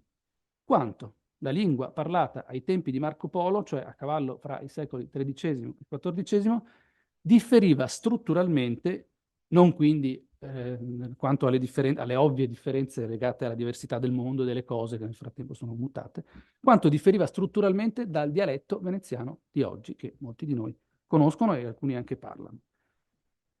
Ora, al volgare veneziano del Medioevo si associano spesso e abbastanza legittimamente due caratteri fondamentali. Il primo è la cosiddetta conservatività rispetto alle strutture protoromanze. Questa conservatività ne fa, in termini di evoluzione degli assetti fonetici e morfologici, uno dei dialetti meno innovanti, il meno innovativo tra quelli di area veneta d'età medievale. In altre parole, per essere più chiari, il veneziano antico si caratterizza spesso, soprattutto, anche se non esclusivamente, per il mantenimento di condizioni relativamente vicine, diciamo al latino, per semplificare, o in altri termini per l'assenza di innovazioni che in quell'epoca, hanno già preso piede in altri dialetti, anche dell'area veneta della terraferma. Questo scarto, in parte, è ancora visibile nei dialetti moderni e in parte invece è stato riassorbito, sia dall'evoluzione del veneziano, che ha continuato a mutare, sia dal potere modellizzante che già dalla fine del Trecento il veneziano ha avuto sui dialetti della terraferma, che si sono venezianizzati, almeno in parte. Se prendiamo la frase di Dante che ho citato un attimo fa, per le plaghe de Dio tu non verras, la conservazione del nesso pl di plaghe e quella della S finale della seconda persona dell'indicativo futuro rappresentano due elementi tipici appunto di questa tendenza conservatrice di cui sto dicendo, ossia poco innovativa del veneziano antico, che per i tratti in questione poi ha innovato allineandosi all'assetto condiviso da quasi tutta l'Italo-Romagna, per cui oggi diciamo piaghe e verrà. Il secondo tratto caratteristico attribuito alla grammatica del veneziano antico riguarda la sua complessiva stabilità, cioè del veneziano in generale, la sua stabilità, cioè l'apparente assenza in veneziano di mutamenti strutturali profondi, come quelli che proprio nel corso del Medioevo cambiarono il volto di alcune parlate di importanti città italiane. Il caso più eclatante è quello di Roma, città passata dall'essere, diciamo, dialettologicamente una città meridionale, al perdere con gli sconvolgimenti demografici della fine del Medioevo e dell'inizio dell'età moderna buona parte dei tratti della sua parlata cittadina condivisa con quelli del sud. Insomma, il romanesco oggi è un dialetto della famiglia toscana, un po' particolare. Una compiuta periodizzazione strutturale del veneziano non è stata effettivamente ancora proposta o consacrata dagli studi, ma è verosimile che se e quando lo sarà, non darà luogo a stacchi troppo netti. Venezia, città isolata, anzi città isola, non conobbe veri e propri shock sociolinguistici e per il suo dialetto non si è mai parlato di fasi ben distinte, come accade per esempio allo stesso fiorentino, pesantemente ritoccato nelle sue strutture morfologiche, soprattutto fra 3 e 400, per cui il dialetto di Dante, il fiorentino di Dante non è quello di Machiavelli. Ma sarebbe erroneo pensare che un testo veneziano dell'epoca di Marco Polo suoni ancora perfettamente familiare a un parlante veneziano dei nostri giorni. La continuità complessiva delle strutture non è ovviamente al riparo dalle normali e fisiologiche dinamiche del mutamento linguistico, delle quali si può tentare di offrire una selettiva esemplificazione. Così chi ascoltasse, se ci trovassimo ad ascoltare la voce di un veneziano o di una veneziana del primo Trecento, potremmo notare qualche differenza complessiva nella sua stessa tastiera sonora, cioè nell'inventario fonetico a sua disposizione, in cui sono presenti o distribuiti diversamente suoni che oggi sono tramontati e al contrario non se ne trovano altri che si svilupparono per effetto di successive evoluzioni fonetiche. Esempio, si pensi a suoni che persino nella coscienza linguistica dei parlanti odierni rappresentano dei tipici blasoni fonetici della parlata lagunare, come la cosiddetta L evanescente, quella di Gondoea e di Puteo, di cui è possibile dimostrare l'insorgenza in un'epoca ben più vicina di quella di Marco Polo, per cui sarebbe assurdo immaginarla nella parlata di un mercante medievale. Altri casi sono anche più significativi. Per esempio, è certo che le consonanti affricate dentali, quelle di Brazzo e Zorno, un po' come le ho pronunciate adesso, non avevano ancora subito il processo di deaffricazione che le ha ridotte in epoca moderna a semplici sibilanti, per cui oggi si pronuncia Brasso e Zorno. Che le cose stessero così è garantito non solo dalle grafie presenti nei testi antichi, il cui valore fonetico è ricostruibile per confronto, ma anche da alcune testimonianze moderne relative all'epoca in cui quel passaggio si verificò, relativamente di recente. Quanto alle consonanti affricate palatali, i numerosi testi emersi e studiati, c'entra con Marco Polo, emergerà tra un attimo cosa c'entra. Sembra che non c'entri nulla. Comunque, i numerosi testi emersi e studiati negli ultimi decenni convalidano, al di là di ogni ragionevole dubbio, la situazione che già Stussi descriveva perfettamente quanto ai suoni c e g, suoni nei quali convergono gli esiti, sto citando Stussi, da un lato di cl iniziale, clave, ciave, dall'altro quello di cl intervocalico e di ly. Credo, scriveva Stussi, che in epoca dantesca, cioè in epoca poliana, il nesso cl dovesse essere, a differenza di pl, fl, bl, come quello per le plaghe di Dio che dicevamo prima, già risolto nel modo indicato. Si noti che proprio mercé la loro derivazione dai nessi latini con L, le grafie tipiche per questi suoni palatali nel veneziano antico erano cl e gl. E vengo finalmente all'esempio che spero chiarisca con questo ghirigoro, per cui si scriveva per esempio clave e si pronunciava ciave. si scriveva Canareglo e probabilmente si pronunciava Canaregio, esattamente come oggi.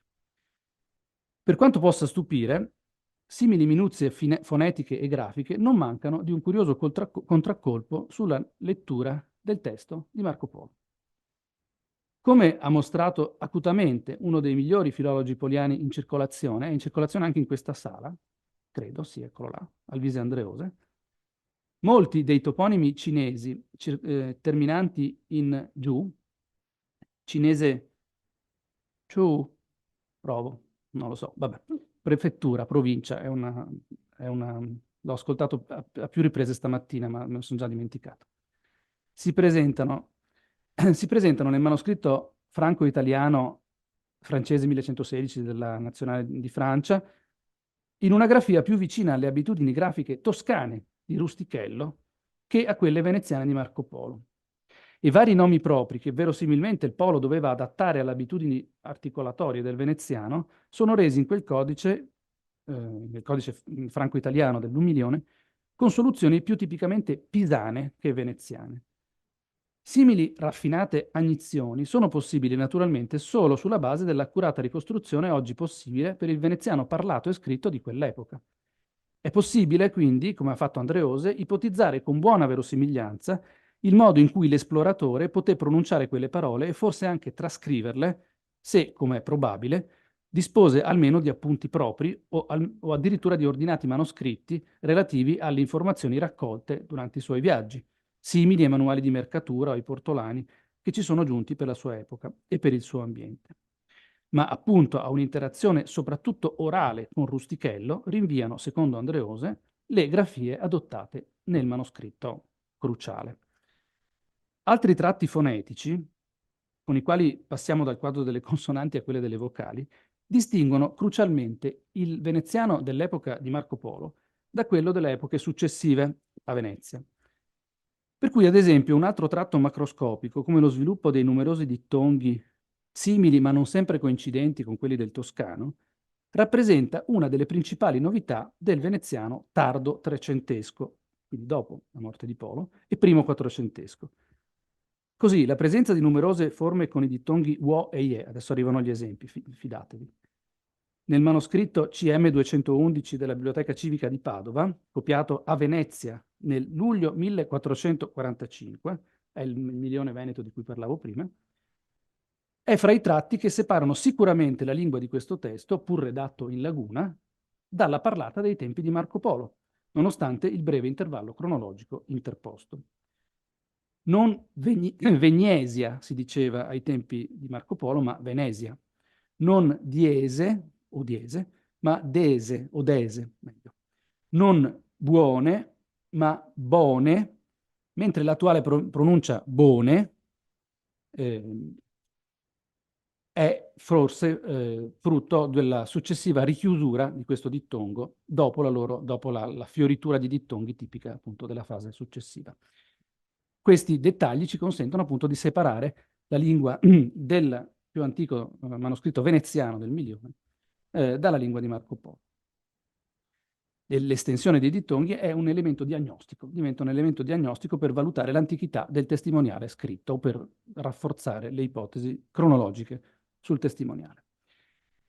Venendo ai tratti morfologici, fra i cambiamenti intervenuti durante la storia del veneziano nel campo dei sostantivi, può essere interessante osservare l'avvenuto assestamento del sostantivo sale, sul genere maschile, che oggi esso ha stabilmente, ad esempio in italiano, in francese. Se in latino questa parola oscillava tra il neutro e il maschile, la sua resa femminile, con un femminile la sal, talvolta alternante con il maschile, è propria di varie lingue romanze, tra cui oggi il provenzale, il catalano, lo spagnolo e anticamente anche il veneziano, in cui non è raro incontrare questa forma appunto femminile la sal, ad esempio nel capitolare dei Salineri, redatto in volgare nella prima metà del Trecento e conservato alla Biblioteca Marciana, di cui è imminente la pubblicazione. Analogamente, anche per altre voci che in latino sono neutre, le lingue romanze presentano soluzioni oscillanti, come capita per il latte, la lece in spagnolo, eccetera, no? Lume, la lume, e così via.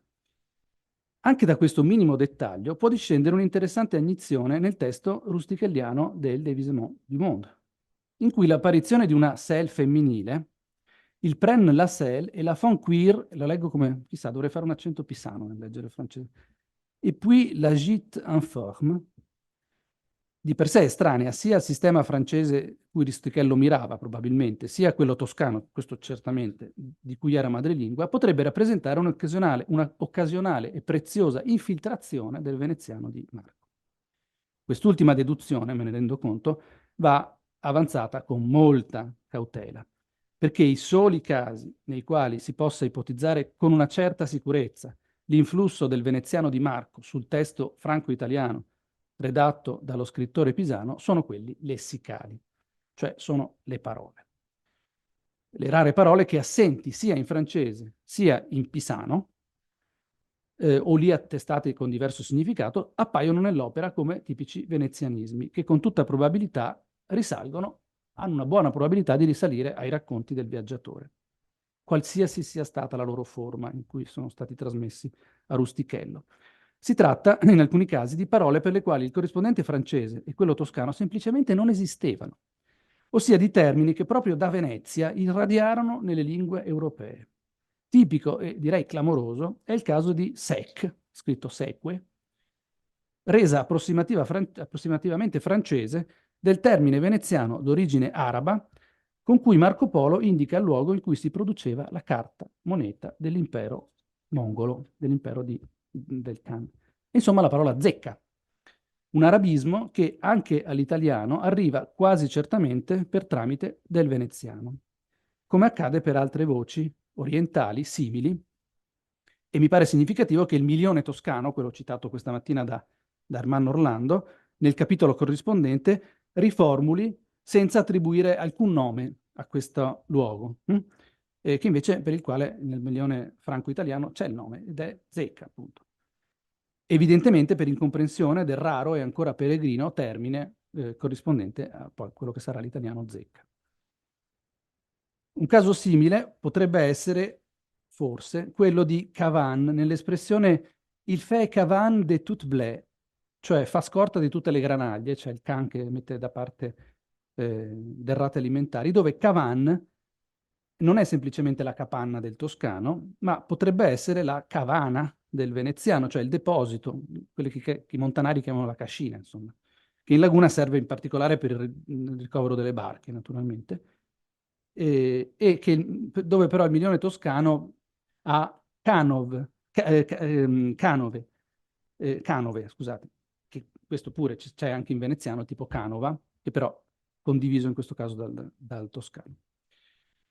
Un probabile venezianismo è anche agu, A-G-U, agu, nel senso di chiodo. Agu de fer sono quelli con cui si tengono insieme i fasciami delle navi indiane di cui si dice nel capitolo 157 del Milion. Come aggettivi, i continuatori del latino acutus sono ovviamente attestati sia in toscano che in francese, ma solo in veneziano è ben documentato il significato di chiodo. Come segnalato già da Manlio Cortelazzo, un probabile venezianismo è anche il nome dell'animale, un mustelide non meglio identificato, che nel codice F è detto ercolino, coccolino nel milione toscano, e che probabilmente è il veneziano arcolin, per il quale soccorrono varie occorrenze negli statuti dei vaiai veneziani. In realtà è un termine condiviso anche da testi liguri, e proprio su questa base due filologi dopo Cortelazzo hanno disegnato un'interessante trafila che appunto disegna una elaborazione in ambito più generalmente mercantile di questo termine. Ma scherzo. In molti altri casi gli italianismi del milione, che sono numerosissimi e che ora sono oggetto di specifica attenzione da parte di Eugenio Burgio, che ne ha promesso un ghiotto censimento, sono ovviamente attribuibili con la stessa probabilità al veneziano di Polo e al toscano di Rustichello, che in molti casi convergono contro le soluzioni lessicali propriamente galloromanze, cioè francesi. Si tratta di una esemplificazione così ampia che non vale nemmeno la pena di richiamarla qui, se non per ricordare qualche tipico esempio di riformulazione in cui la voce propriamente francese si accompagna al corrispondente italiano, come capita per une grande cloche, c'est campane, la clock, campana, oppure per femme, ce sont mujeres, cioè le mogli. O per evocare il caso, uno fra tanti relativi alla terminologia che indica flora e fauna, degli oiseaux, uccelli, che l'en appelle francolin, francolini. Una denominazione questa riecheggiata anche dalla traduzione latina franculini, ma assente nel testo toscano procurato da Bertolucci Pizzorusso. Torniamo dunque al punto da cui siamo partiti. La possibilità di scandagliare il testo del Milione e in generale la documentazione relativa a Marco Polo alla ricerca di elementi linguisticamente riconducibili alla lingua che sappiamo essere stata quella della sua vita quotidiana in laguna, è aperta oggi dalla conoscenza particolarmente fine che del veneziano trecentesco abbiamo grazie soprattutto alla disponibilità di un ampio testimoniale documentario, cioè di numerosi testi pratici, volgari, veneziani, disseminati fra 200 e 300, che fanno della nostra città, della città lagunare, una delle più riccamente documentate sotto questo profilo. L'appello lanciato da Stussi al termine della relazione che abbiamo ricordato in esordio, cito: non vorrei peraltro chiudere senza rinnovare l'appello all'esplorazione sistematica degli archivi e delle biblioteche del Veneto di terraferma, alla ricerca di quei documenti che sono necessari per lo studio della geografia linguistica di questo quadrante del Medioevo. Quell'appello del mio maestro è stato raccolto ed è oggi possibile mettere a fuoco le ragioni, sia quelle storiche esterne, sia quelle strutturali interne, per cui il volgare veneziano, il veneziano, ha nel complesso del dossier testimoniale poliano il ruolo che ha. E per cui è spesso difficile sceverarne la presenza nel peculiare assetto linguistico, un curioso diasistema, come lo chiamerebbero i filologi, in cui vengono redatti molti dei testi che riguardano Marco Polo, a partire dal grande assente del codice diplomatico, cioè appunto il Milione, che pure è presupposto a tutti i suoi figuranti. Un diasistema, dicevo, in cui il veneziano, come nella vita del Polo, interagiva con il latino della tradizione notarile edotta, con il francese della comunicazione internazionale del vicino Oriente, con le lingue lontane degli ambienti visitati durante i viaggi e con quelle vicine di traduttori, interpreti, trascrittori e riscrittori di quelle straordinarie avventure. E vi ringrazio.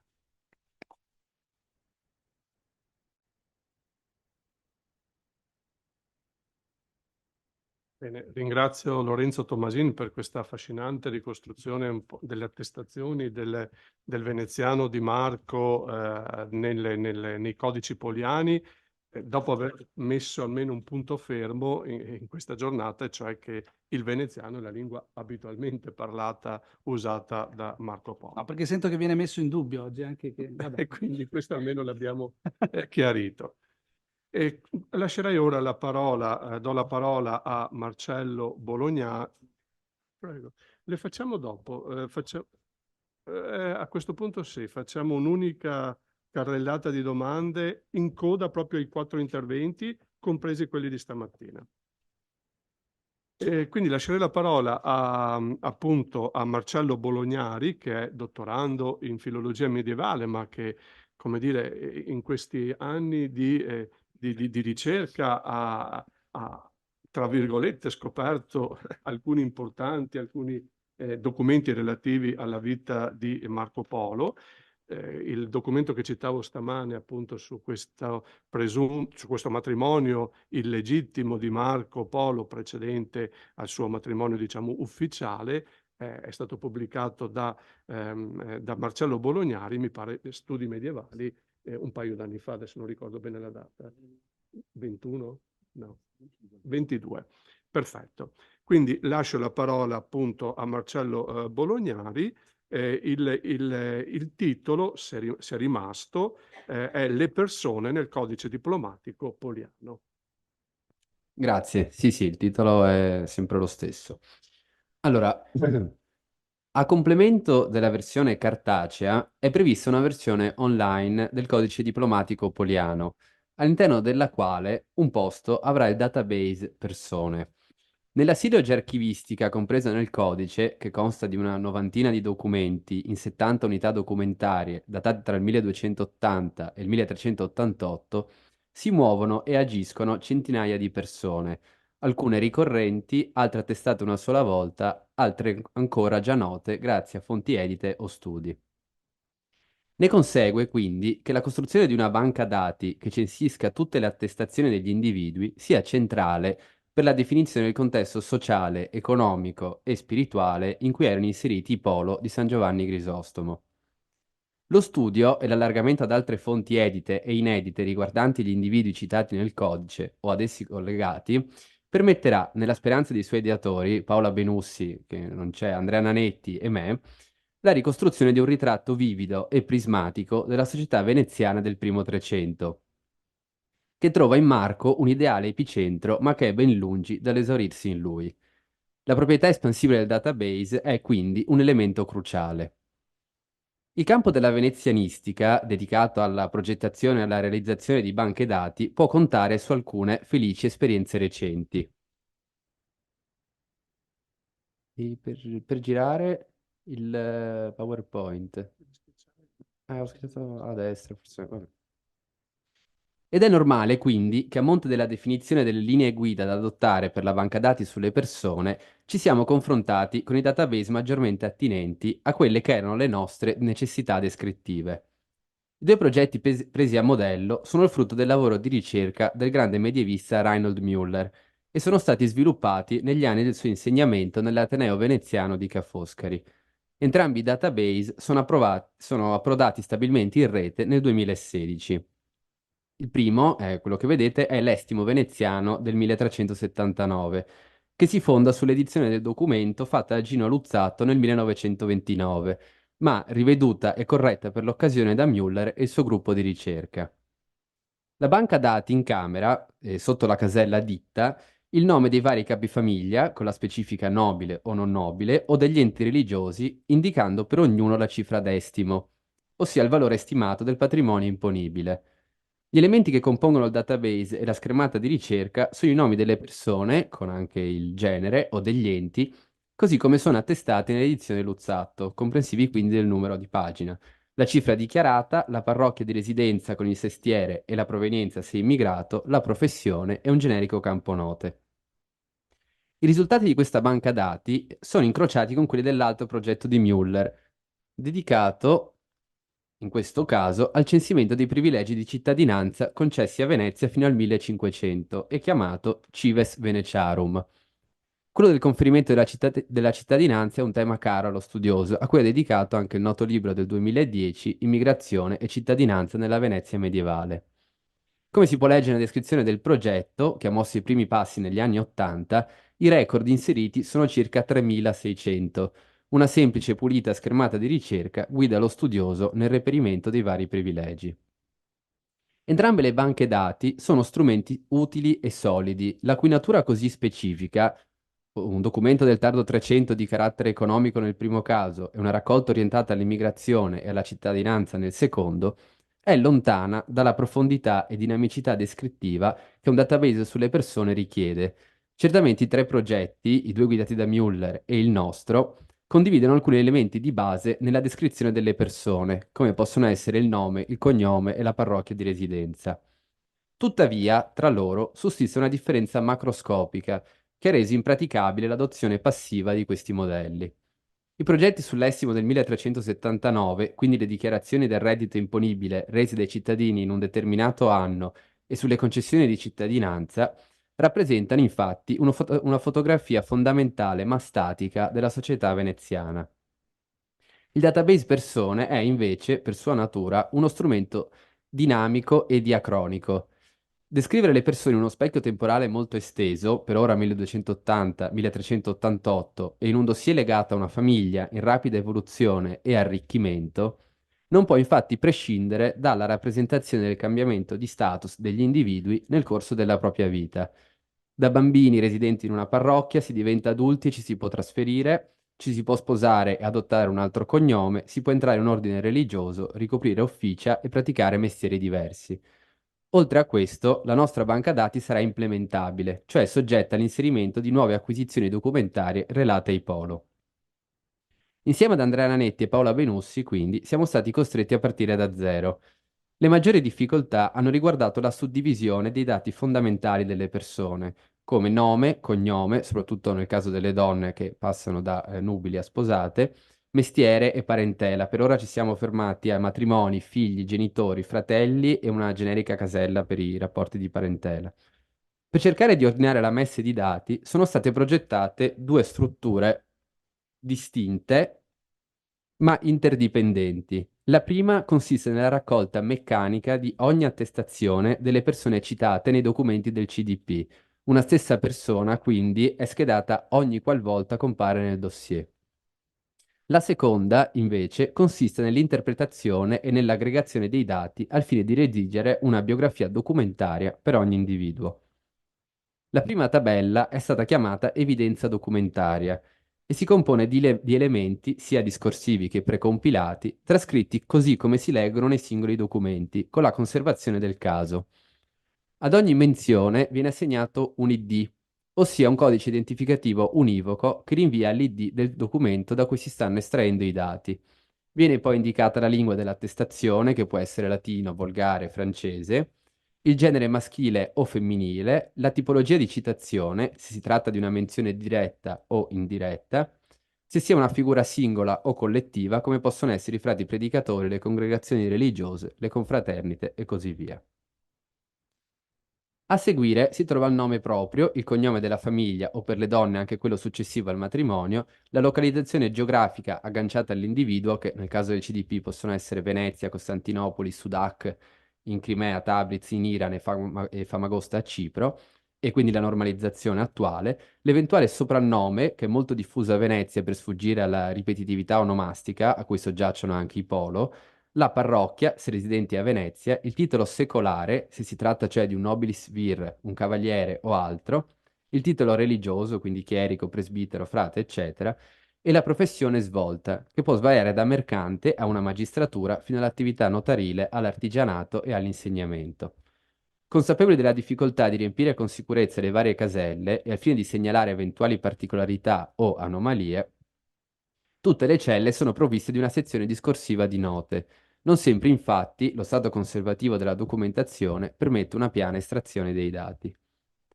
La seconda tabella di descrizione, chiamata figura storica, si appoggia alla prima e, tramite l'aggregazione dei dati dell'evidenza documentaria, permette la redazione delle schede biografiche. Questa operazione porta con sé una componente interpretativa non trascurabile.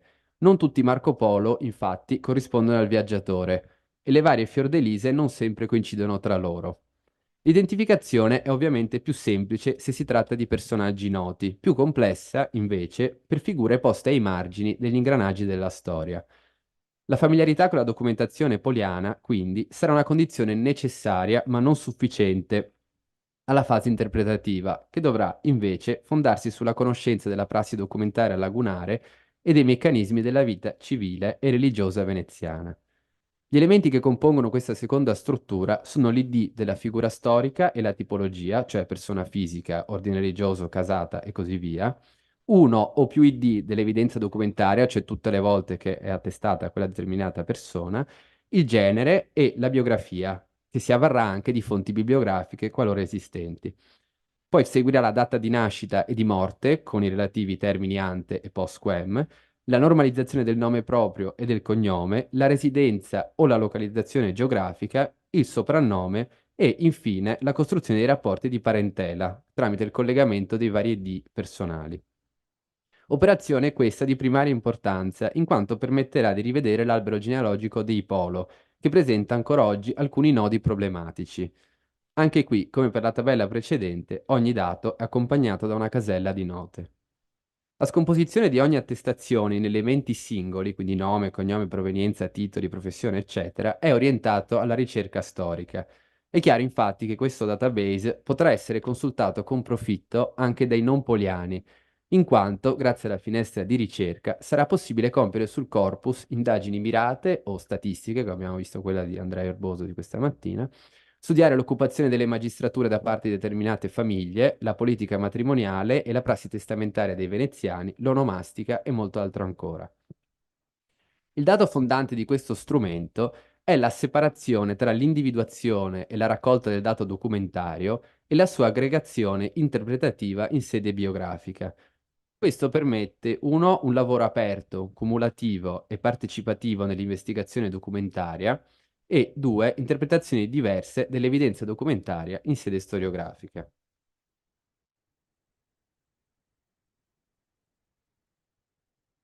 Ora presenterò tre piccole storie che riguardano delle prime considerazioni storiografiche che ho fatto consultando la versione di prova del database e quindi l'utilità nella ricerca storica. Uno dei tratti più evidenti che emerge dallo studio diacronico delle carte del codice diplomatico è il cambiamento di status della famiglia Polo dopo il secondo e definitivo ritorno dall'Oriente nel 1295 di Matteo il Vecchio, Nicolò e Marco.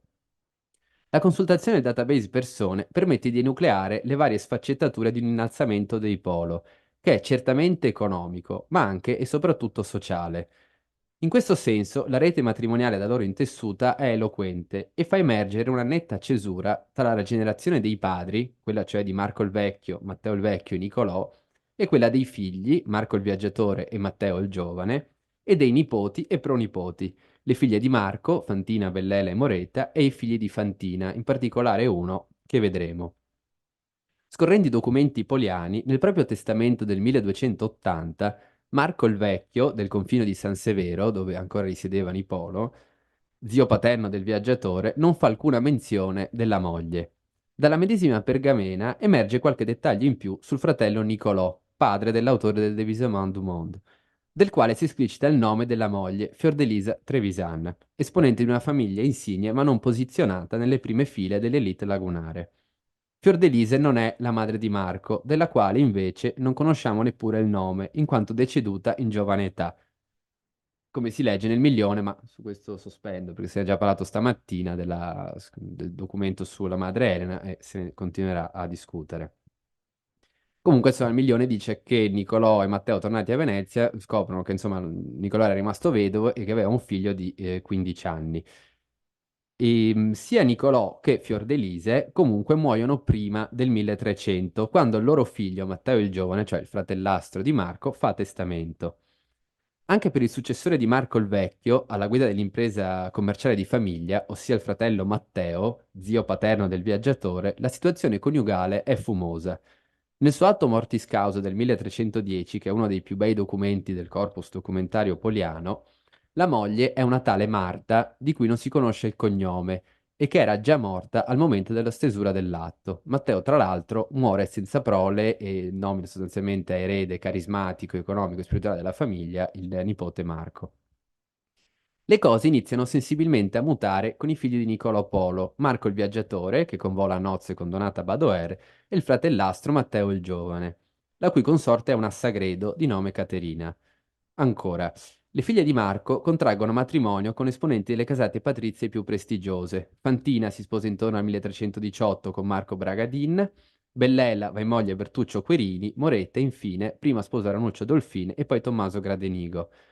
I cognomi di estrazione patrizia dei mariti delle figlie, come anche quello di Donata, mostrano da un lato come Marco avesse accresciuto il proprio status con i matrimoni e, dall'altro, come i nobili considerassero i Polo dei validi partiti. Il rovescio della medaglia di queste unioni è, come noto, i dissapori sull'eredità del viaggiatore, che coinvolsero sia Bellela che Fantina. Il caso di Fantina è molto più noto, ma anche quello di Bellela è molto interessante. Come ricordato in precedenza, la vera forza di uno strumento in linea è la costante possibilità di essere aggiornato e implementato.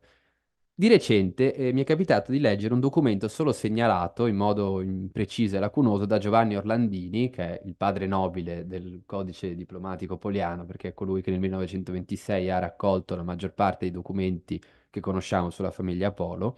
Insomma, Giovanni Orlandini segnala il testamento del 25 agosto 1361 di Stefano Bragadin, uno dei 6 figli, gli altri sono Zanino, Pietro, Nicoletto, Maria e Cataruccia, nati dal matrimonio tra Fantina e Marco Bragadin. L'atto è conservato in ASVE, Archivio di Stato di Venezia, notarile testamenti, busto 823, carte 6 verso e 7 recto, del protocollo notarile di Giovanni, Pivano di San Giovanni Grisostomo, e presenta alcuni addentellati con le vicende del nonno Marco.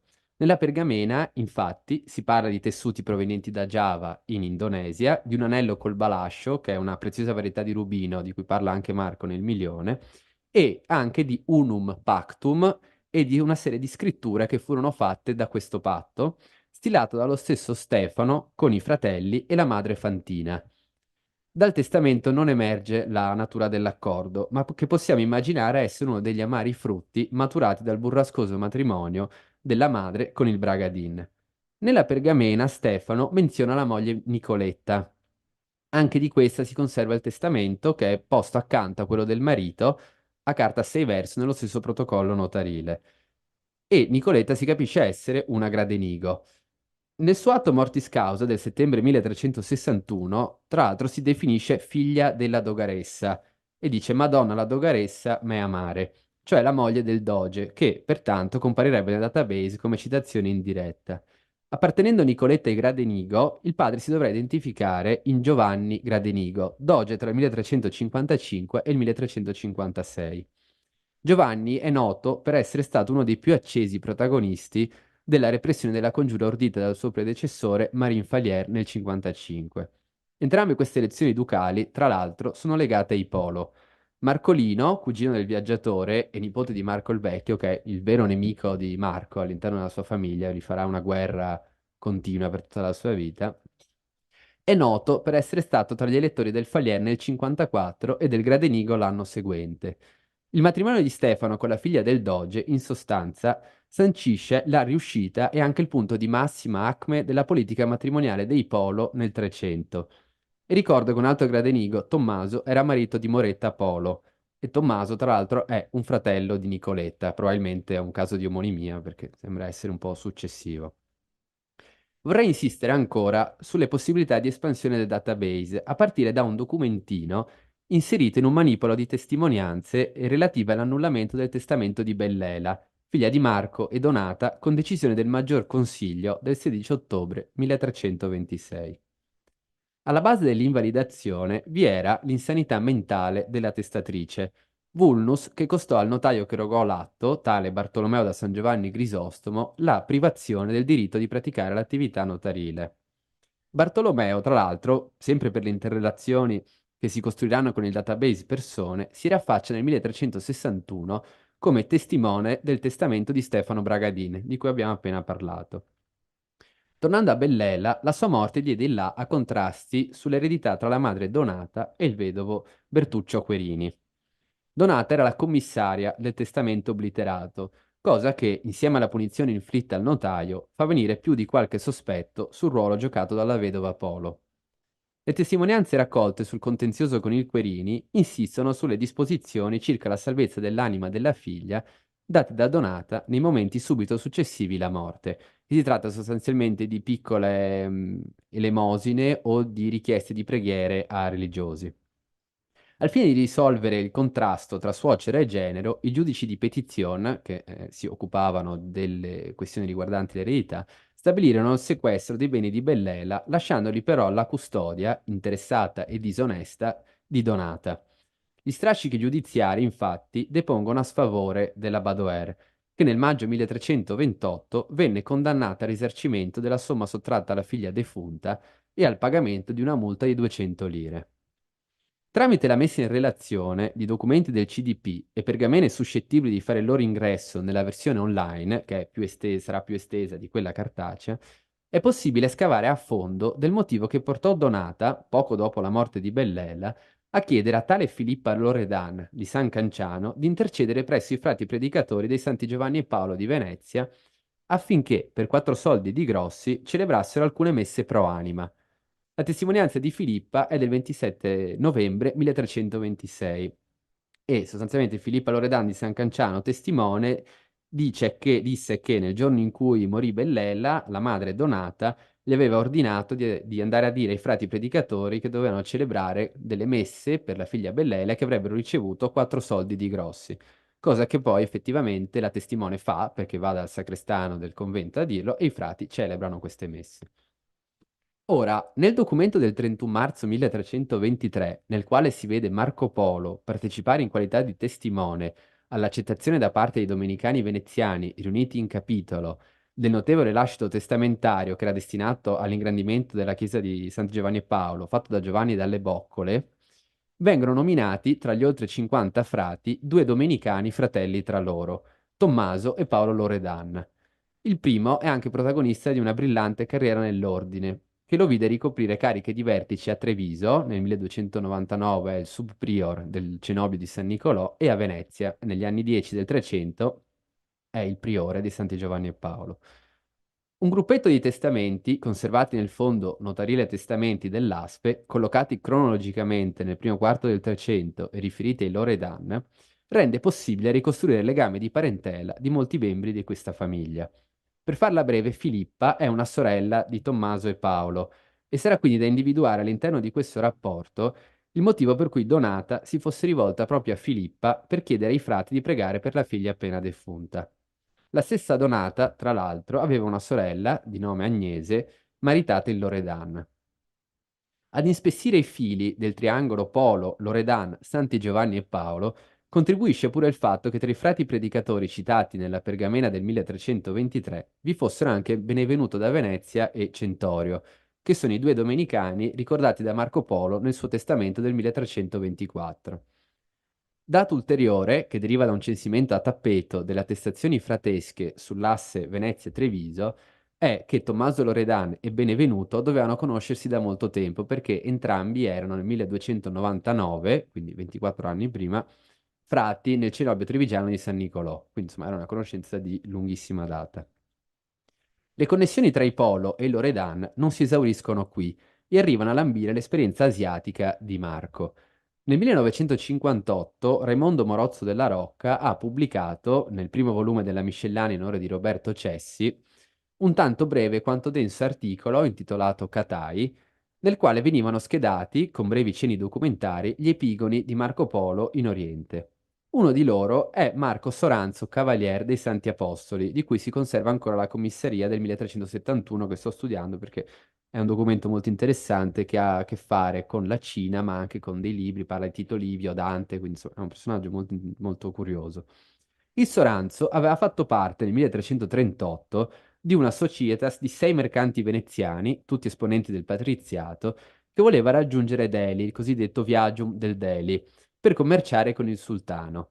A capo della spedizione vi era Giovanni Loredan, detto Vacca di San Canciano, mentre la comitiva era composta dal fratello Paolo, il Soranzo appunto, Andriolo Loredan, quindi un altro parente, Marino Contarini e Baldovino Querini. Giovanni non vide mai Delhi, in quanto morì durante il tragitto. Una parte del gruppo, anche il Querini per in viaggio, fece invece ritorno sana e salva a Venezia nel 1343. Il rientro in patria dei coraggiosi mercanti venne funestato dall'avidità di Alberto De Calli di Santa Maria Formosa, suocero del defunto Giovanni Loredan, che pretendeva di rientrare in possesso della somma di denaro prestatagli per finanziare il viaggio e le attività commerciali. Quindi, come dice Verboso, i litigi sono fondamentali perché ci restituiscono i tratti di storia che avremmo perso. Dalla disputa giudiziaria, su cui tra l'altro ha scritto Roberto Sabatino Lopez nel 55 e poi nel 75, si ricava l'animo avventuroso di Vacca che in gioventù si era recato per affari anche in Catai e dopo l'avventura in Cina un prete amico dei genitori di questo Giovanni Loredano aveva cercato di dissuadere Giovanni dal partire anche per Delhi. Ha detto non andare, è pericoloso, e infatti c'aveva ragione perché infatti Giovanni poi muore. Il fatto che Giovanni appartenesse ai Loredan di San Canciano, come Filippa, l'amica di Donata, e i domenicani Tommaso e Paolo, induce a pensare che alla base dell'esperienza asiatica di Giovanni vi potesse essere una qualche fascinazione verso quella di Marco, magari attinta da ambienti prossimi a quelli dell'autore del Milione. Morozzo della Rocca, infine, ricorda un altro Loredan, Franceschino, che a metà 300 viene detto De Cataio. Tutti questi Loredan, quindi Franceschino e Giovanni, frati predicatori e Filippa, erano imparentati tra loro e legati più o meno strettamente a Marco Polo e alla sua famiglia. La banca dati quindi non solo aiuterà al disvelamento di rapporti economici o di parentela, ma fornirà anche le tracce di inediti legami personali. L'ausilio di questo strumento permette anche di rafforzare delle ipotesi di lavoro.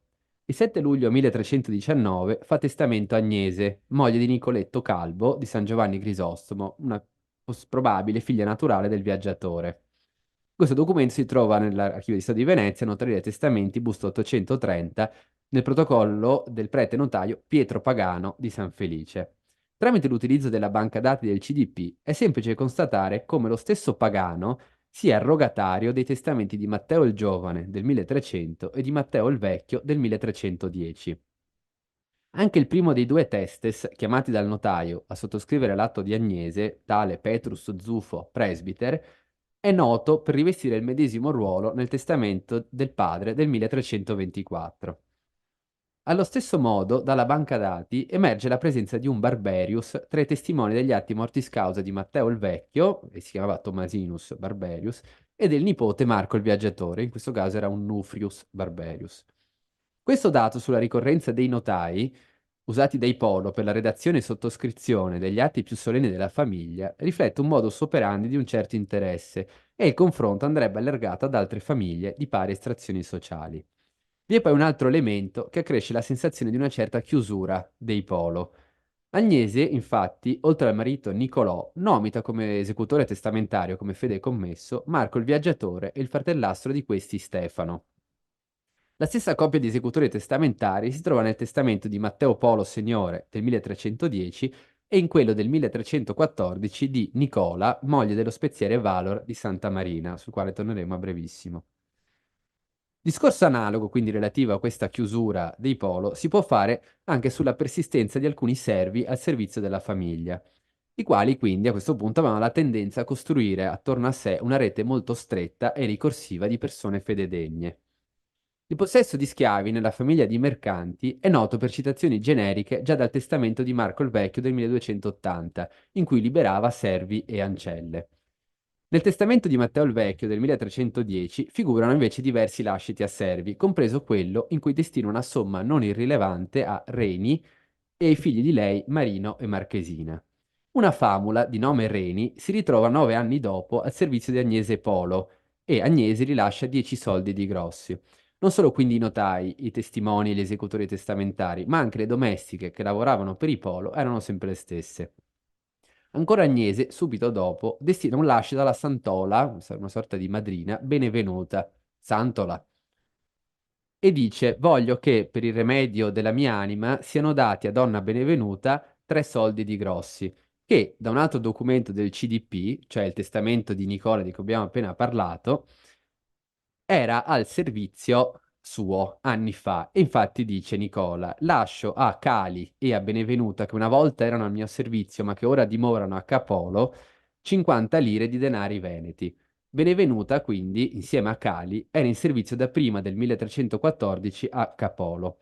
La stessa Cali, tra l'altro, continua a lavorare per i Polo, perché in base a una testimonianza del 1326 si capisce che lavorava probabilmente per Marco e per Stefano, perché riporta una testimonianza in cui Stefano Polo, esasperato dal fratello, continuava a chiedergli: ma Marco, dividi questa casa, così io saprò qual è la parte della casa che mi spetta, e finalmente dice: posset facere facta sua per sé. E quindi Cali era molto addentro alle questioni ereditarie dei Polo. Nel contenzioso che riguarda sempre la divisione della casa, interviene anche Pietro, che è lo schiavo tartaro emancipato da Marco nel suo testamento del 1324, che nel 1328 diviene cittadino veneziano per buona condotta e risiede nella parrocchia di Santa Maria Formosa. Quindi abbiamo Cali e Pietro de genere Tartarorum. Tra l'altro Cali è un nome di origine tartara. Ci sono degli studi sugli schiavi tartari a Firenze di un coreano di Dosuso Nam, e Cali è appunto un nome tartaro. Poi bisogna anche capire cosa si intende per tartaro, perché anche questo è un dato che va ancora approfondito. Comunque, come vedete, anche i domestici, i servi che sono a casa Polo sono sempre gli stessi, quindi diciamo che era una famiglia tendenzialmente chiusa. Prima di concludere, desidero sottolineare alcuni punti. Il database è uno strumento che non si vuole statico, bensì aperto a nuove acquisizioni e quindi utile per approfondire la vita sociale, economica e spirituale del Trecento veneziano. La base è quella del corpus documentario poliano, ma sono convinto del fatto che Nuova Linfa verrà certamente dalle future acquisizioni documentarie su Marco, ma anche e soprattutto dall'inserimento nella banca dati di documenti correlati. Questo, d'altro canto, è significato profondo della ricerca storica e segnatamente archivistica. È nell'insieme delle interconnessioni, infatti, che un singolo documento acquista valore e significato. L'idea, in estrema sintesi, è quella di costruire, attorno a un epicentro luminoso e saldo, cioè Marco Polo, una rete relazionale ampia e ramificata. Concludo ricordando che la progettazione del database è il frutto di un lavoro corale e di una discussione costante fatta tra Paola Benussi, Andrea Lanetti e me con tutto il comitato scientifico del Codice Diplomatico. Grazie a tutti.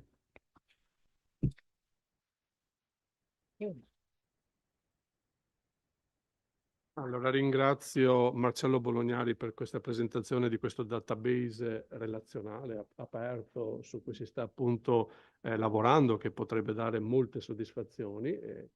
Lasciamo 10 minuti veloci di pausa, il tempo di cambiare i nomi sul tavolo e poi ricominciamo con le due successive relazioni e poi lasciamo un po' di spazio a eventuali domande. Allora ricominciamo con la relazione, la presentazione di Eugenio Burgio, che insegna filologia e romanza qui a Ca' Foscari, a lingue e letterature straniere, si occupa di agiografia in volgare, di compilazioni di materie religiose in volgare, la ricezione di testi medievali e moderni, di relazione tra testi e immagini, questioni di antropologia storica, però quello che più interessa a noi è che tra le tante cose lavora appunto sulla tradizione manoscritta del Milione ed è uno degli organizzatori di questo convegno e anche dei convegni successivi di Ca' Foscari relativamente a Marco Polo. Quindi lascerei la parola appunto ad Eugenio Burgio, risonanze tra il codice diplomatico poliano e il Milione. Grazie, buonasera. Dunque, appunto, la mia relazione si concentra su quello che prima è stato chiamato il grande assente di questa giornata, cioè il Devisamment du Monde. Assenza che, come dire, in qualche modo è necessaria e inevitabile perché legata, come dire, alla doppia vita di Marco Polo. Il Devisamment du Monde garantisce o testimonia meglio per la fase cinese della vita di Marco Polo. Ci tengo a sottolineare cinese perché l'impero era un impero sino-mongolo, ma sostanzialmente lui visse per larga parte in un territorio che non era mongolo, ma semplicemente suddito dei mongoli, da una parte, dicevo, e dall'altra la vita di Marco Polo veneziano, su cui inevitabilmente si concentra la documentazione che è oggetto di questo convegno, appunto il materiale diplomatico, il corpo diplomatico poliano. Ora, le intersezioni tra queste due sfere esistenziali sono in effetti piuttosto modeste. Abbiamo il riferimento nel testamento del 1310 di Matteo, relativo alla multa che i Polo pagarono a Trebisonda, territorio bizantino governato dai genovesi, una somma esorbitante, 4.000 iperperi o bisanti, no? Esorbitante se pensiamo che Marco il Vecchio lasciò in dono nel suo testamento a Fiordalise, che è stata chiamata in causa prima, una scatoletta con dentro 2 bisanti con 2 bisanti d'oro bizantini. Quindi, diciamo, quel famoso arricchimento di cui si parlava prima e che poi determinò la politica matrimoniale dei Polo è già tutta dentro il riferimento di questo testamento. Abbiamo nel testamento di Marco Polo la vexata questio del mongolo Pietro, come si diceva giustamente stamattina, come ricordava stamattina il Manno Orlando, per quello che ne sappiamo acquistabile e forse acquistato anche al mercato di Rialto, non necessariamente un segno esotico di, come dire, di schiavitù. Di fatto il documento su cui si concentrano le maggiori appunto risonanze, i maggiori riferimenti in termini di citazioni e indicazioni è per l'appunto l'inventario redatto da Marco Bragadin nel febbraio del 1324, per il quale abbiamo davvero la fortuna, e non è un termine come dire, diplomatico, della nuova edizione curata da Schiavon, Ciaralli e Formentin, ma immagino che il commento linguistico e dei realia sia sostanzialmente di Formentin, uscito su Lingua e Stile, sul secondo fascicolo di Lingua e Stile del 2023. Ora, questo diciamo, commento è sicuramente lo strumento più ricco, efficace e completo oggi a disposizione, anche in termini meramente compilativi, dei lemmi indicati in questo inventario. Ed è la ragione per cui voi ve lo ritrovate nel materiale che vi è stato distribuito, nelle note a piedi pagina per i termini che ho selezionato. Quindi diciamo può sembrare un'operazione di plagio, in realtà è alla vecchia maniera del Tresor di Brunetto Latini un omaggio a una fonte autorevole che possiamo usare in maniera assolutamente sicura. Tra l'altro questo mi risparmia la necessità di indicare dettagli che potete tranquillamente leggere per conto vostro senza che il tempo a mia disposizione sia consumato in questo aspetto. Ora, un inventario. Ora, che cos'è un inventario?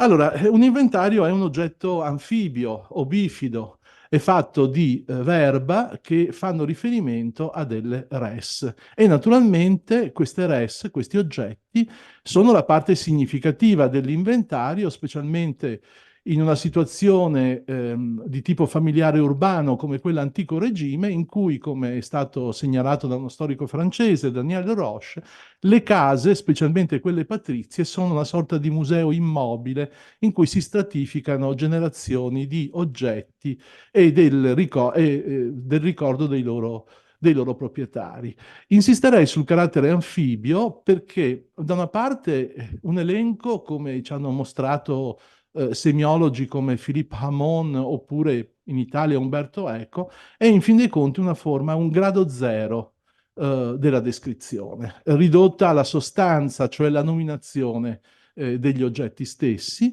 e da questo punto di vista, almeno in termini semiotici, l'elenco dei beni di Marco Polo redatto da Bragadin ha a che fare con il Devisaman du Monde alla lettera descrizione del mondo, cioè descrizione di oggetti.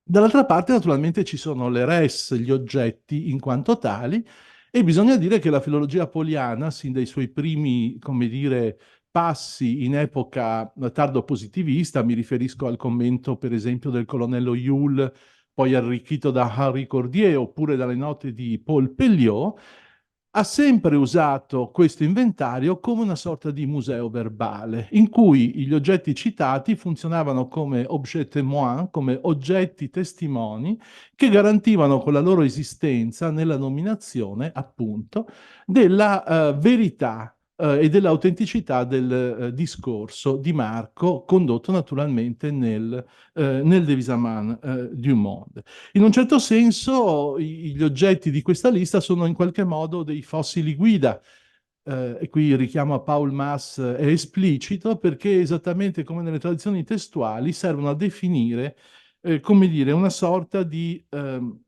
temperie di uno stato culturale, sia in termini cronologici che in termini più direttamente simbolici. Ora, sull'uso dell'inventario per gli oggetti guida, come oggetto guida, come oggetto testimone, gli esempi si potrebbero facilmente moltiplicare. Ne prenderò due che sono agli estremi almeno di una ideale linea fondata sul principio di verosimiglianza o di, se preferite, esistenza positiva, esistenza storica. A pagina dunque, scusate che adesso devo trovare il punto che ci serve. A pagina, dicevo, eccolo qua, a pagina 6 dell'handout, alla riga 22 dell'inventario, è citata una tola d'oro granda del comandamento.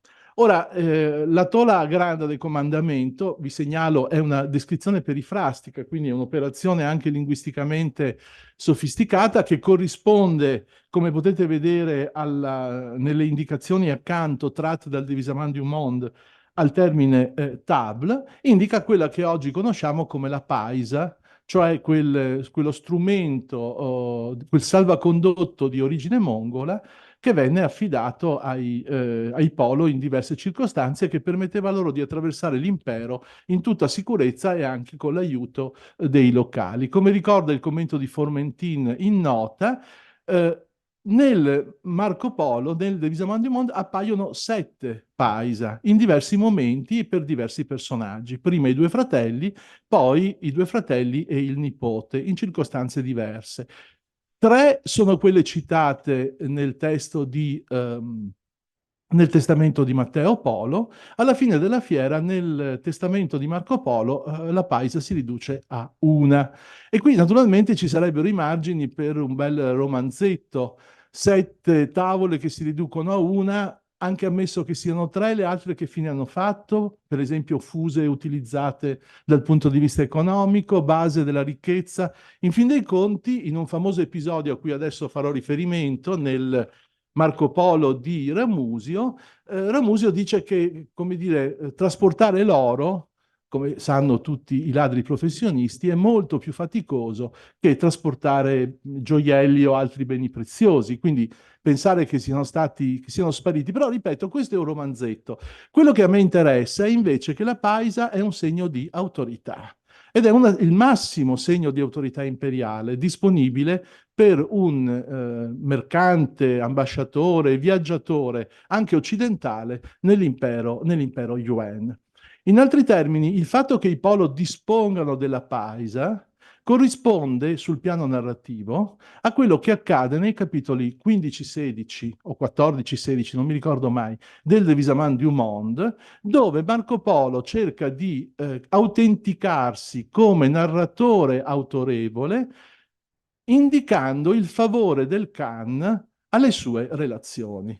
In altri termini, parlare delle paisa nel Devisamment du Monde è sostenere l'autorevolezza del racconto di un individuo che, essendo testis unus, nonostante tutto, di un'esperienza eccezionale, ha bisogno di farsi riconoscere come autentico ed originale. Sull'altro versante, cioè sul versante opposto, il minimo di autorità, ma dettaglio venuto fuori recentemente, ci sta la famosa bocchetta sempre dell'inventario, che è uno degli episodi più, direi, immaginifici della filologia poliana. È legato a una cattiva lettura del copista che inviò al colonnello Yule la trascrizione dell'inventario, che non riconobbe la E soprascritta trascrivendo Bochta. Bochta ovviamente fece impazzire chiunque si occupasse di filologia uralo-altaica o di sinologia, perché la Bochta è un notissimo e famosissimo copricapo femminile dell'aristocrazia mongola. Dunque l'idea era che, caspita, Marco aveva portato in Occidente una Bochta e la teneva a casa, un bestione, perché se cercate su Google ci sono delle immagini molto belle di pittura cinese ed è un oggetto tuttora molto grande. Peccato che la Bochta non ci sia nella carta, nella pergamena dell'inventario, che ci sia un bocchetta che soltanto in anni molto recenti, nel 22 Schweikart, poi era successo, ricordo l'orgasmo della discussione durante un ricevimento con Marcello, che venne a ricevimento dicendo non è Bochta, è bocchetta, e la bocchetta, si sa, come poi è stato dimostrato, è un ornamento diciamo un ornamento femminile degli abiti femminili, tuttora attestato appunto in onore alla conservatività del dialetto veneziano di cui parlava prima Lorenzo. Ora, dal punto di vista culturale, che cosa rappresenta Bocchetta? Io direi rappresenta l'inevitabile squarcio verso cui va qualsiasi tipo di impostazione positivista del sapere. E cioè il sapere positivista accumula per poter poi immaginare e fantasticare meglio, se gli riesce, possibilmente su base ipotetica. Il fatto che questa, oltre naturalmente a una inevitabile pigrizia sulle fonti, perché in effetti sulle carte poliane si è tornato solo in anni recenti e a lungo ci si è limitati a controllare semplicemente le vecchie trascrizioni e le vecchie informazioni. Però gli oggetti giocano un ruolo importante nel racconto. Qui la farò un po' più corta perché il tempo sta procedendo rapidissimamente. È notissimo perché forse è uno dei migliori esempi di ironica descrizione della pietas veneziana, che riconosce i suoi soltanto di fronte alla moneta contante, a quanto pare, è il racconto che Rammusio introduce nella lettera prefatoria a Gerolamo Fracastoro all'inizio della sua edizione dei viaggi di Messer Marco Polo. Il testo nella sua completezza lo avete al punto 1 dell'handout, mi risparmio di leggerlo. I tre arrivano, sembrano degli zotici, parlano un veneziano smozzicato, sono vestiti peggio. I parenti decidono che, insomma, chissà se sono davvero loro, e questi organizzano un banchetto. Durante questo banchetto, con perfetta scenografia, indossano 3 tipi d'abito orientale, sempre più costoso e sofisticato di stoffa, poi se lo tolgono, lo fanno a pezzi per darlo in dono ai servi, e il dono in questo caso non è un elemento irrilevante, e poi Marco apre le cuciture degli abiti tartari con cui sono arrivati e lì c'è una cascata di turchini, di turchesi, rubini, insomma di tutte le pietre preziose che loro avevano nascosto per portarle a casa e che evidentemente fondano la base della ricchezza poi successiva dei Polo. Ora, devo dire che mi interessa poco se l'episodio è vero o è semplicemente ben trovato, perché invece sottolineerei il fatto che i gioielli giocano un ruolo importante all'inizio del Divisamment du Monde.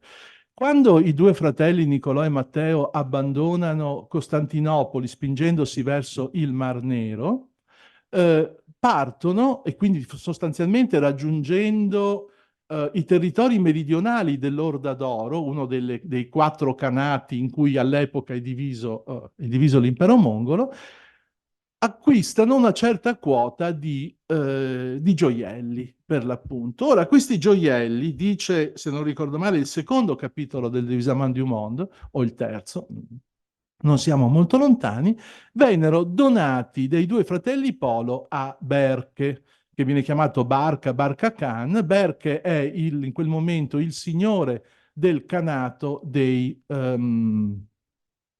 d'Oro. Grazie a questo dono, Berke concede loro di girare liberamente per i suoi territori e loro passano un anno a fare commerci lì, poi si spingono ancora più a oriente, arrivando ovviamente verso i territori dell'Ilkhanato, quindi dell'Iran, della Persia mongola.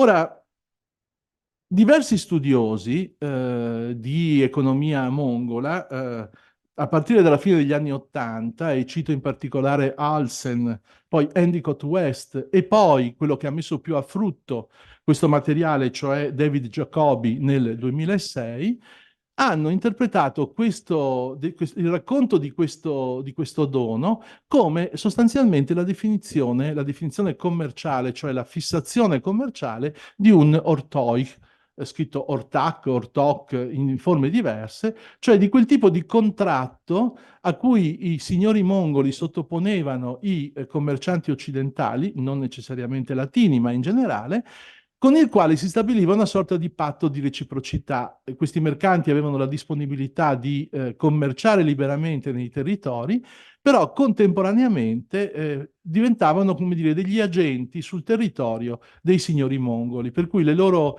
compito arrivava anche all'intelligence locale, quindi facevano diciamo, attività di diverso genere. Una peculiarità di questo incarico, che probabilmente era lo stesso che poi ebbe Marco nel corso dei suoi quasi 20 anni in Cina, era che difficilmente lo si poteva sciogliere, nel senso che i mongoli erano molto riluttanti a dare la libertà ai contraenti di un ortoi, e quindi anche da questo punto di vista la nostra fortuna è stata che una principessa mongola dovesse sposare un signore persiano e che come dire, la scorta di questa principessa venisse affidata poi ai 3 veneziani, che così poterono rientrare in patria. Perché ci interessano questi 2 episodi? Perché mettono in luce un tratto che i più recenti studi di antropologia economica hanno messo in luce rispetto agli oggetti. Ora, nell'inventario, l'elenco degli oggetti è indica che questi oggetti vengono percepiti sempre come merce, nel senso che ogni oggetto indicato nell'inventario ha una sua valorizzazione in soldi, lire, eccetera. E come appunto osserva il commento di Formentin, per esempio, la tavola è di gran lunga l'oggetto più prezioso in termini quantitativi dell'inventario. Però il fatto è che questi oggetti si muovono lungo una scala che è stata studiata da un antropologo, Igor Kopitov, negli anni 80 del Novecento, in un volume curato da un antropologo indiano, Appadurai, che si intitola La vita sociale delle cose.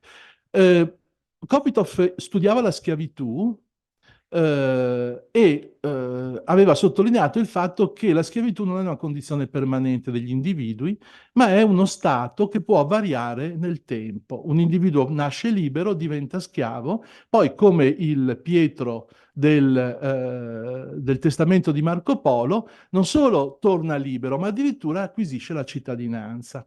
Quindi esiste una biografia dentro la schiavitù che Kopitov applica per analogia agli oggetti, nel senso che dal suo punto di vista gli oggetti possono andare da un massimo di valorizzazione come merci a un minimo di valorizzazione, lui la chiama individualizzazione, che consiste nel fatto che a quel punto gli oggetti valgono non tanto per il loro valore economico, la loro solvibilità, posso vendermi la tavola, d'accordo? Ma per il fatto che rappresentano o diventano una sorta di correlativo oggettivo, per l'appunto, di una condizione esistenziale, di un segmento di biografia, di un tratto di rango o di ruolo, un po' come diciamo accade nel database a cui si sta lavorando, per cui per l'appunto si tratta di mettere in fila anche i cambiamenti di condizione degli individui. Ora, i gioielli in questo caso ci dicono esattamente questo: i gioielli non sono fini a se stessi, ma determinano dei cambiamenti di stato che, tra parentesi, sono comuni nei due episodi di cui sto parlando, perché in entrambi i casi si tratta di un caso di inclusione di rango. I due fratelli Polo vengono inseriti, diciamo, in quella zona grigia dell'amministrazione mongola destinata agli stranieri. I tre Polo al ritorno vengono riconosciuti come veneziani e di famiglia esattamente grazie ai gioielli. Forse la cosa può sembrare un po' brutale, però bisogna riconoscere che in questo caso gli oggetti funzionano come strumenti di modificazione e di marcatura dell'esistenza umana. Ora, purtroppo il mio tempo sta scadendo, però vorrei segnalarvi un altro degli aspetti che avevo segnalato di questo all'inizio, cioè il fatto che un inventario è una sorta di descrizione in nuce, una descrizione al grado zero, il puro nome. Questa cosa si riconosce benissimo se voi leggete i materiali che vi ho messo a disposizione, a partire dal commento di Formentin, ma poi i passi di Ramusio, perché si capisce benissimo che in alcuni casi l'interpretazione del nome è debitrice, o meglio, funziona o meglio è funzionante soltanto a condizione di avvicinarla al testo. E per esempio nel caso del termine canna nel testo dell'inventario, dove Formentin propone bambù, per analogia al fatto che nel milione il termine cane indica sempre il bambù, come dice il commento di Cardona. Allora è chiaro che cana esiste come bambù non tanto in se stesso, nell'indicazione dell'inventario, ma in rapporto, chiamatelo pure dialettico, con il testo che serve da interpretazione. Un altro caso che vorrei segnalarvi, perché ci porta all'ultimo punto su cui vorrei arrivare, il penultimo punto su cui vorrei arrivare, riguarda l'indicazione che voi trovate alla riga 21, in pagina 5 dell'handout, dove ho commesso un errore per, come dire, faciloneria di lettura, poi verrà risolto in sede di atti.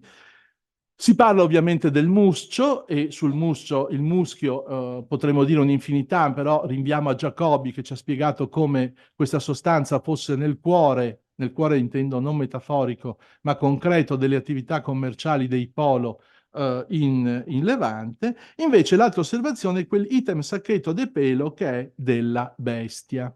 Ora, giustamente i commenti, anche quello precedente all'edizione più recente, rinviano a un passo di Ramusio, dal libro primo, capitolo 50, paragrafi 5 e 6. Ora, il passo voi ve lo trovate 1.55.6, lo trovate al punto 3 a pagina 8 e su questo vorrei soffermarmi per un istante.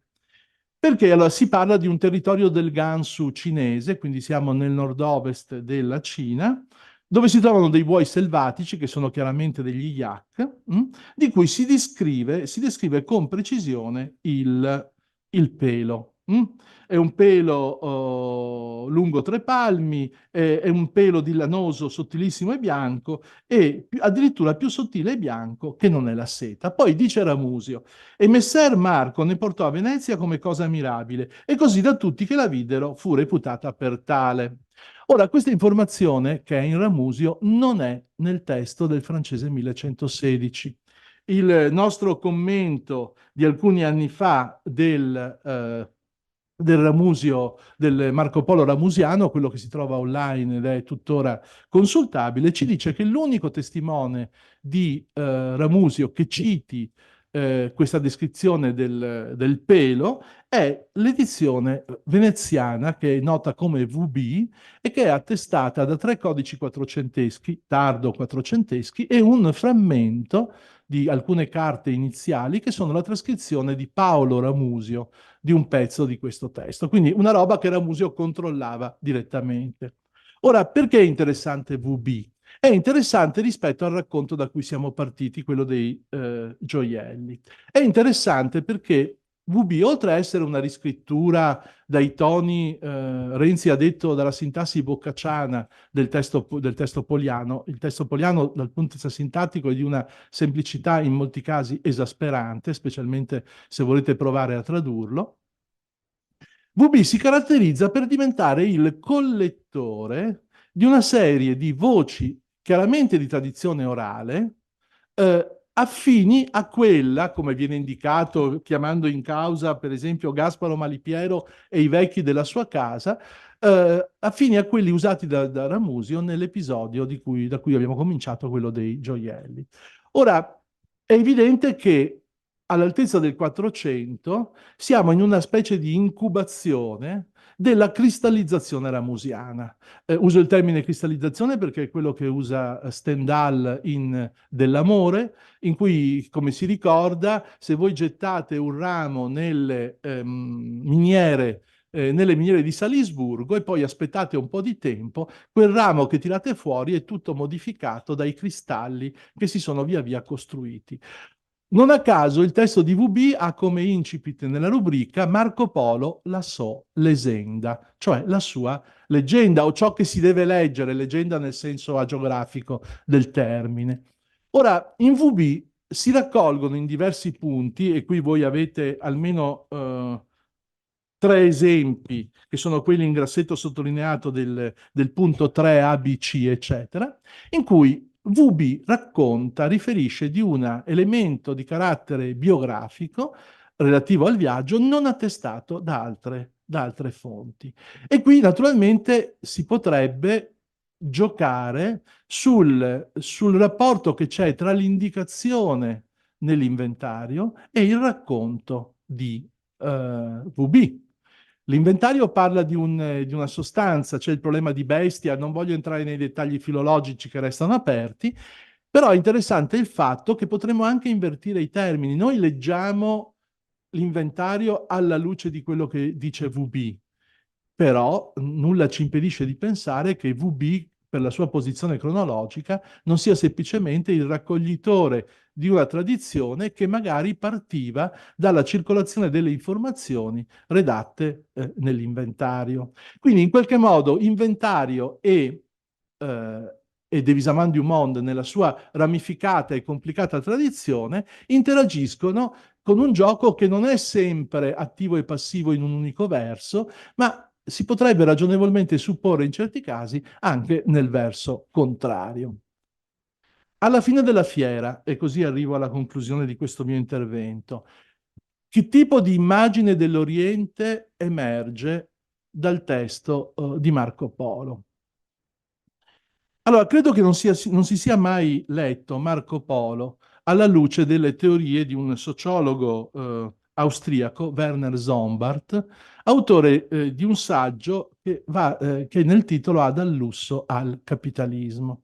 Sombart, che è uno della grande tradizione austriaca di fine 800, inizio 900, quella di Simmel e via di seguito, ha sostenuto che lo sviluppo, chiamiamolo capitalistico, del primo capitalismo europeo tra il 1300 e il 1800 è legato sostanzialmente alla volontà di lusso dei ceti dell'elite europea. Un lusso che naturalmente non ha un valore economico nella misura in cui alimentarlo e mantenerlo costa e costa pesantemente. D'accordo? Costa pesantemente. A me piace sempre ricordare che con la quantità di noce moscata che i marinai inglesi riuscivano a sottrarre, delle navi della Compagnia delle Indie, riuscivano a sottrarre e a, come dire, nascondere per ingestione nel proprio corpo e poi per espulsione, quindi con una quantità molto piccola di noce moscata, guadagnavano più di 4 o 5 anni di stipendio sulle navi. Questo ci dà la misura dei costi del lusso in epoca antico regime. Ecco, quello che emerge da questo punto di vista nell'inventario di Marco Polo è di un lusso sicuramente alimentato dalle ricchezze, però questa è una glossa facile e tutto sommato inutile, ma un lusso che si concentra principalmente sui tessuti. La voce orientale più presente, anche con delle varianti linguistiche molto interessanti, non attestate dal De Visamand du Monde, penso al termine idu, cambia color, camoca, tutti commentati, quindi non è qui il momento di tornarci sopra. Ecco, tutti i riferimenti più importanti a oggetti orientali non strettamente legati all'attività commerciale dei polo, che ne so, l'aloe, il muschio, eccetera, riguardano sostanzialmente i tessuti. Non so che valore possa avere questa informazione, è comunque il segno di appunto un'elite affluente dal punto di vista economico e quindi la lascio alla vostra riflessione perché il mio tempo è scaduto. Vi ringrazio.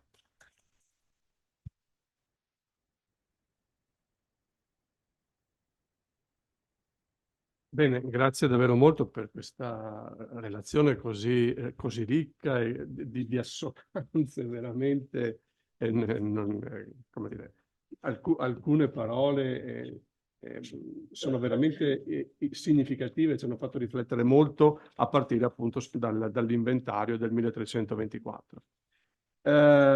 Quindi adesso lascerei la parola, ci parla in fondo la stanza, all'ultima relazione di questo pomeriggio, Andrea Nanetti, finalmente, quindi adesso ci verrà un po' svelato questo codice diplomatico poliano. Il titolo infatti è Unveiling Marco Polo's Diplomatic Codex Online e Critical Presentation, quindi uno svelamento in sostanza di questo codice diplomatico. Andrea Nanetti è socio dell'istituto, è professore di Digital Humanities nella Nanyang Technological University di Singapore, ha ricevuto diversi riconoscimenti internazionali proprio relativamente a queste ricerche, a questi lavori sulle Digital Humanities. Oggi ci parla in veste di coordinatore e di curatore appunto del codice diplomatico poliano. In particolare ci illustrerà in anteprima la versione digitale, quindi vedremo appunto questa versione digitale del CDP su cui già stamattina abbiamo avuto significative, diciamo, già evocazioni. A partire da questa piattaforma IHM pluripremiata, e su questa stessa piattaforma, tra l'altro, Andrea Nanetti ha fatto quel lavoro presentato sempre qui in Istituto Veneto nel 2019, cioè il mappamondo di Fra Mauro. Quindi lascio la parola ad Andrea Nanetti. Buonasera, grazie molto di questo invito di partecipare al progetto, lo considero ancora come invito.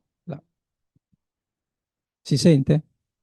Ho voce flebile, energie scarse, ma proverò a metterle tutte in questa presentazione. Ringrazio intanto molto per l'invito di partecipare al Codice Diplomatico Poliano. Lo considero ancora un invito e un grande onore quando mi venne fatto nel 2020-2021 dall'allora direttore dell'Archivio di Stato di Venezia, Gianni Pensodoria, e dal direttore della Biblioteca Nazionale Barciana, Campagnolo. E si partì appunto dal digitale. L'invito fu di come fosse possibile portare un discorso archivistico, paleografico e diplomatico nel digitale, cioè come rendere contemporanea una ricerca che si radicava nella tradizione della scuola dell'Archivio di Stato di Venezia. Quando siamo partiti da questo progetto, ed è da qui che volevo partire. Il progetto è partito da un'idea che ebbi a Princeton nel 2007-2008 e la portai avanti a poco, ma l'elemento di radicamento accademico avvenne proprio qui.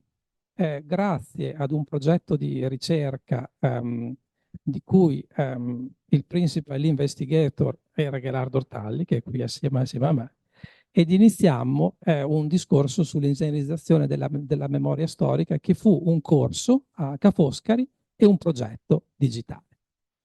Questo progetto si è evoluto nel tempo, si è evoluto forse anche per certi aspetti inaspettatamente. Ad oggi abbiamo moltissimi enti che finanziano la struttura, i collaboratori sono oltre 130, tra storici, filologi ed informatici, distribuiti direi internazionalmente tra le Americhe, l'Asia, l'Europa, l'Australia e altre realtà non nazionali anche. I finanziamenti sono partiti da Bologna ed il secondo che vedete, quello di Venezia, sono andati avanti con moltissime istituzioni, tra privati, con grandi enti come Microsoft o Digimagic e altre istituzioni accademiche che hanno dato dei contributi in kind oppure in finanziamenti in moneta, come il Ministero dell'Istruzione di Singapore. I riconoscimenti sono stati molti, e tra cui quello più recente, quello della Medieval Academy of America, che ha riconosciuto il premio per gli Humanities, proprio con una menzione specifica per il Fra Mauro. Ora, quindi, un progetto che presento io, ma non sono io, sono tante persone che hanno lavorato a questo progetto. E questo progetto, cos'è il progetto Engineering Historical Memory? Parte da una pratica, da una necessità negli umanisti che ho verificato e condiviso con tante altre persone. Cioè siamo sempre più aggrediti, direi, come studiosi dalle tecnologie e dalle scienze emergenti nell'ambito informatico e computazionale. Allo stesso tempo però c'è la consapevolezza che queste tecnologie non sono state sviluppate per noi. Quindi questa è la prima chiave su cui Engineering Historical Memory si sviluppa nell'incubator. Nell'incubator andiamo a verificare con gruppi di ricerca, prima di tutto, come le tecnologie vanno analizzate e recepite, partendo da information visualization, che è quella di base, la visualizzazione dei dati e dell'informazione. È stato il primo dei progetti che abbiamo portato avanti. Poi abbiamo portato avanti la ricerca per immagini senza l'uso delle parole chiave, e uno dei risultati l'avete visto questa mattina sull'applicazione di AI al discorso di immagine e testo, e siamo andati a lavorare più recentemente sul rapporto tra storia e l'industria creativa con un gruppo di studenti di Ca' Fosca e Digital History nel semestre scorso, per vedere come la storia entra dentro all'industria creativa e come vi partecipa. E oggi, visto che il trasferimento dell'informazione non è più come quello di un tempo, cioè il regista o lo script o quello che lavora sui videogiochi non va più a leggere un libro, cerca delle informazioni su banche dati. Partendo da tutto questo, siamo andati su 2 progetti di base, che sono quelli, non divago perché sono quelli che ispirano il CDP, ma anche quelli che danno la forza al CDP di crescere con degli algoritmi già esistenti. Gli algoritmi prima di tutto di visualizzazione, ma anche quelli di ricerca per immagini. Abbiamo sviluppato quindi un trasferimento sugli algoritmi che sono stati sviluppati per il Fra Mauro. Il primo, che è quello che ha già citato Andrea Erboso questa mattina, è l'analisi multispettrale dei documenti. Quindi quello che si faceva in modo diciamo molto empirico e laborioso, faticoso e anche costoso in archivio, era di andare a chiedere delle fotoriproduzioni con diversi spettri di luce, con l'ultravioletto, quella più frequente, quelli più sofisticati andavano anche a chiedere con l'infrarosso, e se il documento era miniato, come nel caso della mappa del Fra Mauro, si andava anche alla luce radente, cioè per capire i volumi e gli spessori. Ad esempio, questo è molto chiaro per il Fra Mauro, che cosa vuole dire avere la luce radente su un documento. Si vedono le costruzioni all'interno del documento, però questo per farvi vedere cosa si fornisce nel CDP per ogni documento, cioè si fornisce la lettura multispettrale del documento, che dà la possibilità anche di aprire delle finestre alternative. Quindi questo è basato proprio su un lavoro che esisteva già, e i direttori che hanno dato questo incarico avevano capito che di qui si potevano prendere le risorse. L'altro elemento di confronto che esisteva già sulla piattaforma, che abbiamo sviluppato in collaborazione con il collega Burgio e con la collega Simeon, è il lavoro sul codice poliano, sul divisement du monde, che è una delle altre parti. E queste due realtà si collegano perché si danno la possibilità di entrare dentro alla documentazione in modo interattivo e in un discorso di interoperabilità. Cosa vuol dire l'interoperabilità? È la parola chiave, direi la parola che ricorre più di frequente quando si parla del metaverso. Il metaverso è un discorso di là da venire, non solo perché è meta, ma perché non l'ha creato ancora nessuno. Nessuno è stato capace di generare un metaverso funzionante. Però tutti abbiamo ben chiare quali sono le domande per il metaverso. Prima di tutto l'interoperabilità dei sistemi e l'accesso all'interno dei sistemi con degli avatar da diverse posizioni. Questo non è stato ancora fatto, però penso che qualche cosa di vicino ci sia. Per altri discorsi di tecnologie sono quelli della visualizzazione sulle mappe per toponimi, e anche di applicazioni di tecnologie più sofisticate che vengono dall'industria, come ad esempio la sentiment analysis sui testi, che ci dà la possibilità di applicare degli algoritmi complessi ad un discorso testuale antico, che produce in tempi molto brevi un'analisi che viene fatta anche da altri software. Gli umanisti digitali o gli humanities people hanno fatto dei software simili, ma non arrivano alla complessità della sentiment analysis che è applicata nei social media. E qui si vede in pratica la ricerca delle parole chiave, le categorie, l'intensità del documento e si dà già una prima lettura. Questo a cosa serve? Questo serve per dare gli alimenti di base, feeding, agli algoritmi che cercano immagini o testi sul web basati su delle similarità. Quindi non siamo partiti dal nulla, diciamo. Ora, questa è la struttura che abbiamo dato al discorso poliano del CDP.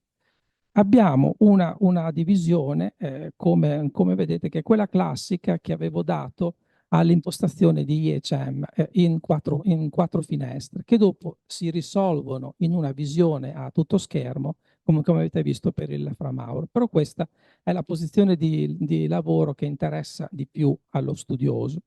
È divisa in 4 finestre con 2 blocchi, diciamo, di temi e anche di funzioni. La parte sinistra è la parte dell'acquisizione della conoscenza tradizionale, cioè come si trasferisce la conoscenza libresca, potremmo dire, o delle edizioni su un formato digitale, senza offuscarne l'accuratezza e senza neppure andarne a diluire il contenuto. Questo penso che nella struttura del CDP ci sia ora e allo stesso tempo un'indicizzazione un po' più robusta di quella che troviamo nei documenti. E questa indicizzazione ci permette di cercare e di guardare il documento per categorie, ovviamente per cronologia, come lo vedete già. Le thumbnail che abbiamo scelto per i documenti sono di dare il CDP un numero del documento, che sarà come quello del documento a stampa, l'ente di conservazione in abbreviazione e una riga sotto la data topica e la data cronica. Questo per individuare il documento. Nella ricerca abbiamo ovviamente la cronologia, ma altri tipi di ricerca. Abbiamo la ricerca per lingue, che sono 3, il latino, il veneziano e il francese. Abbiamo la ricerca per nomi di luogo, e sono i luoghi che abbiamo identificato. Abbiamo aggiunto rispetto ad altri tipi di progetto le contrade di Venezia, perché ci è sembrato opportuno dare anche questa possibilità di ricerca e rientra anche nelle tematiche presentate dal collega Bolognari, su cui torno dopo per il discorso delle persone.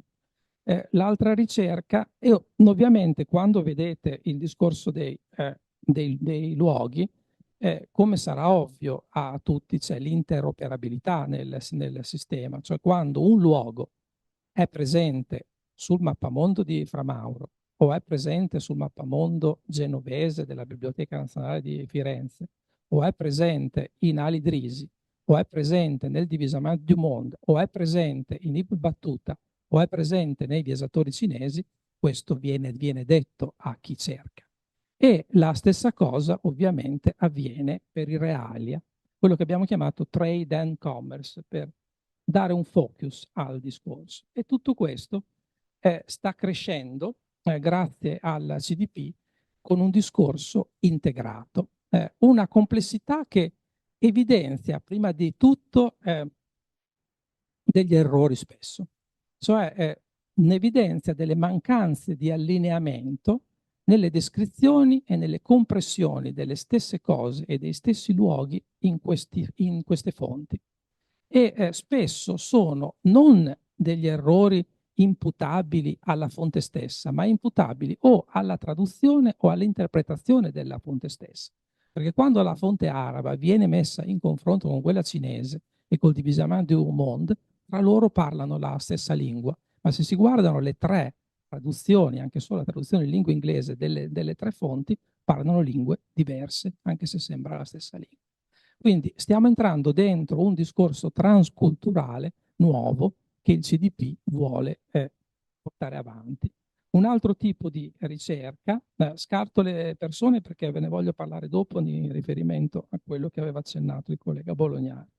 Abbiamo aggiunto un discorso sugli eventi che più che eventi va in linea con lo storytelling e collega passi di queste fonti, non solo del CDP, con l'industria creativa, ma anche per l'industria creativa.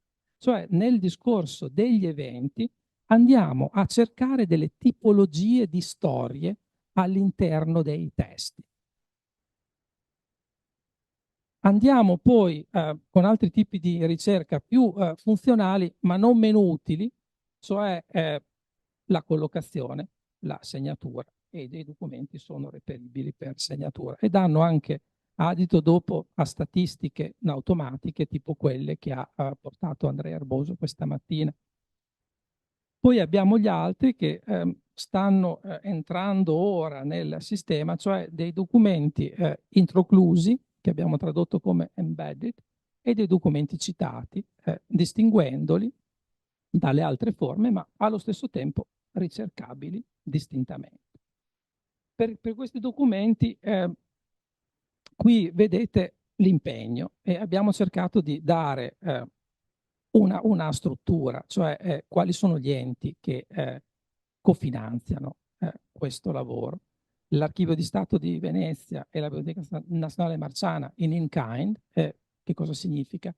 Con personale già strutturato che ovviamente non a tempo pieno collabora con il CDP, ma istituzionalmente questa è una cosa molto importante per il progetto, che è partita dall'inizio, cioè di lasciare il tempo ai funzionari di lavorare per un progetto di ricerca internazionale. L'istituzione per cui lavoro, la Nanyang Technology University, con 2 fondi di ricerca, 3 quest'anno, e l'Istituto Veneto di Scienze e Lettere d'Arte, non da ultimo con il convegno di oggi, ma anche con delle borse di studio che hanno permesso di finanziare uno degli editori del CDP, la dottoressa Francesca Girardi, che è a pieno titolo con la dottoressa Benussi e il dottor Erboso tra gli editori del CDP. Però il primo passo che è stato fatto, che è citato qui, è il lavoro degli editori, certo, che vi ho detto, delle istituzioni che promuovono il CDP, ma anche di un comitato scientifico internazionale che è il punto di riferimento, il caposaldo per diversi tipi di discipline a tutte le domande che stanno venendo fuori con il CDP. Più che risposte, vengono fuori tante domande da questo lavoro e penso che dalle lezioni di questa mattina e anche del pomeriggio sia molto chiaro come mettere su uno stesso tavolo allargato una quantità di informazioni che non sono mai state sullo stesso tavolo crea dei nuovi sviluppi, ma anche solo dai numeri dei documenti. Quando siamo partiti, i documenti tra virgolette noti erano meno di 40, oggi sono 90 circa, e qualcun altro verrà fuori, insomma. E questo lavoro di ricognizione documentaria è stato fatto principalmente dalla dottoressa Benussi all'interno dell'Archivio di Stato di Venezia, con un lavoro faticoso, necessario e molto preciso, che è partito prima di tutto dalla ricognizione dell'edito, ma soprattutto anche dalla ricognizione nei depositi per ridare le citazioni, le segnature archivistiche odierne all'edito e per permettere agli studiosi di ritrovare questi documenti e di riguardare direttamente. Poi la campagna fotografica fatta dall'Archivio di Stato di Venezia con un processo nuovo che è partito dall'acquisizione degli strumenti, quindi dei filtri, delle strutture, ma anche per il lavoro dei fotografi all'interno dell'Archivio di Stato di Venezia, di Toscano e di Alongi, che sono andati anche in Marciana a fotografare gli altri documenti poliani per dare una campagna fotografica ai documenti poliani uniforme. Quindi questo per il gruppo. Poi i collaboratori nei diversi istituti e anche un servizio esterno che mi segue da moltissimi anni, direi dall'inizio, che è la Francesca Pivirotto, che ha una company a Rovigo che mi segue per tantissimi altri tipi di progetto nell'implementazione dei database. E questo è partito dalle sue figlie, che erano studente mie nel corso di ingegnerizzazione della memoria storica che fece da Ca' Foscari nel 2010 ed iniziarono. Quindi gruppi di lavoro di lunga lena. Poi andando verso la conclusione, perché volevo darvi un senso di come funziona questa cosa. Due cose vi dico per uno sulle persone, perché le persone non le ho inserite qui, perché il sistema di ricerca delle persone che abbiamo utilizzato per la diaristica veneta e per i viaggiatori per altre cose, ho deciso di non utilizzarlo per il CDP, appunto per il principio che abbiamo istituito di tenere divisa l'evidenza documentaria dall'interpretazione in sede storiografica delle biografie. Quindi questo, partendo anche da una nota di questa mattina del professor Bartoli Langeli, questo vuole essere uno strumento per lo studioso e per gli studi, non vuole essere una sede che fornisce della conoscenza acquisita e chiusa all'interno di un sistema. Quindi quello che sto sviluppando, che non c'è ancora qui, è di visualizzare per l'utente il database delle evidenze documentarie per le singole persone. Poi di dare la possibilità all'utente di collegare i vari potenziali personaggi, di creare una biografia mettendo insieme le cose e di firmarla e di condividerla volendo. Questo ecco perché le persone non ci sono ancora. Poi la parte di destra, a cui dedico meno tempo, perché forse non è la sede più opportuna per condividerla, è la parte, diciamo, più tecnologica del sistema. Finora i sistemi basati sul web nelle scienze umane sono sistemi statici, cioè abbiamo una trascrizione di un materiale su una pagina web che lì è e lì sta. Quel che vedete oggi lo vedete anche domani, a meno che lo sviluppatore non cambi. Non c'è interattività con l'utente e non c'è neppure un aggiornamento in tempo reale dell'informazione, anche quando possibile. Sulla parte destra vedete queste immagini di Marco Polo. Che cosa vogliono dire? Vogliono dire che ogni documento del CDP viene collegato con alcune parole chiave. Queste parole chiave generano delle ricerche su delle immagini che generano altre ricerche su altre immagini e questo è basato su un sistema che vedete qui, è l'unico esempio tecnico che voglio darvi perché è sviluppato su dei layers accessibili a livelli molto molto diversi. Il primo layer è dell'utente di base che non sa che cosa sia la ricerca per immagini fatta sul web con motori di ricerca e si guarda questo video di 1 minuto e qualcosa e spiega bene la sostanza del problema allo storico. Poi c'è un'altra pagina di spiegazione più sostanziosa anche con articoli di computer science e ad un livello più avanzato chi voglia cimentarsi nell'inserire nel proprio progetto di ricerca oppure nel proprio sito web una ricerca per immagini senza parole chiave, può andare sul GitHub del progetto, si legge il codice, copia le parti che gli interessano, lo mette dentro al suo sistema e ha il prodotto finito. Non è così semplice come ve l'ho detto, però tutti i dati sono lì, l'informazione è presente. Questo per farvi vedere la sostanza di questo rapporto con le tecnologie, cioè come viene spiegato all'umanista. Penso che questo prodotto che ha fatto uno studente della UT Delft sia abbastanza interessante. Non abbiamo l'audio in questa sede, però per farvi vedere come si sviluppa un prodotto, quindi facendo capire che sono tante le immagini che interessano allo storico sul web oggi, crescono e crescono sempre. E diventa molto interessante poterle avere insieme, però quando noi andiamo a cercare delle immagini sul web, abbiamo dei sistemi, come vedete qui, che hanno dei bias. Questi bias sono principalmente linguistici e culturali.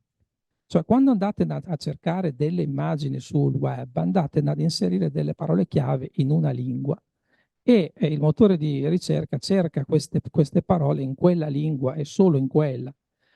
Però ci sono anche altri sistemi per cercare delle immagini sul web che possono andare a riconoscere l'immagine stessa di per sé. Sono più complicati e richiedono dei costi computazionali più alti. Ecco perché non vengono sviluppati. Anche nei motori di ricerca più comuni che trovate oggi, che avete un drag and drop, mettete dentro la vostra immaginetta e vi dicono che vi trovano immagini con quell'immagine lì, purtroppo non è così. Il software legge le parole chiave dell'immagine che mettete dentro voi e cerca con quelle parole chiave, perché costa meno farlo. Questo sistema ha dei costi abbastanza elevati, però è utile per la ricerca. L'abbiamo utilizzato in più fasi, anche per il video che avete visto questa mattina, e funziona. Quindi questo per darvi l'idea di come funzionano queste realtà. L'altra parte che potete vedere, penso qui, insomma, oppure da altre parti, tutti gli applicativi hanno questa serie di algoritmi dinamici. Il primo è un collegamento univoco con una pagina di Wikipedia. A cosa serve questo? Serve per identificare. Con Wikipedia si identificano le cose in una serie di lingue N, che sono sempre molte, in un modo univoco, tanto luoghi quanto cose. E si sa che si sta parlando di quella cosa, sia giusta o sia sbagliata, si sta parlando di quello. Dopodiché il motore di ricerca va a cercare nelle principali banche dati. Abbiamo fatto accordi con Scopus Elsevier e con Taylor & Francis, che sono i gruppi più grandi. Abbiamo acquisito gli API e qualunque cosa si cerchi nel sistema, automaticamente in tempo reale vengono le pubblicazioni.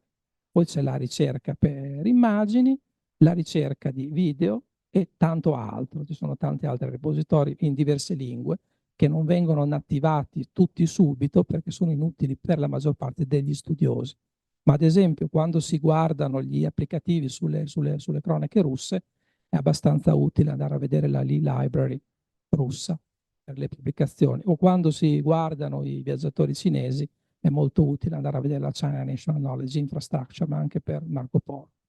Quindi tutti questi sistemi sono già all'interno della struttura.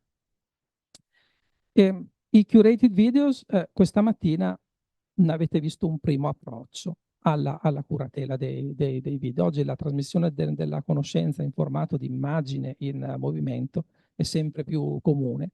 Quello però che è poco comune è avere degli strumenti di validazione per questi video. E se ne stava parlando, penso a pranzo oggi.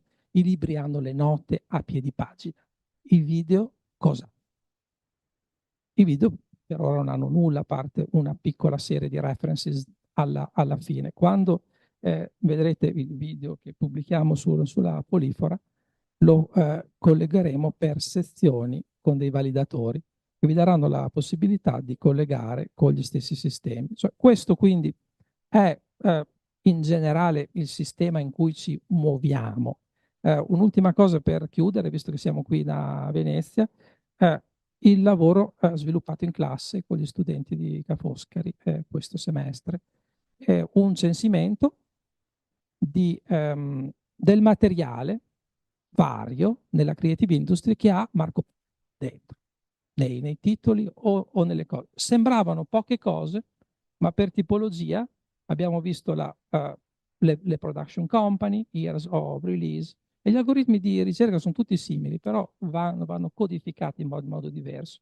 Ad esempio abbiamo delle tipologie di prodotti e hanno raccolto una 60 di prodotti. 5 studenti in collaborazione con un mio gruppo di tecnici che li ha supportati, e anche qui riescono a dare dei collegamenti con i prodotti che ci sono. Dipendentemente dai paesi in cui siete, avete accesso, o anche dagli abbonamenti che avete accesso al materiale online. E tutto questo sta generando delle sinergie e delle interoperabilità nuove a disposizione di tutti, e quindi anche del CDP. Grazie.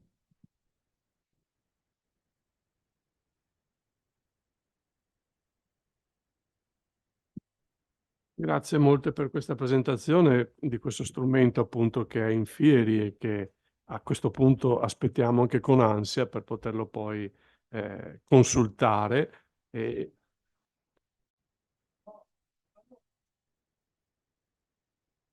Dopo il convegno, quindi da questo weekend, il sistema verrà condiviso con i membri del comitato scientifico e con i collaboratori, perché vorremmo avere un primo feedback per tanti miglioramenti, saranno possibili, tante varianti, la discussione cresce e quando saremo un po' più pronti apriremo anche un pubblico più vasto. Comunque interessati che vogliano vedere le cose possiamo dare accesso, insomma non è quello il problema, ma non mettiamo in pubblico perché è inutile mettere insieme con persone, gli utenti, credetemi, di IHM sono tanti e l'abbiamo visto perché abbiamo fatto richieste da YouTube per poter avere accessi più numerosi, che si sa che alla fine i siti vengono messi in latenza quando sono troppe persone che cercano.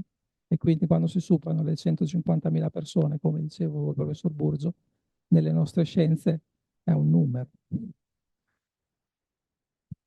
Bene, grazie. Allora, abbiamo ancora un'ultima parte del programma che è Attilio Bartoli Langeli e Tiziana Plebani che ci faranno insieme questa lettura del testamento di Marco Polo. Non ho capito, Sebastiano, dove la facciamo? Qui, perfetto. Quindi rimaniamo qui. Sì, togliamo tutto. E questo è il momento di chiusura di questo pomeriggio e quindi dopodiché sciogliamo la riunione di oggi. Allora, volevo tra l'altro in apertura dire una cosa, visto che molte ombre ancora ci sono su Marco Polo da chiarire, da studiare. Certo che l'arrivo dei testamenti in Marciana è un'altra di queste ombre, perché è un po' strano, mi sono molto chiesta come mai ci sia voluti quasi 40 anni perché potessero essere annotati nel catalogo dei manoscritti e che quindi probabilmente la figura di Marco Polo all'epoca non fosse una figura che suscitava interesse e che forse perché il bibliotecario al tempo era Pietro Bettio, che non aveva, diciamo, l'erudizione, la cultura del suo predecessore Jacopo Morelli, che aveva invece consigliato Placido Zurla nella trattazione della vita di Marco Polo qualche anno prima, perché sono arrivati e non c'è traccia nell'archivio della biblioteca del donatore, del patrizio Filippo Balbi, da cui li vede Emanuele Cicconi, a cui dobbiamo in qualche modo la scoperta. Allora, lettura del testamento, io faccio solo come dire, porgo a Attilio il testo perché lui lo commenti, che è a sua edizione. Allora, vediamo di provare l'inizio. Questo è il manoscritto, la pergamena, e questo forse è la fine. Ok. Fai vedere le edizioni. Lo sapete, no? No, se va Quante bene. sono le edizioni del suo testamento? Torna indietro. Torno indietro, se me lo eccolo qui. Beh, Cicogna, che le ha trascritte nelle iscrizioni veneziane, con un po' di errori, poi c'è stato Vincenzo Lazzari, e qui siamo al momento in cui si vuole anche celebrare Marco Polo per il convegno degli scienziati, il congresso degli scienziati del 1847, anche con un monumento, la medaglia che avete visto nella locandina, monumento che poi gli austriaci non vollero fare, Henry Yule, e arriviamo al nostro Attilio. Quindi vado avanti. Questa è la pergamena. Ah no, bisogna andare dall'altra parte. Ok. Nel nome di Dio eterno, amen. Nell'anno dell'incarnazione del Signore nostro Gesù Cristo 1323, nel mese di gennaio, giorno nono entrante, indizione settima, in rialto. Ma che commento vuoi fare? Andiamo avanti? No, No, vuoi dire? abbiamo fatto questo lavoro l'importante prima cosa è vedere il documento, far vedere le cose. Ho dato a quel documento che è completamente slavato con inchiostro chiaro su pergamena scura un po' di contrasto, non è esattamente realistica dunque la foto che vedete. E le altre avvertenze sono che c'è il passaggio di linea con barretta verticale e in rosso gli elementi i piccoli incidenti o simili di carattere grafico, per cui la prima che vedete è la ripetizione di SI all'inizio della seconda riga, cosa che può capitare, ma insomma che va avvertita. E poi i soliti problemi di scioglimento. In questo caso l'esperienza della documentazione veneziana può essere molto importante. Come si scioglie quel mens? Con l'ablativo o con il genitivo? Boh, ditemelo voi, direi, a Paola Benussi, ad altri esperti di documentazione veneziana. Ma d'altra parte tutti i notai abbreviano, quindi mi pare che non ci sia. Anche Rivoaldi, il genitivo locativo. È sicuro? Mica lo so. E quindi è buona norma lasciare tra parentesi tonde quando non sapete come trascrivere, come sciogliere.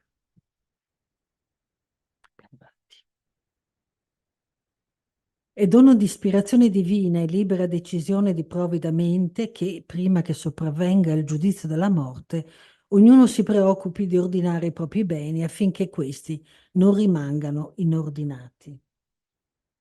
Dal punto di vista documentario, questo è il cosiddetto preambolo o arenga, le motivazioni di carattere generale che spingono a compiere un determinato atto. Non c'è nulla di specifico sul negozio, sulla disposizione in atto, ma è una formula di carattere generale, teorico,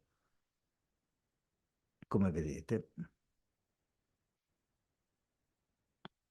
Per la qual cosa io, Marco Polo, del confino di San Giovanni Grisostomo, essendo di giorno in giorno sempre più indebolito per infermità di corpo, e tuttavia per la grazia di Dio, avendo sana la mente e integri il senno e la coscienza, temendo di morire intestato e che i miei beni rimangano inordinati. Questa è la motivazione specifica del testamento e di questo testamento. I testamenti sono di solito, non sempre, scritti dal notaio in prima persona, perché è il testatore che parla. È come se il notaio scrivesse sotto dettatura. A Venezia e altrove anche altri testi contrattuali sono in prima persona e col tempo al presente. La maggioranza dei documenti in Italia a quell'epoca è in realtà la terza persona con tempo al passato. Non ego dono, ma XY donavit, eccetera. Il testamento in questo complesso che è orientato verso la modalità narrativa e dunque probatoria, il documento prova un fatto avvenuto. In questo contesto generale il testamento si distacca un po' perché è quasi sempre con la prima persona e il tempo al presente. Appunto come se il notaio mettesse un microfono davanti alla bocca del testatore, che è una fiction naturalmente. Ma questo si ricollega a come stava Marco Polo quando ha dettato il testamento. Era cosciente davvero, come scrive lui? Perché la cosa si ricollega alla data della morte, a questo problema del giorno della morte. E mi veniva da riflettere stamattina che questi personaggi famosi hanno il vizio di morire di notte. Ed è un problema. Dante muore di notte, Francesco d'Assisi muore di notte, Marco Polo dorme di notte. Cioè di Marco Polo non lo sappiamo, degli altri due sì. Se Marco Polo fosse morto di notte, noi non sapremmo, come forse non sappiamo, a quale dei 2 giorni addebitare cronologicamente l'atto. Perché? Perché se è morto tra le 6 del pomeriggio e la mezzanotte è il giorno prima, se è morto tra la mezzanotte e le 6 del giorno dopo è il giorno dopo. Quindi nel caso che si volesse proseguire nel dar fede a quella annotazione di Bragadin sul giorno della morte, dovremmo ipotizzare, come già accennava il Manno stamattina, dovremmo ipotizzare che lui sia morto nelle ore intercorrenti tra una dettatura del testamento dopo le 6 del pomeriggio e la mezzanotte. Giusto? Se è passato la mezzanotte, dal nostro punto di vista, è il giorno dopo. Fate voi. Se si volesse insistere con quella data, va bene. Non si può fare come i frati minori, che per la morte di Francesco, che è avvenuta nella notte tra il 3 e il 4 ottobre, hanno trovato l'escamotage, lo sapete, no? Forse no. La sera del 3 a Santa Maria della Pozzuncola, cioè a Santa Maria degli Angeli, si celebra il transito. La mattina dopo a San Francesco si celebra la morte. Fate un po' voi. Una delle due è buona comunque. Ma dal punto di vista liturgico la festa di Francesco, il Dies Natalis, è il 4, perché così è segnato su tutte le fonti. Andiamo avanti. Andiamo avanti, però io faccio osservare la sottolineatura in rosso, il rubro, del nome di Marco Polo, magari di questo ne parleremo dopo. E anche il segno di paragrafo. Quindi, prima Diego, lo vedete? In rosso. esatto. È di altra mano, eh? È di altra mano, ma lo rincontreremo. Quindi ho fatto chiamare a me Giovanni Giustinian Prete di San Procolo e notaio, gli ho chiesto di scrivere insieme, autenticare questo mio testamento, nel quale testamento O come un scriberet testamentum pariter et complere. Questa è una formula standard di tutti i testamenti, in particolare di questo prete notaio, Giovanni Giustinian, che era specialista di testamenti, lo dimostra Paola Benussi nel saggio che ha scritto per questo volume e anche per quello di Scrinium, e quindi era un bravo scrittore di testamenti. Evidentemente aveva preso bene, ma insomma vedremo. Vado avanti. Stabilisco che mie commissarie di fede siano Donata, mia moglie diletta, e Fantina, Bellella e Moretta, mie figlie amatissime, affinché, secondo ciò che qui avrò ordinato e disposto di dare, così esse, dopo la mia morte, adempiano. Dunque, fidei commissarius arias è in tutti i testamenti italiani in latino l'esecutore testamentario. L'affidatario della fiducia, il destinatario della fiducia della fides del testatore, che quindi viene da lui incaricato di eseguire le proprie volontà.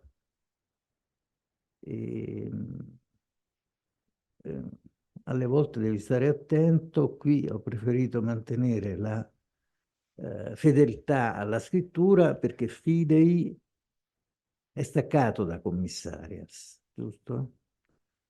E quindi il notaio lo intende come 2 parole. Noi oggi diciamo fedecommissario, no? E in più lo accennava già stamattina Ermanno, queste formule, dilectam uxorem e per amabiles filias, sono formulari. Ci piacerebbe tanto che fossero espressioni d'amore e d'affetto di Marco Polo per la moglie e per le figlie. No! Sono di paternità notarile, non del testatore. Ogni volta che ci dà le figlie, per amabiles, che vuoi fare? E comunque riscontriamo già un elemento decisivo di questo testamento, è che lui vede solo il proprio stretto ambito parentale, che è costituito da donna.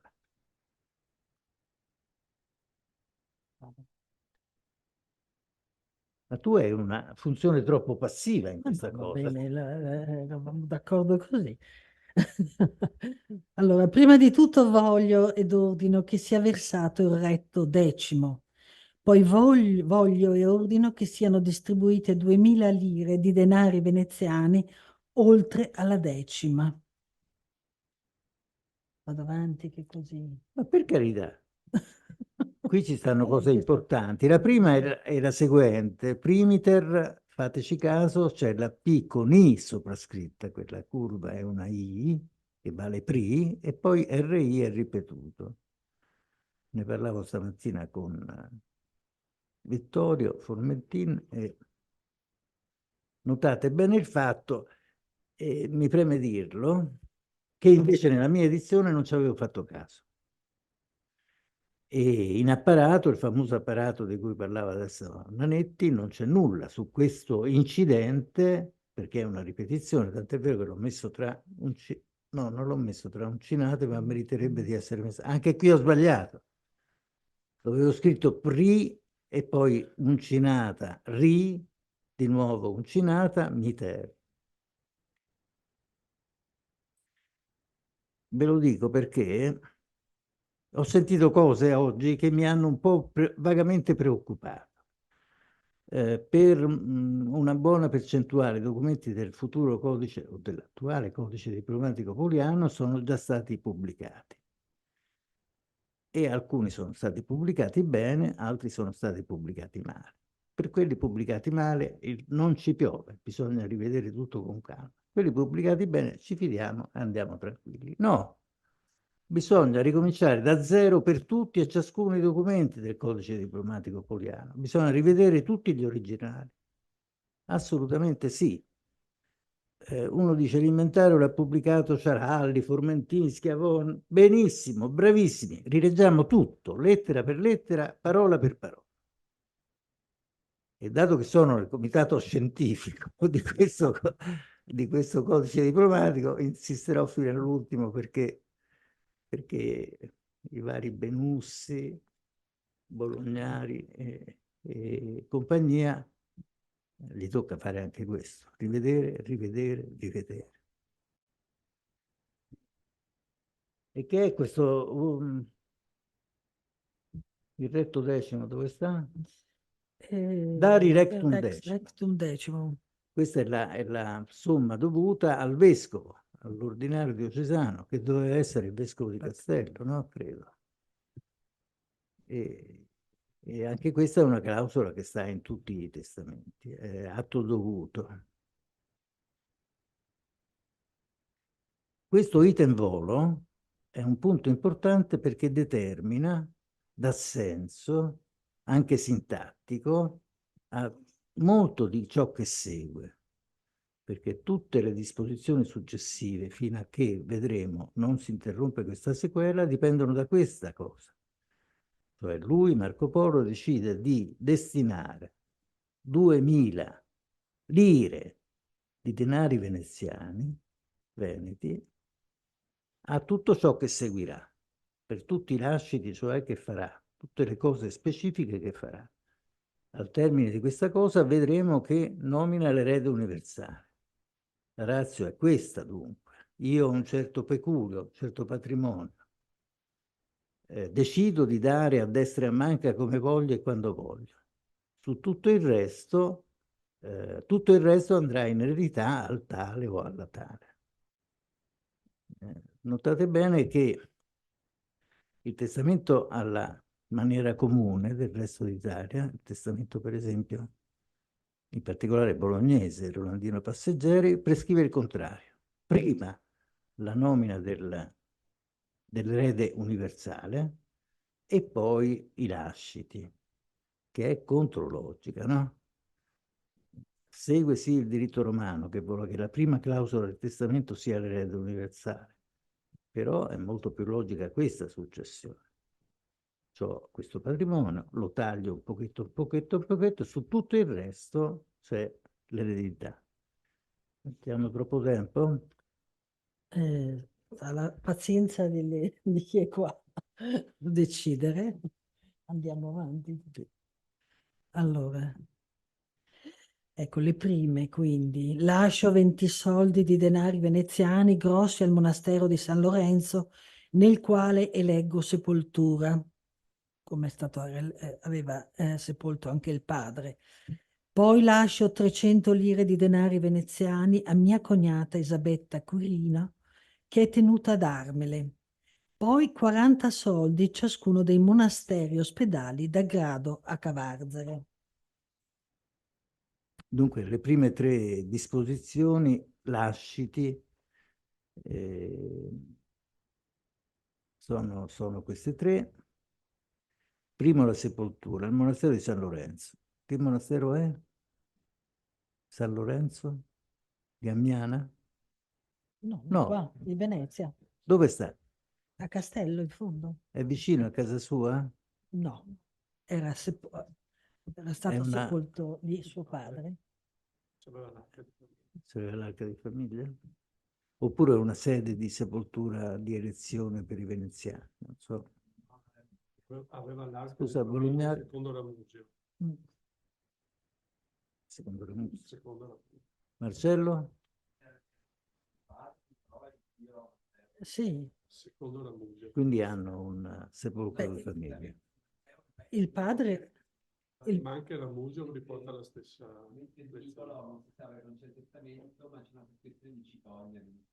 Cicogna dice che da bravo figlio aveva seppellito a San Lorenzo in una cassa, il padre lo anche descrive. Chi ha il microfono lo dia a Marcello perché tra un po' lo risentiamo. Poi la seconda clausola è una remissione di debito, giusto? Perché la cognata Isabetta Quirino gli doveva dare 300 lire di Veneti e lui la assolve da questo debito. Quindi qui bisognerebbe ragionare sul perché gliel'aveva dati, a che cosa servivano a Isabetta per fare chissà che e così via. È inutile che ci ragioniamo più di tanto. Però sappiamo che Marco Polo prestava denaro, non è il primo di questi casi, lo sappiamo, cioè sappiamo che prestava denaro, un uomo ricco che prestava denaro, quindi questo viene fuori anche dopo. In questo caso rimette questo debito alla sua debitrice, anche è una donna, sarà casuale, ma insomma una donna di famiglia. E infine a ciascuno dei monasteri e degli ospedali, sappiate che qui c'è un errore del notaio, non so se sia di altri notai veneziani, Hospitaliorum non esiste, Ospitale della Terza, e vorrebbe Hospitalium. E a Grado Usquad Caput Lageris è, come sapete, proprio il confine tradizionale del Ducato. Prego. Le somme di cui si sta parlando finora sono immense. Sì, sono 2000 lire, 2000 lire. È una cosa infinita. Queste 300 lire alla cognata è una somma altissima. Ci compravi 3 case a Venezia con 300 lire. No? Una sola casa. Sono denari piccoli. Ma 300 lire, ma è un'enormità, dai. Io le vedo come 300.000 euro di adesso. Forse 3.000 euro, dai. Andiamo avanti.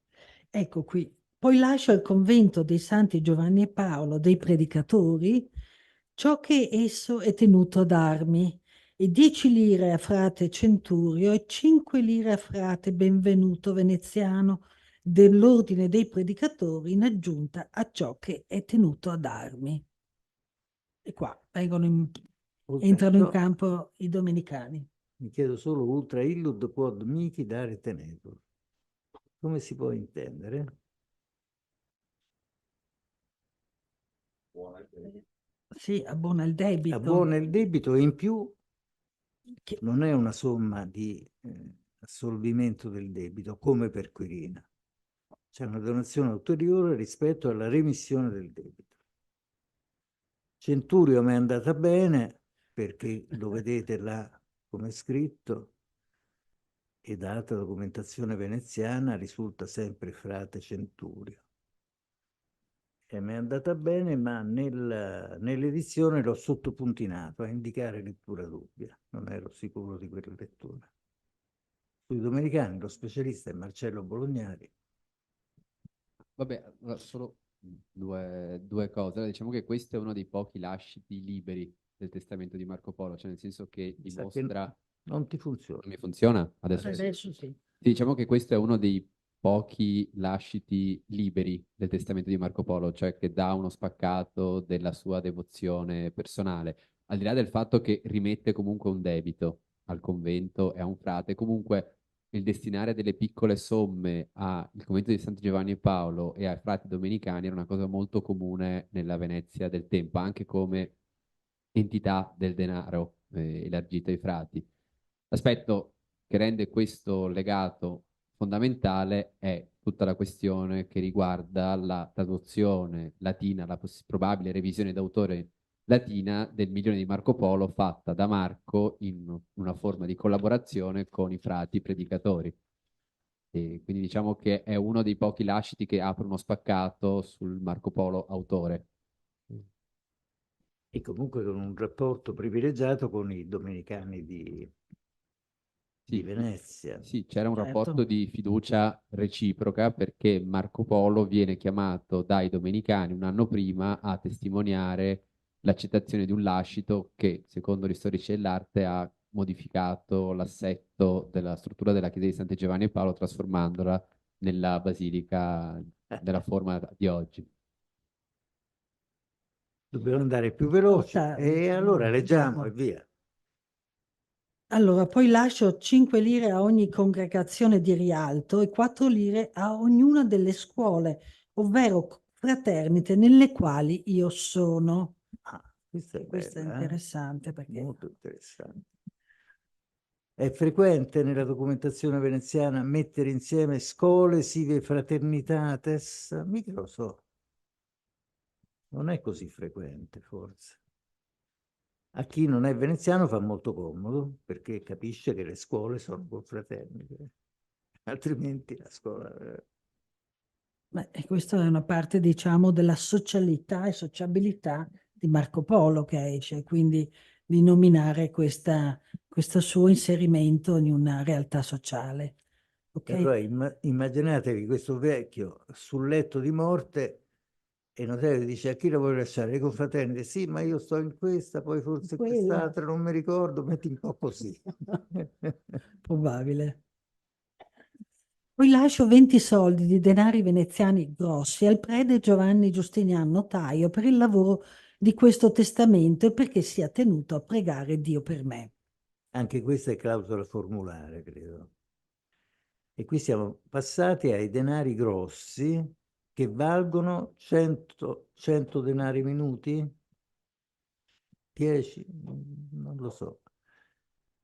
E quindi la somma di 20 soldi si equivale a 1 lira di veneziani, di grossi, ducati d'oro. Quindi anche qui è una bella sommetta. È una bella somma. Andiamo avanti. Chi lo sa, cioè, lo conosceva, era un prete di fiducia? Dici di sì? No, decisamente no. Ma ha sempre scritto molto male, mi pare, quello che abbiamo visto anche con la Paola Benussi. Poi sciolgo il mio servo Pietro di nascita tartara da ogni vincolo di servitù affinché Dio assolva l'anima mia da ogni colpa e peccato. Gli rimetto tutte le cose che ha acquisito nella sua casa con il suo lavoro. Inoltre gli lascio 100 lire di denari veneziani. E qui abbiamo questo importante... una volta sono tanti soldi. Sono tanti soldi e appunto sappiamo che poi non doveva essere una persona qualunque questo Pietro, perché poi anni dopo fu fatto cittadino veneziano. È l'unica donazione per l'anima questa, eh? Le altre, la cosa è sottintesa, intrinseca alle donazioni, per esempio poi- per i monasteri, per gli ospedali, per le scuole. In questo caso è detto a tutte lettere. Quindi Il residuo delle dette 2000 lire, a parte la 10ª, sia distribuito per l'anima mia secondo la buona discrezione delle mie commissarie, quindi moglie e figlie, e sono tanti quelli che rimangono dopo che abbiamo tolto i 20 denari, eccetera, da tutti, quindi rimane ancora una bella cifra da destinare a messe, a poveri e quant'altro. E quindi questa è la clausola finale di questa prima fase delle disposizioni testamentarie. È la sottrazione di tante piccole o grandi somme dal peculio generale. No, il calcolo non può essere fatto al centesimo e quindi dice tutto il resto decidono le mie esecutrici a chi darlo, purché sia per l'anima. Veniamo qui. Degli altri miei beni lascio la soprascritta donata a mia moglie commissaria 8 lire di denari veneziani grossi ogni anno finché vivrà per suo uso, oltre alla dote e la residenza e ogni capo di masserizia con 3 letti corredati. Corredati, cioè con tutte le Lenzuola, coperte, coperte, cuscini. materassi. Il letto è la struttura in legno. Sì, sì, il letto e la struttura in legno. E in più sopra il materasso, eccetera. E qui, scusate, lo devo dire, questo stacium, che è ancora una volta una clausola del tutto ovvia nei testamenti veneziani, significa residenza, da quei 3 editori, senza che nessuno di loro ci facesse caso, dopo Cicogna. La responsabilità è di Cicogna, ma una ancora maggiore responsabilità ce l'hanno gli altri che gli sono andati dietro, che non sono soltanto i 2 successivi editori, ma tutti coloro che hanno letto sto testamento e non ci hanno fatto caso. Noi fatichiamo, studiamo per trascrivere bene, anche inventare e così via. C'è qualcuno che li legge con santa pazienza e ci fa caso, altri che dicono bello bello e via. Per cui sto stracium è rimasto nei secoli, in questo testamento di Marco, e se ci fosse stato davvero scritto stracium, io mi sarei messo a pensare, ma che è questo? Lo straccio per pulire per terra? Oppure lo strazio della vedova che piange il marito defunto? Insomma, non è possibile. E quindi rileggiamo, ricontrolliamo. Chissà quanti errori ho fatto in questa trascrizione. Oh. Ci sta. Beh, bisogna anche annotare che Marco non mette condizioni al fatto che la vedova rimanga in casa, mentre altre volte questo era annotato, cioè ha beni e casa se non si risposa. Ora, si sono sposati nel 1500, quanti anni avrà avuto Donata Badoer? Siamo nel 1524. 200. Sì, scusa, 1000 ovviamente, 1200, ho detto 1300 e 1324, sono passati 24 anni, poteva ancora risposarsi, ma non c'è una condizione. Sì, al 90% c'è la clausola. Esatto, quindi purché resti fedele purché al resti, testo, eccetera, purché non si rimane, risposi. esatto. E invece qui non c'è, che questo è un segnale abbastanza particolare. Ecco, veniamo invece al clou. Tutti in vero gli altri beni mobili e immobili da me non ordinati, e se tra quelli ordinati ne restassero alcuni non ordinati a me spettanti, ovvero potessero spettarmi o appartenermi a qualsiasi titolo.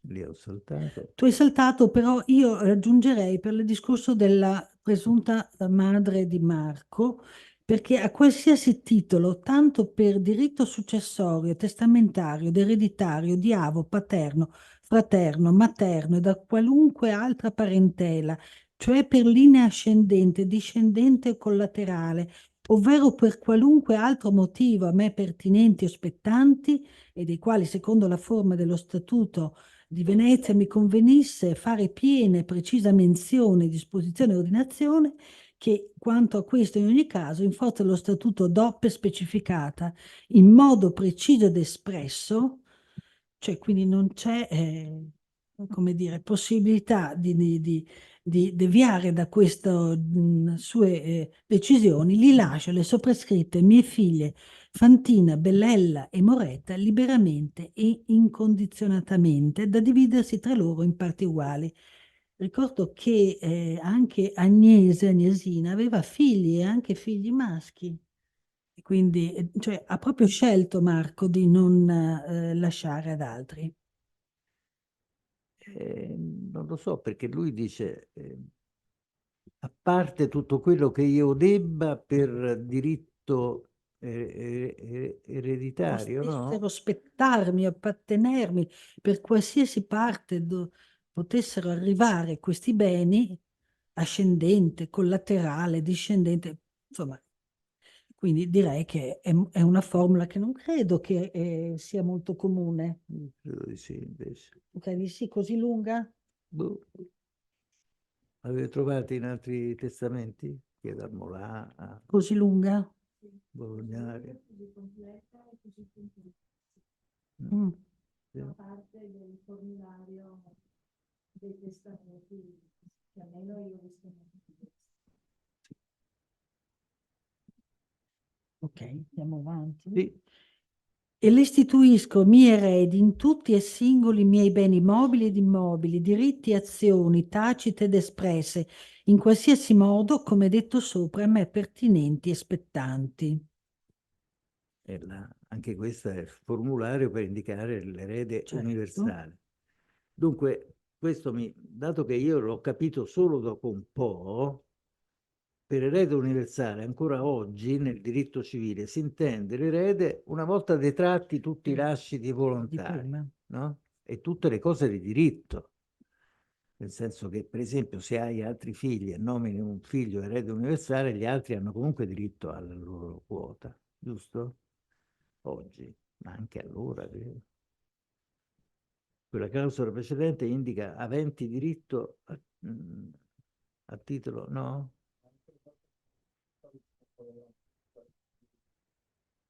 Sì? In Inghilterra e negli Stati Uniti non c'è un figlio che abbia diritto di ereditare. Semplicemente questo fu introdotto nella legislazione italiana dal codice napoleonico. E però il diritto veneto ha le sue specificità. Quella clausola di prima, così lunga e così bella, mi indicava proprio questo. Se qualcuno avesse qualche diritto sui miei beni, la rileggeremo con attenzione. Salvo che la detta Moretta, figlia mia, debba avere prima della sua parte del monte tanto quanto ebbe a ciascuna delle altre mie figlie per la propria dote e corredi. Il monte è l'ammontare della dote. Ha scritto more, ma fa niente. Tuttavia voglio che se qualcosa in questo mio testamento fosse contro gli statuti e deliberazioni del Comune di Venezia, sia corretto e ricondotto ai medesimi statuti e deliberazioni. Bene. Questa è una clausola formulare, ma che indica l'assoluta fedeltà di Marco alla sua, tutto ciò che concerne Venezia. Certo. Inoltre do e conferisco alle soprascritte mie commissarie, dopo la mia morte, piena capacità e potestà di assumere, amministrare e gestire la detta mia commissaria, di indagare, interpellare, agire e rispondere in giudizio, di ottenere avvocati, interdetti e ordinanze, di chiedere e ottenere l'applicazione della legge, se fosse necessario di giurare sull'anima mia, di presenziare la pronuncia della sentenza e darvi esecuzione, di vendere, alienare, entrare nel possesso, interdirlo, di rivendicare ed esigere ovvero escutere tutti i miei beni averi da tutte le persone, ovunque e presso chiunque potranno in tutto o in parte reperirli, con documenti e senza documenti, in curia e fuori curia, e di fare tutto ciò documenti di sicurezza ed ogni altro documento necessario, allo stesso modo che io, presente da vivo, possa e debba fare. Anche questa è clausola formulare, ripetuta all'infinito a macchinetta da tanti preti notai, senza capirci una parola. Intendiamoci, loro sono sapientissimi, tutto quello che volete, ma ripetono a macchinetta questa formula perché ci deve stare, punto e basta. E noi siamo in difficoltà a capire tutti sti gerundi. Mi sono dimenticata. Quegli avvocati, Certo. secondo me quello era vocazione. Poi ho visto un po' di edizioni di testamenti veneziani e tutti la scrivono avvocatores. Ma che c'entra in questo contesto? Meglio vocationes? Avvocatori? L'avvocaria? Gli avvocati. No, gli avvocati. E mi sono dimenticata, e quindi torno indietro brevemente per farvi vedere, ecco, le sottolineature che ci sono qua, e le sottolineature che sottolineano i nomi delle eredi, cioè delle 3 figlie, e questo attesta che questo testamento sia stato portato davanti al giudice del procuratore proprio da Fantina, come poi la sentenza lo dice, che proprio sono sottolineate proprio queste parti, cioè i nomi delle figlie come eredi universali. E quindi queste sottolineature potrebbero essere dei procuratori, dell'ufficio dei procuratori? O di Fantina o dei suoi avvocati, di quelli del... Sono...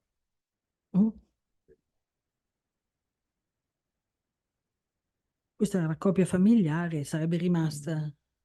Non lo so se è una coppia familiare.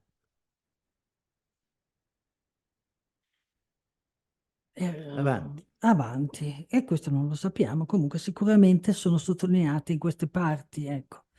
E questo mio testamento pronuncio essere fermo e stabile in perpetuo, così come è scritto, se qualcuno presumesse infrangerlo o violarlo, incorre nella maledizione di Dio Onnipotente e resti costretto sotto l'anatema dei 318 padri. E inoltre versi alle soprascritte mie commissarie 5 libbre d'oro e sia o no versata la pena, questo documento del mio testamento permanga nella sua stabilità. Avete capito quella maledizione? La maledizione. L'anatema dei 318 padri è quello annunciato al termine del simbolo niceno, il credo dell'anno 385, il credo detto appunto dei 318 padri. E questa è una cosa soltanto di questo notaio e non di tutti i notai veneziani. Altri, qui cito Felice De Merlis, che è l'autore di un altro testamento poliano, non di Marco ma di parenti, che minaccia soltanto l'ira dell'onnipotente Dio, eccetera, e l'indignazione di tutti i santi.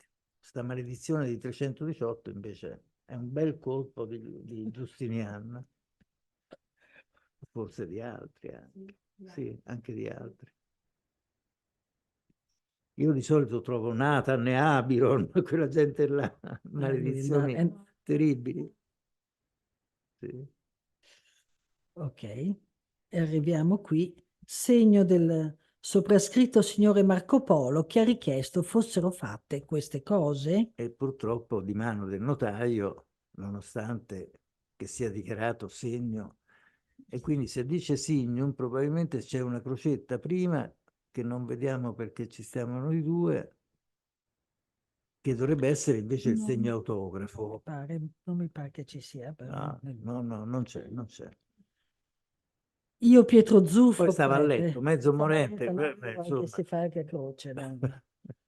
Allora, e qui abbiamo i 2 testimoni, io Pietro Zuffo, prete testimone, ho sottoscritto, io Nufrio Barberi, testimone, ho sottoscritto, che abbiamo escluso che fosse un barbiere. Mi sa che sto Barbero se l'ho messo minuscolo io. No, è maiuscolo. No. Barbero. E finalmente, io Giovanni Giustinian, prete E di quelle San sono Procolo. autografe invece. Questa è la prassi Sì. originaria che deriva dai tempi antichi della sottoscrizione testimoniale autografa, ma che resta a questa altezza cronologica solo per i testamenti, giusto? Giusto? No, sì e no, perché nelle sentenze ci sono le sottoscrizioni autografe, per esempio, degli iudices. Se stiamo parlando di testes, a questa altezza cronologica, secondo me, ce ne sono. Sono già sostituite da quelle del notaio, in grande maggioranza, a Venezia, a Rivoalto. Ma al di fuori di Venezia ci sono. È sempre il numero di 2. Sì.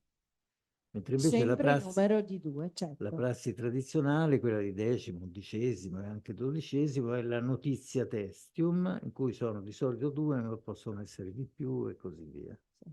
Sempre interventi di propria mano. E una cosa non abbiamo detto, e cioè che questo testamento, così come lo vediamo, è stato redatto dal notaio nel suo studiolo, non accanto al letto di morte di Marco, non sotto dettatura, oppure sì o no, non lo sappiamo. Ma certamente al letto di morte c'ha un blocchetto d'appunti su cui annota le cose, per poi stenderle in buona forma, secondo lui, in buona forma, su un foglio di pergamena col proprio signum e così via. È la differenza tra rogatio e mundum, o tra minuta e stesura buona, qualcosa di simile, che chi fa diplomatica conosce bene, ma forse non hanno presente tutti, specialmente notando l'iconografia. Nelle scene, per esempio, del codice civile in cui si parla del testamento, c'è ai piedi del letto sempre un notaio piccolo piccolo che scrive su una tavoletta, per esempio, molte volte, una tavoletta come facevano gli antichi. Noi diremmo oggi un block notice o qualcosa di simile. Poi, tornato a casa, cioè adesso lo devo scrivere bene, e esce fuori sta cosa. E questa è la sua sottoscrizione. Presbyter et notarius. E questa cosa ci ho riflettuto altre volte, insomma, è la subordinazione del titolo di notaio a quella di prete.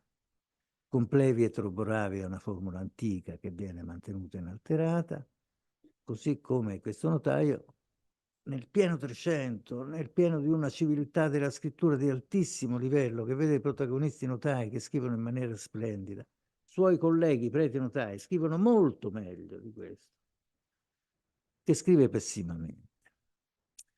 Ma io lo vedrei come un segno di una caratteristica generale di questo testamento e di Marco, che definirei la piena e assoluta venezianità di Marco. Marco accoglie, assume tutto ciò che è propriamente veneziano, a cominciare da questo prete notaio che volutamente sceglie tra i peggiori per dire: anche se scrive male, anche se non capisce quello che scrive, però io voglio un notaio prete di questo tipo, che rappresenti al massimo o all'infimo grado, se preferite, il notariato veneziano. Ho ragione o no?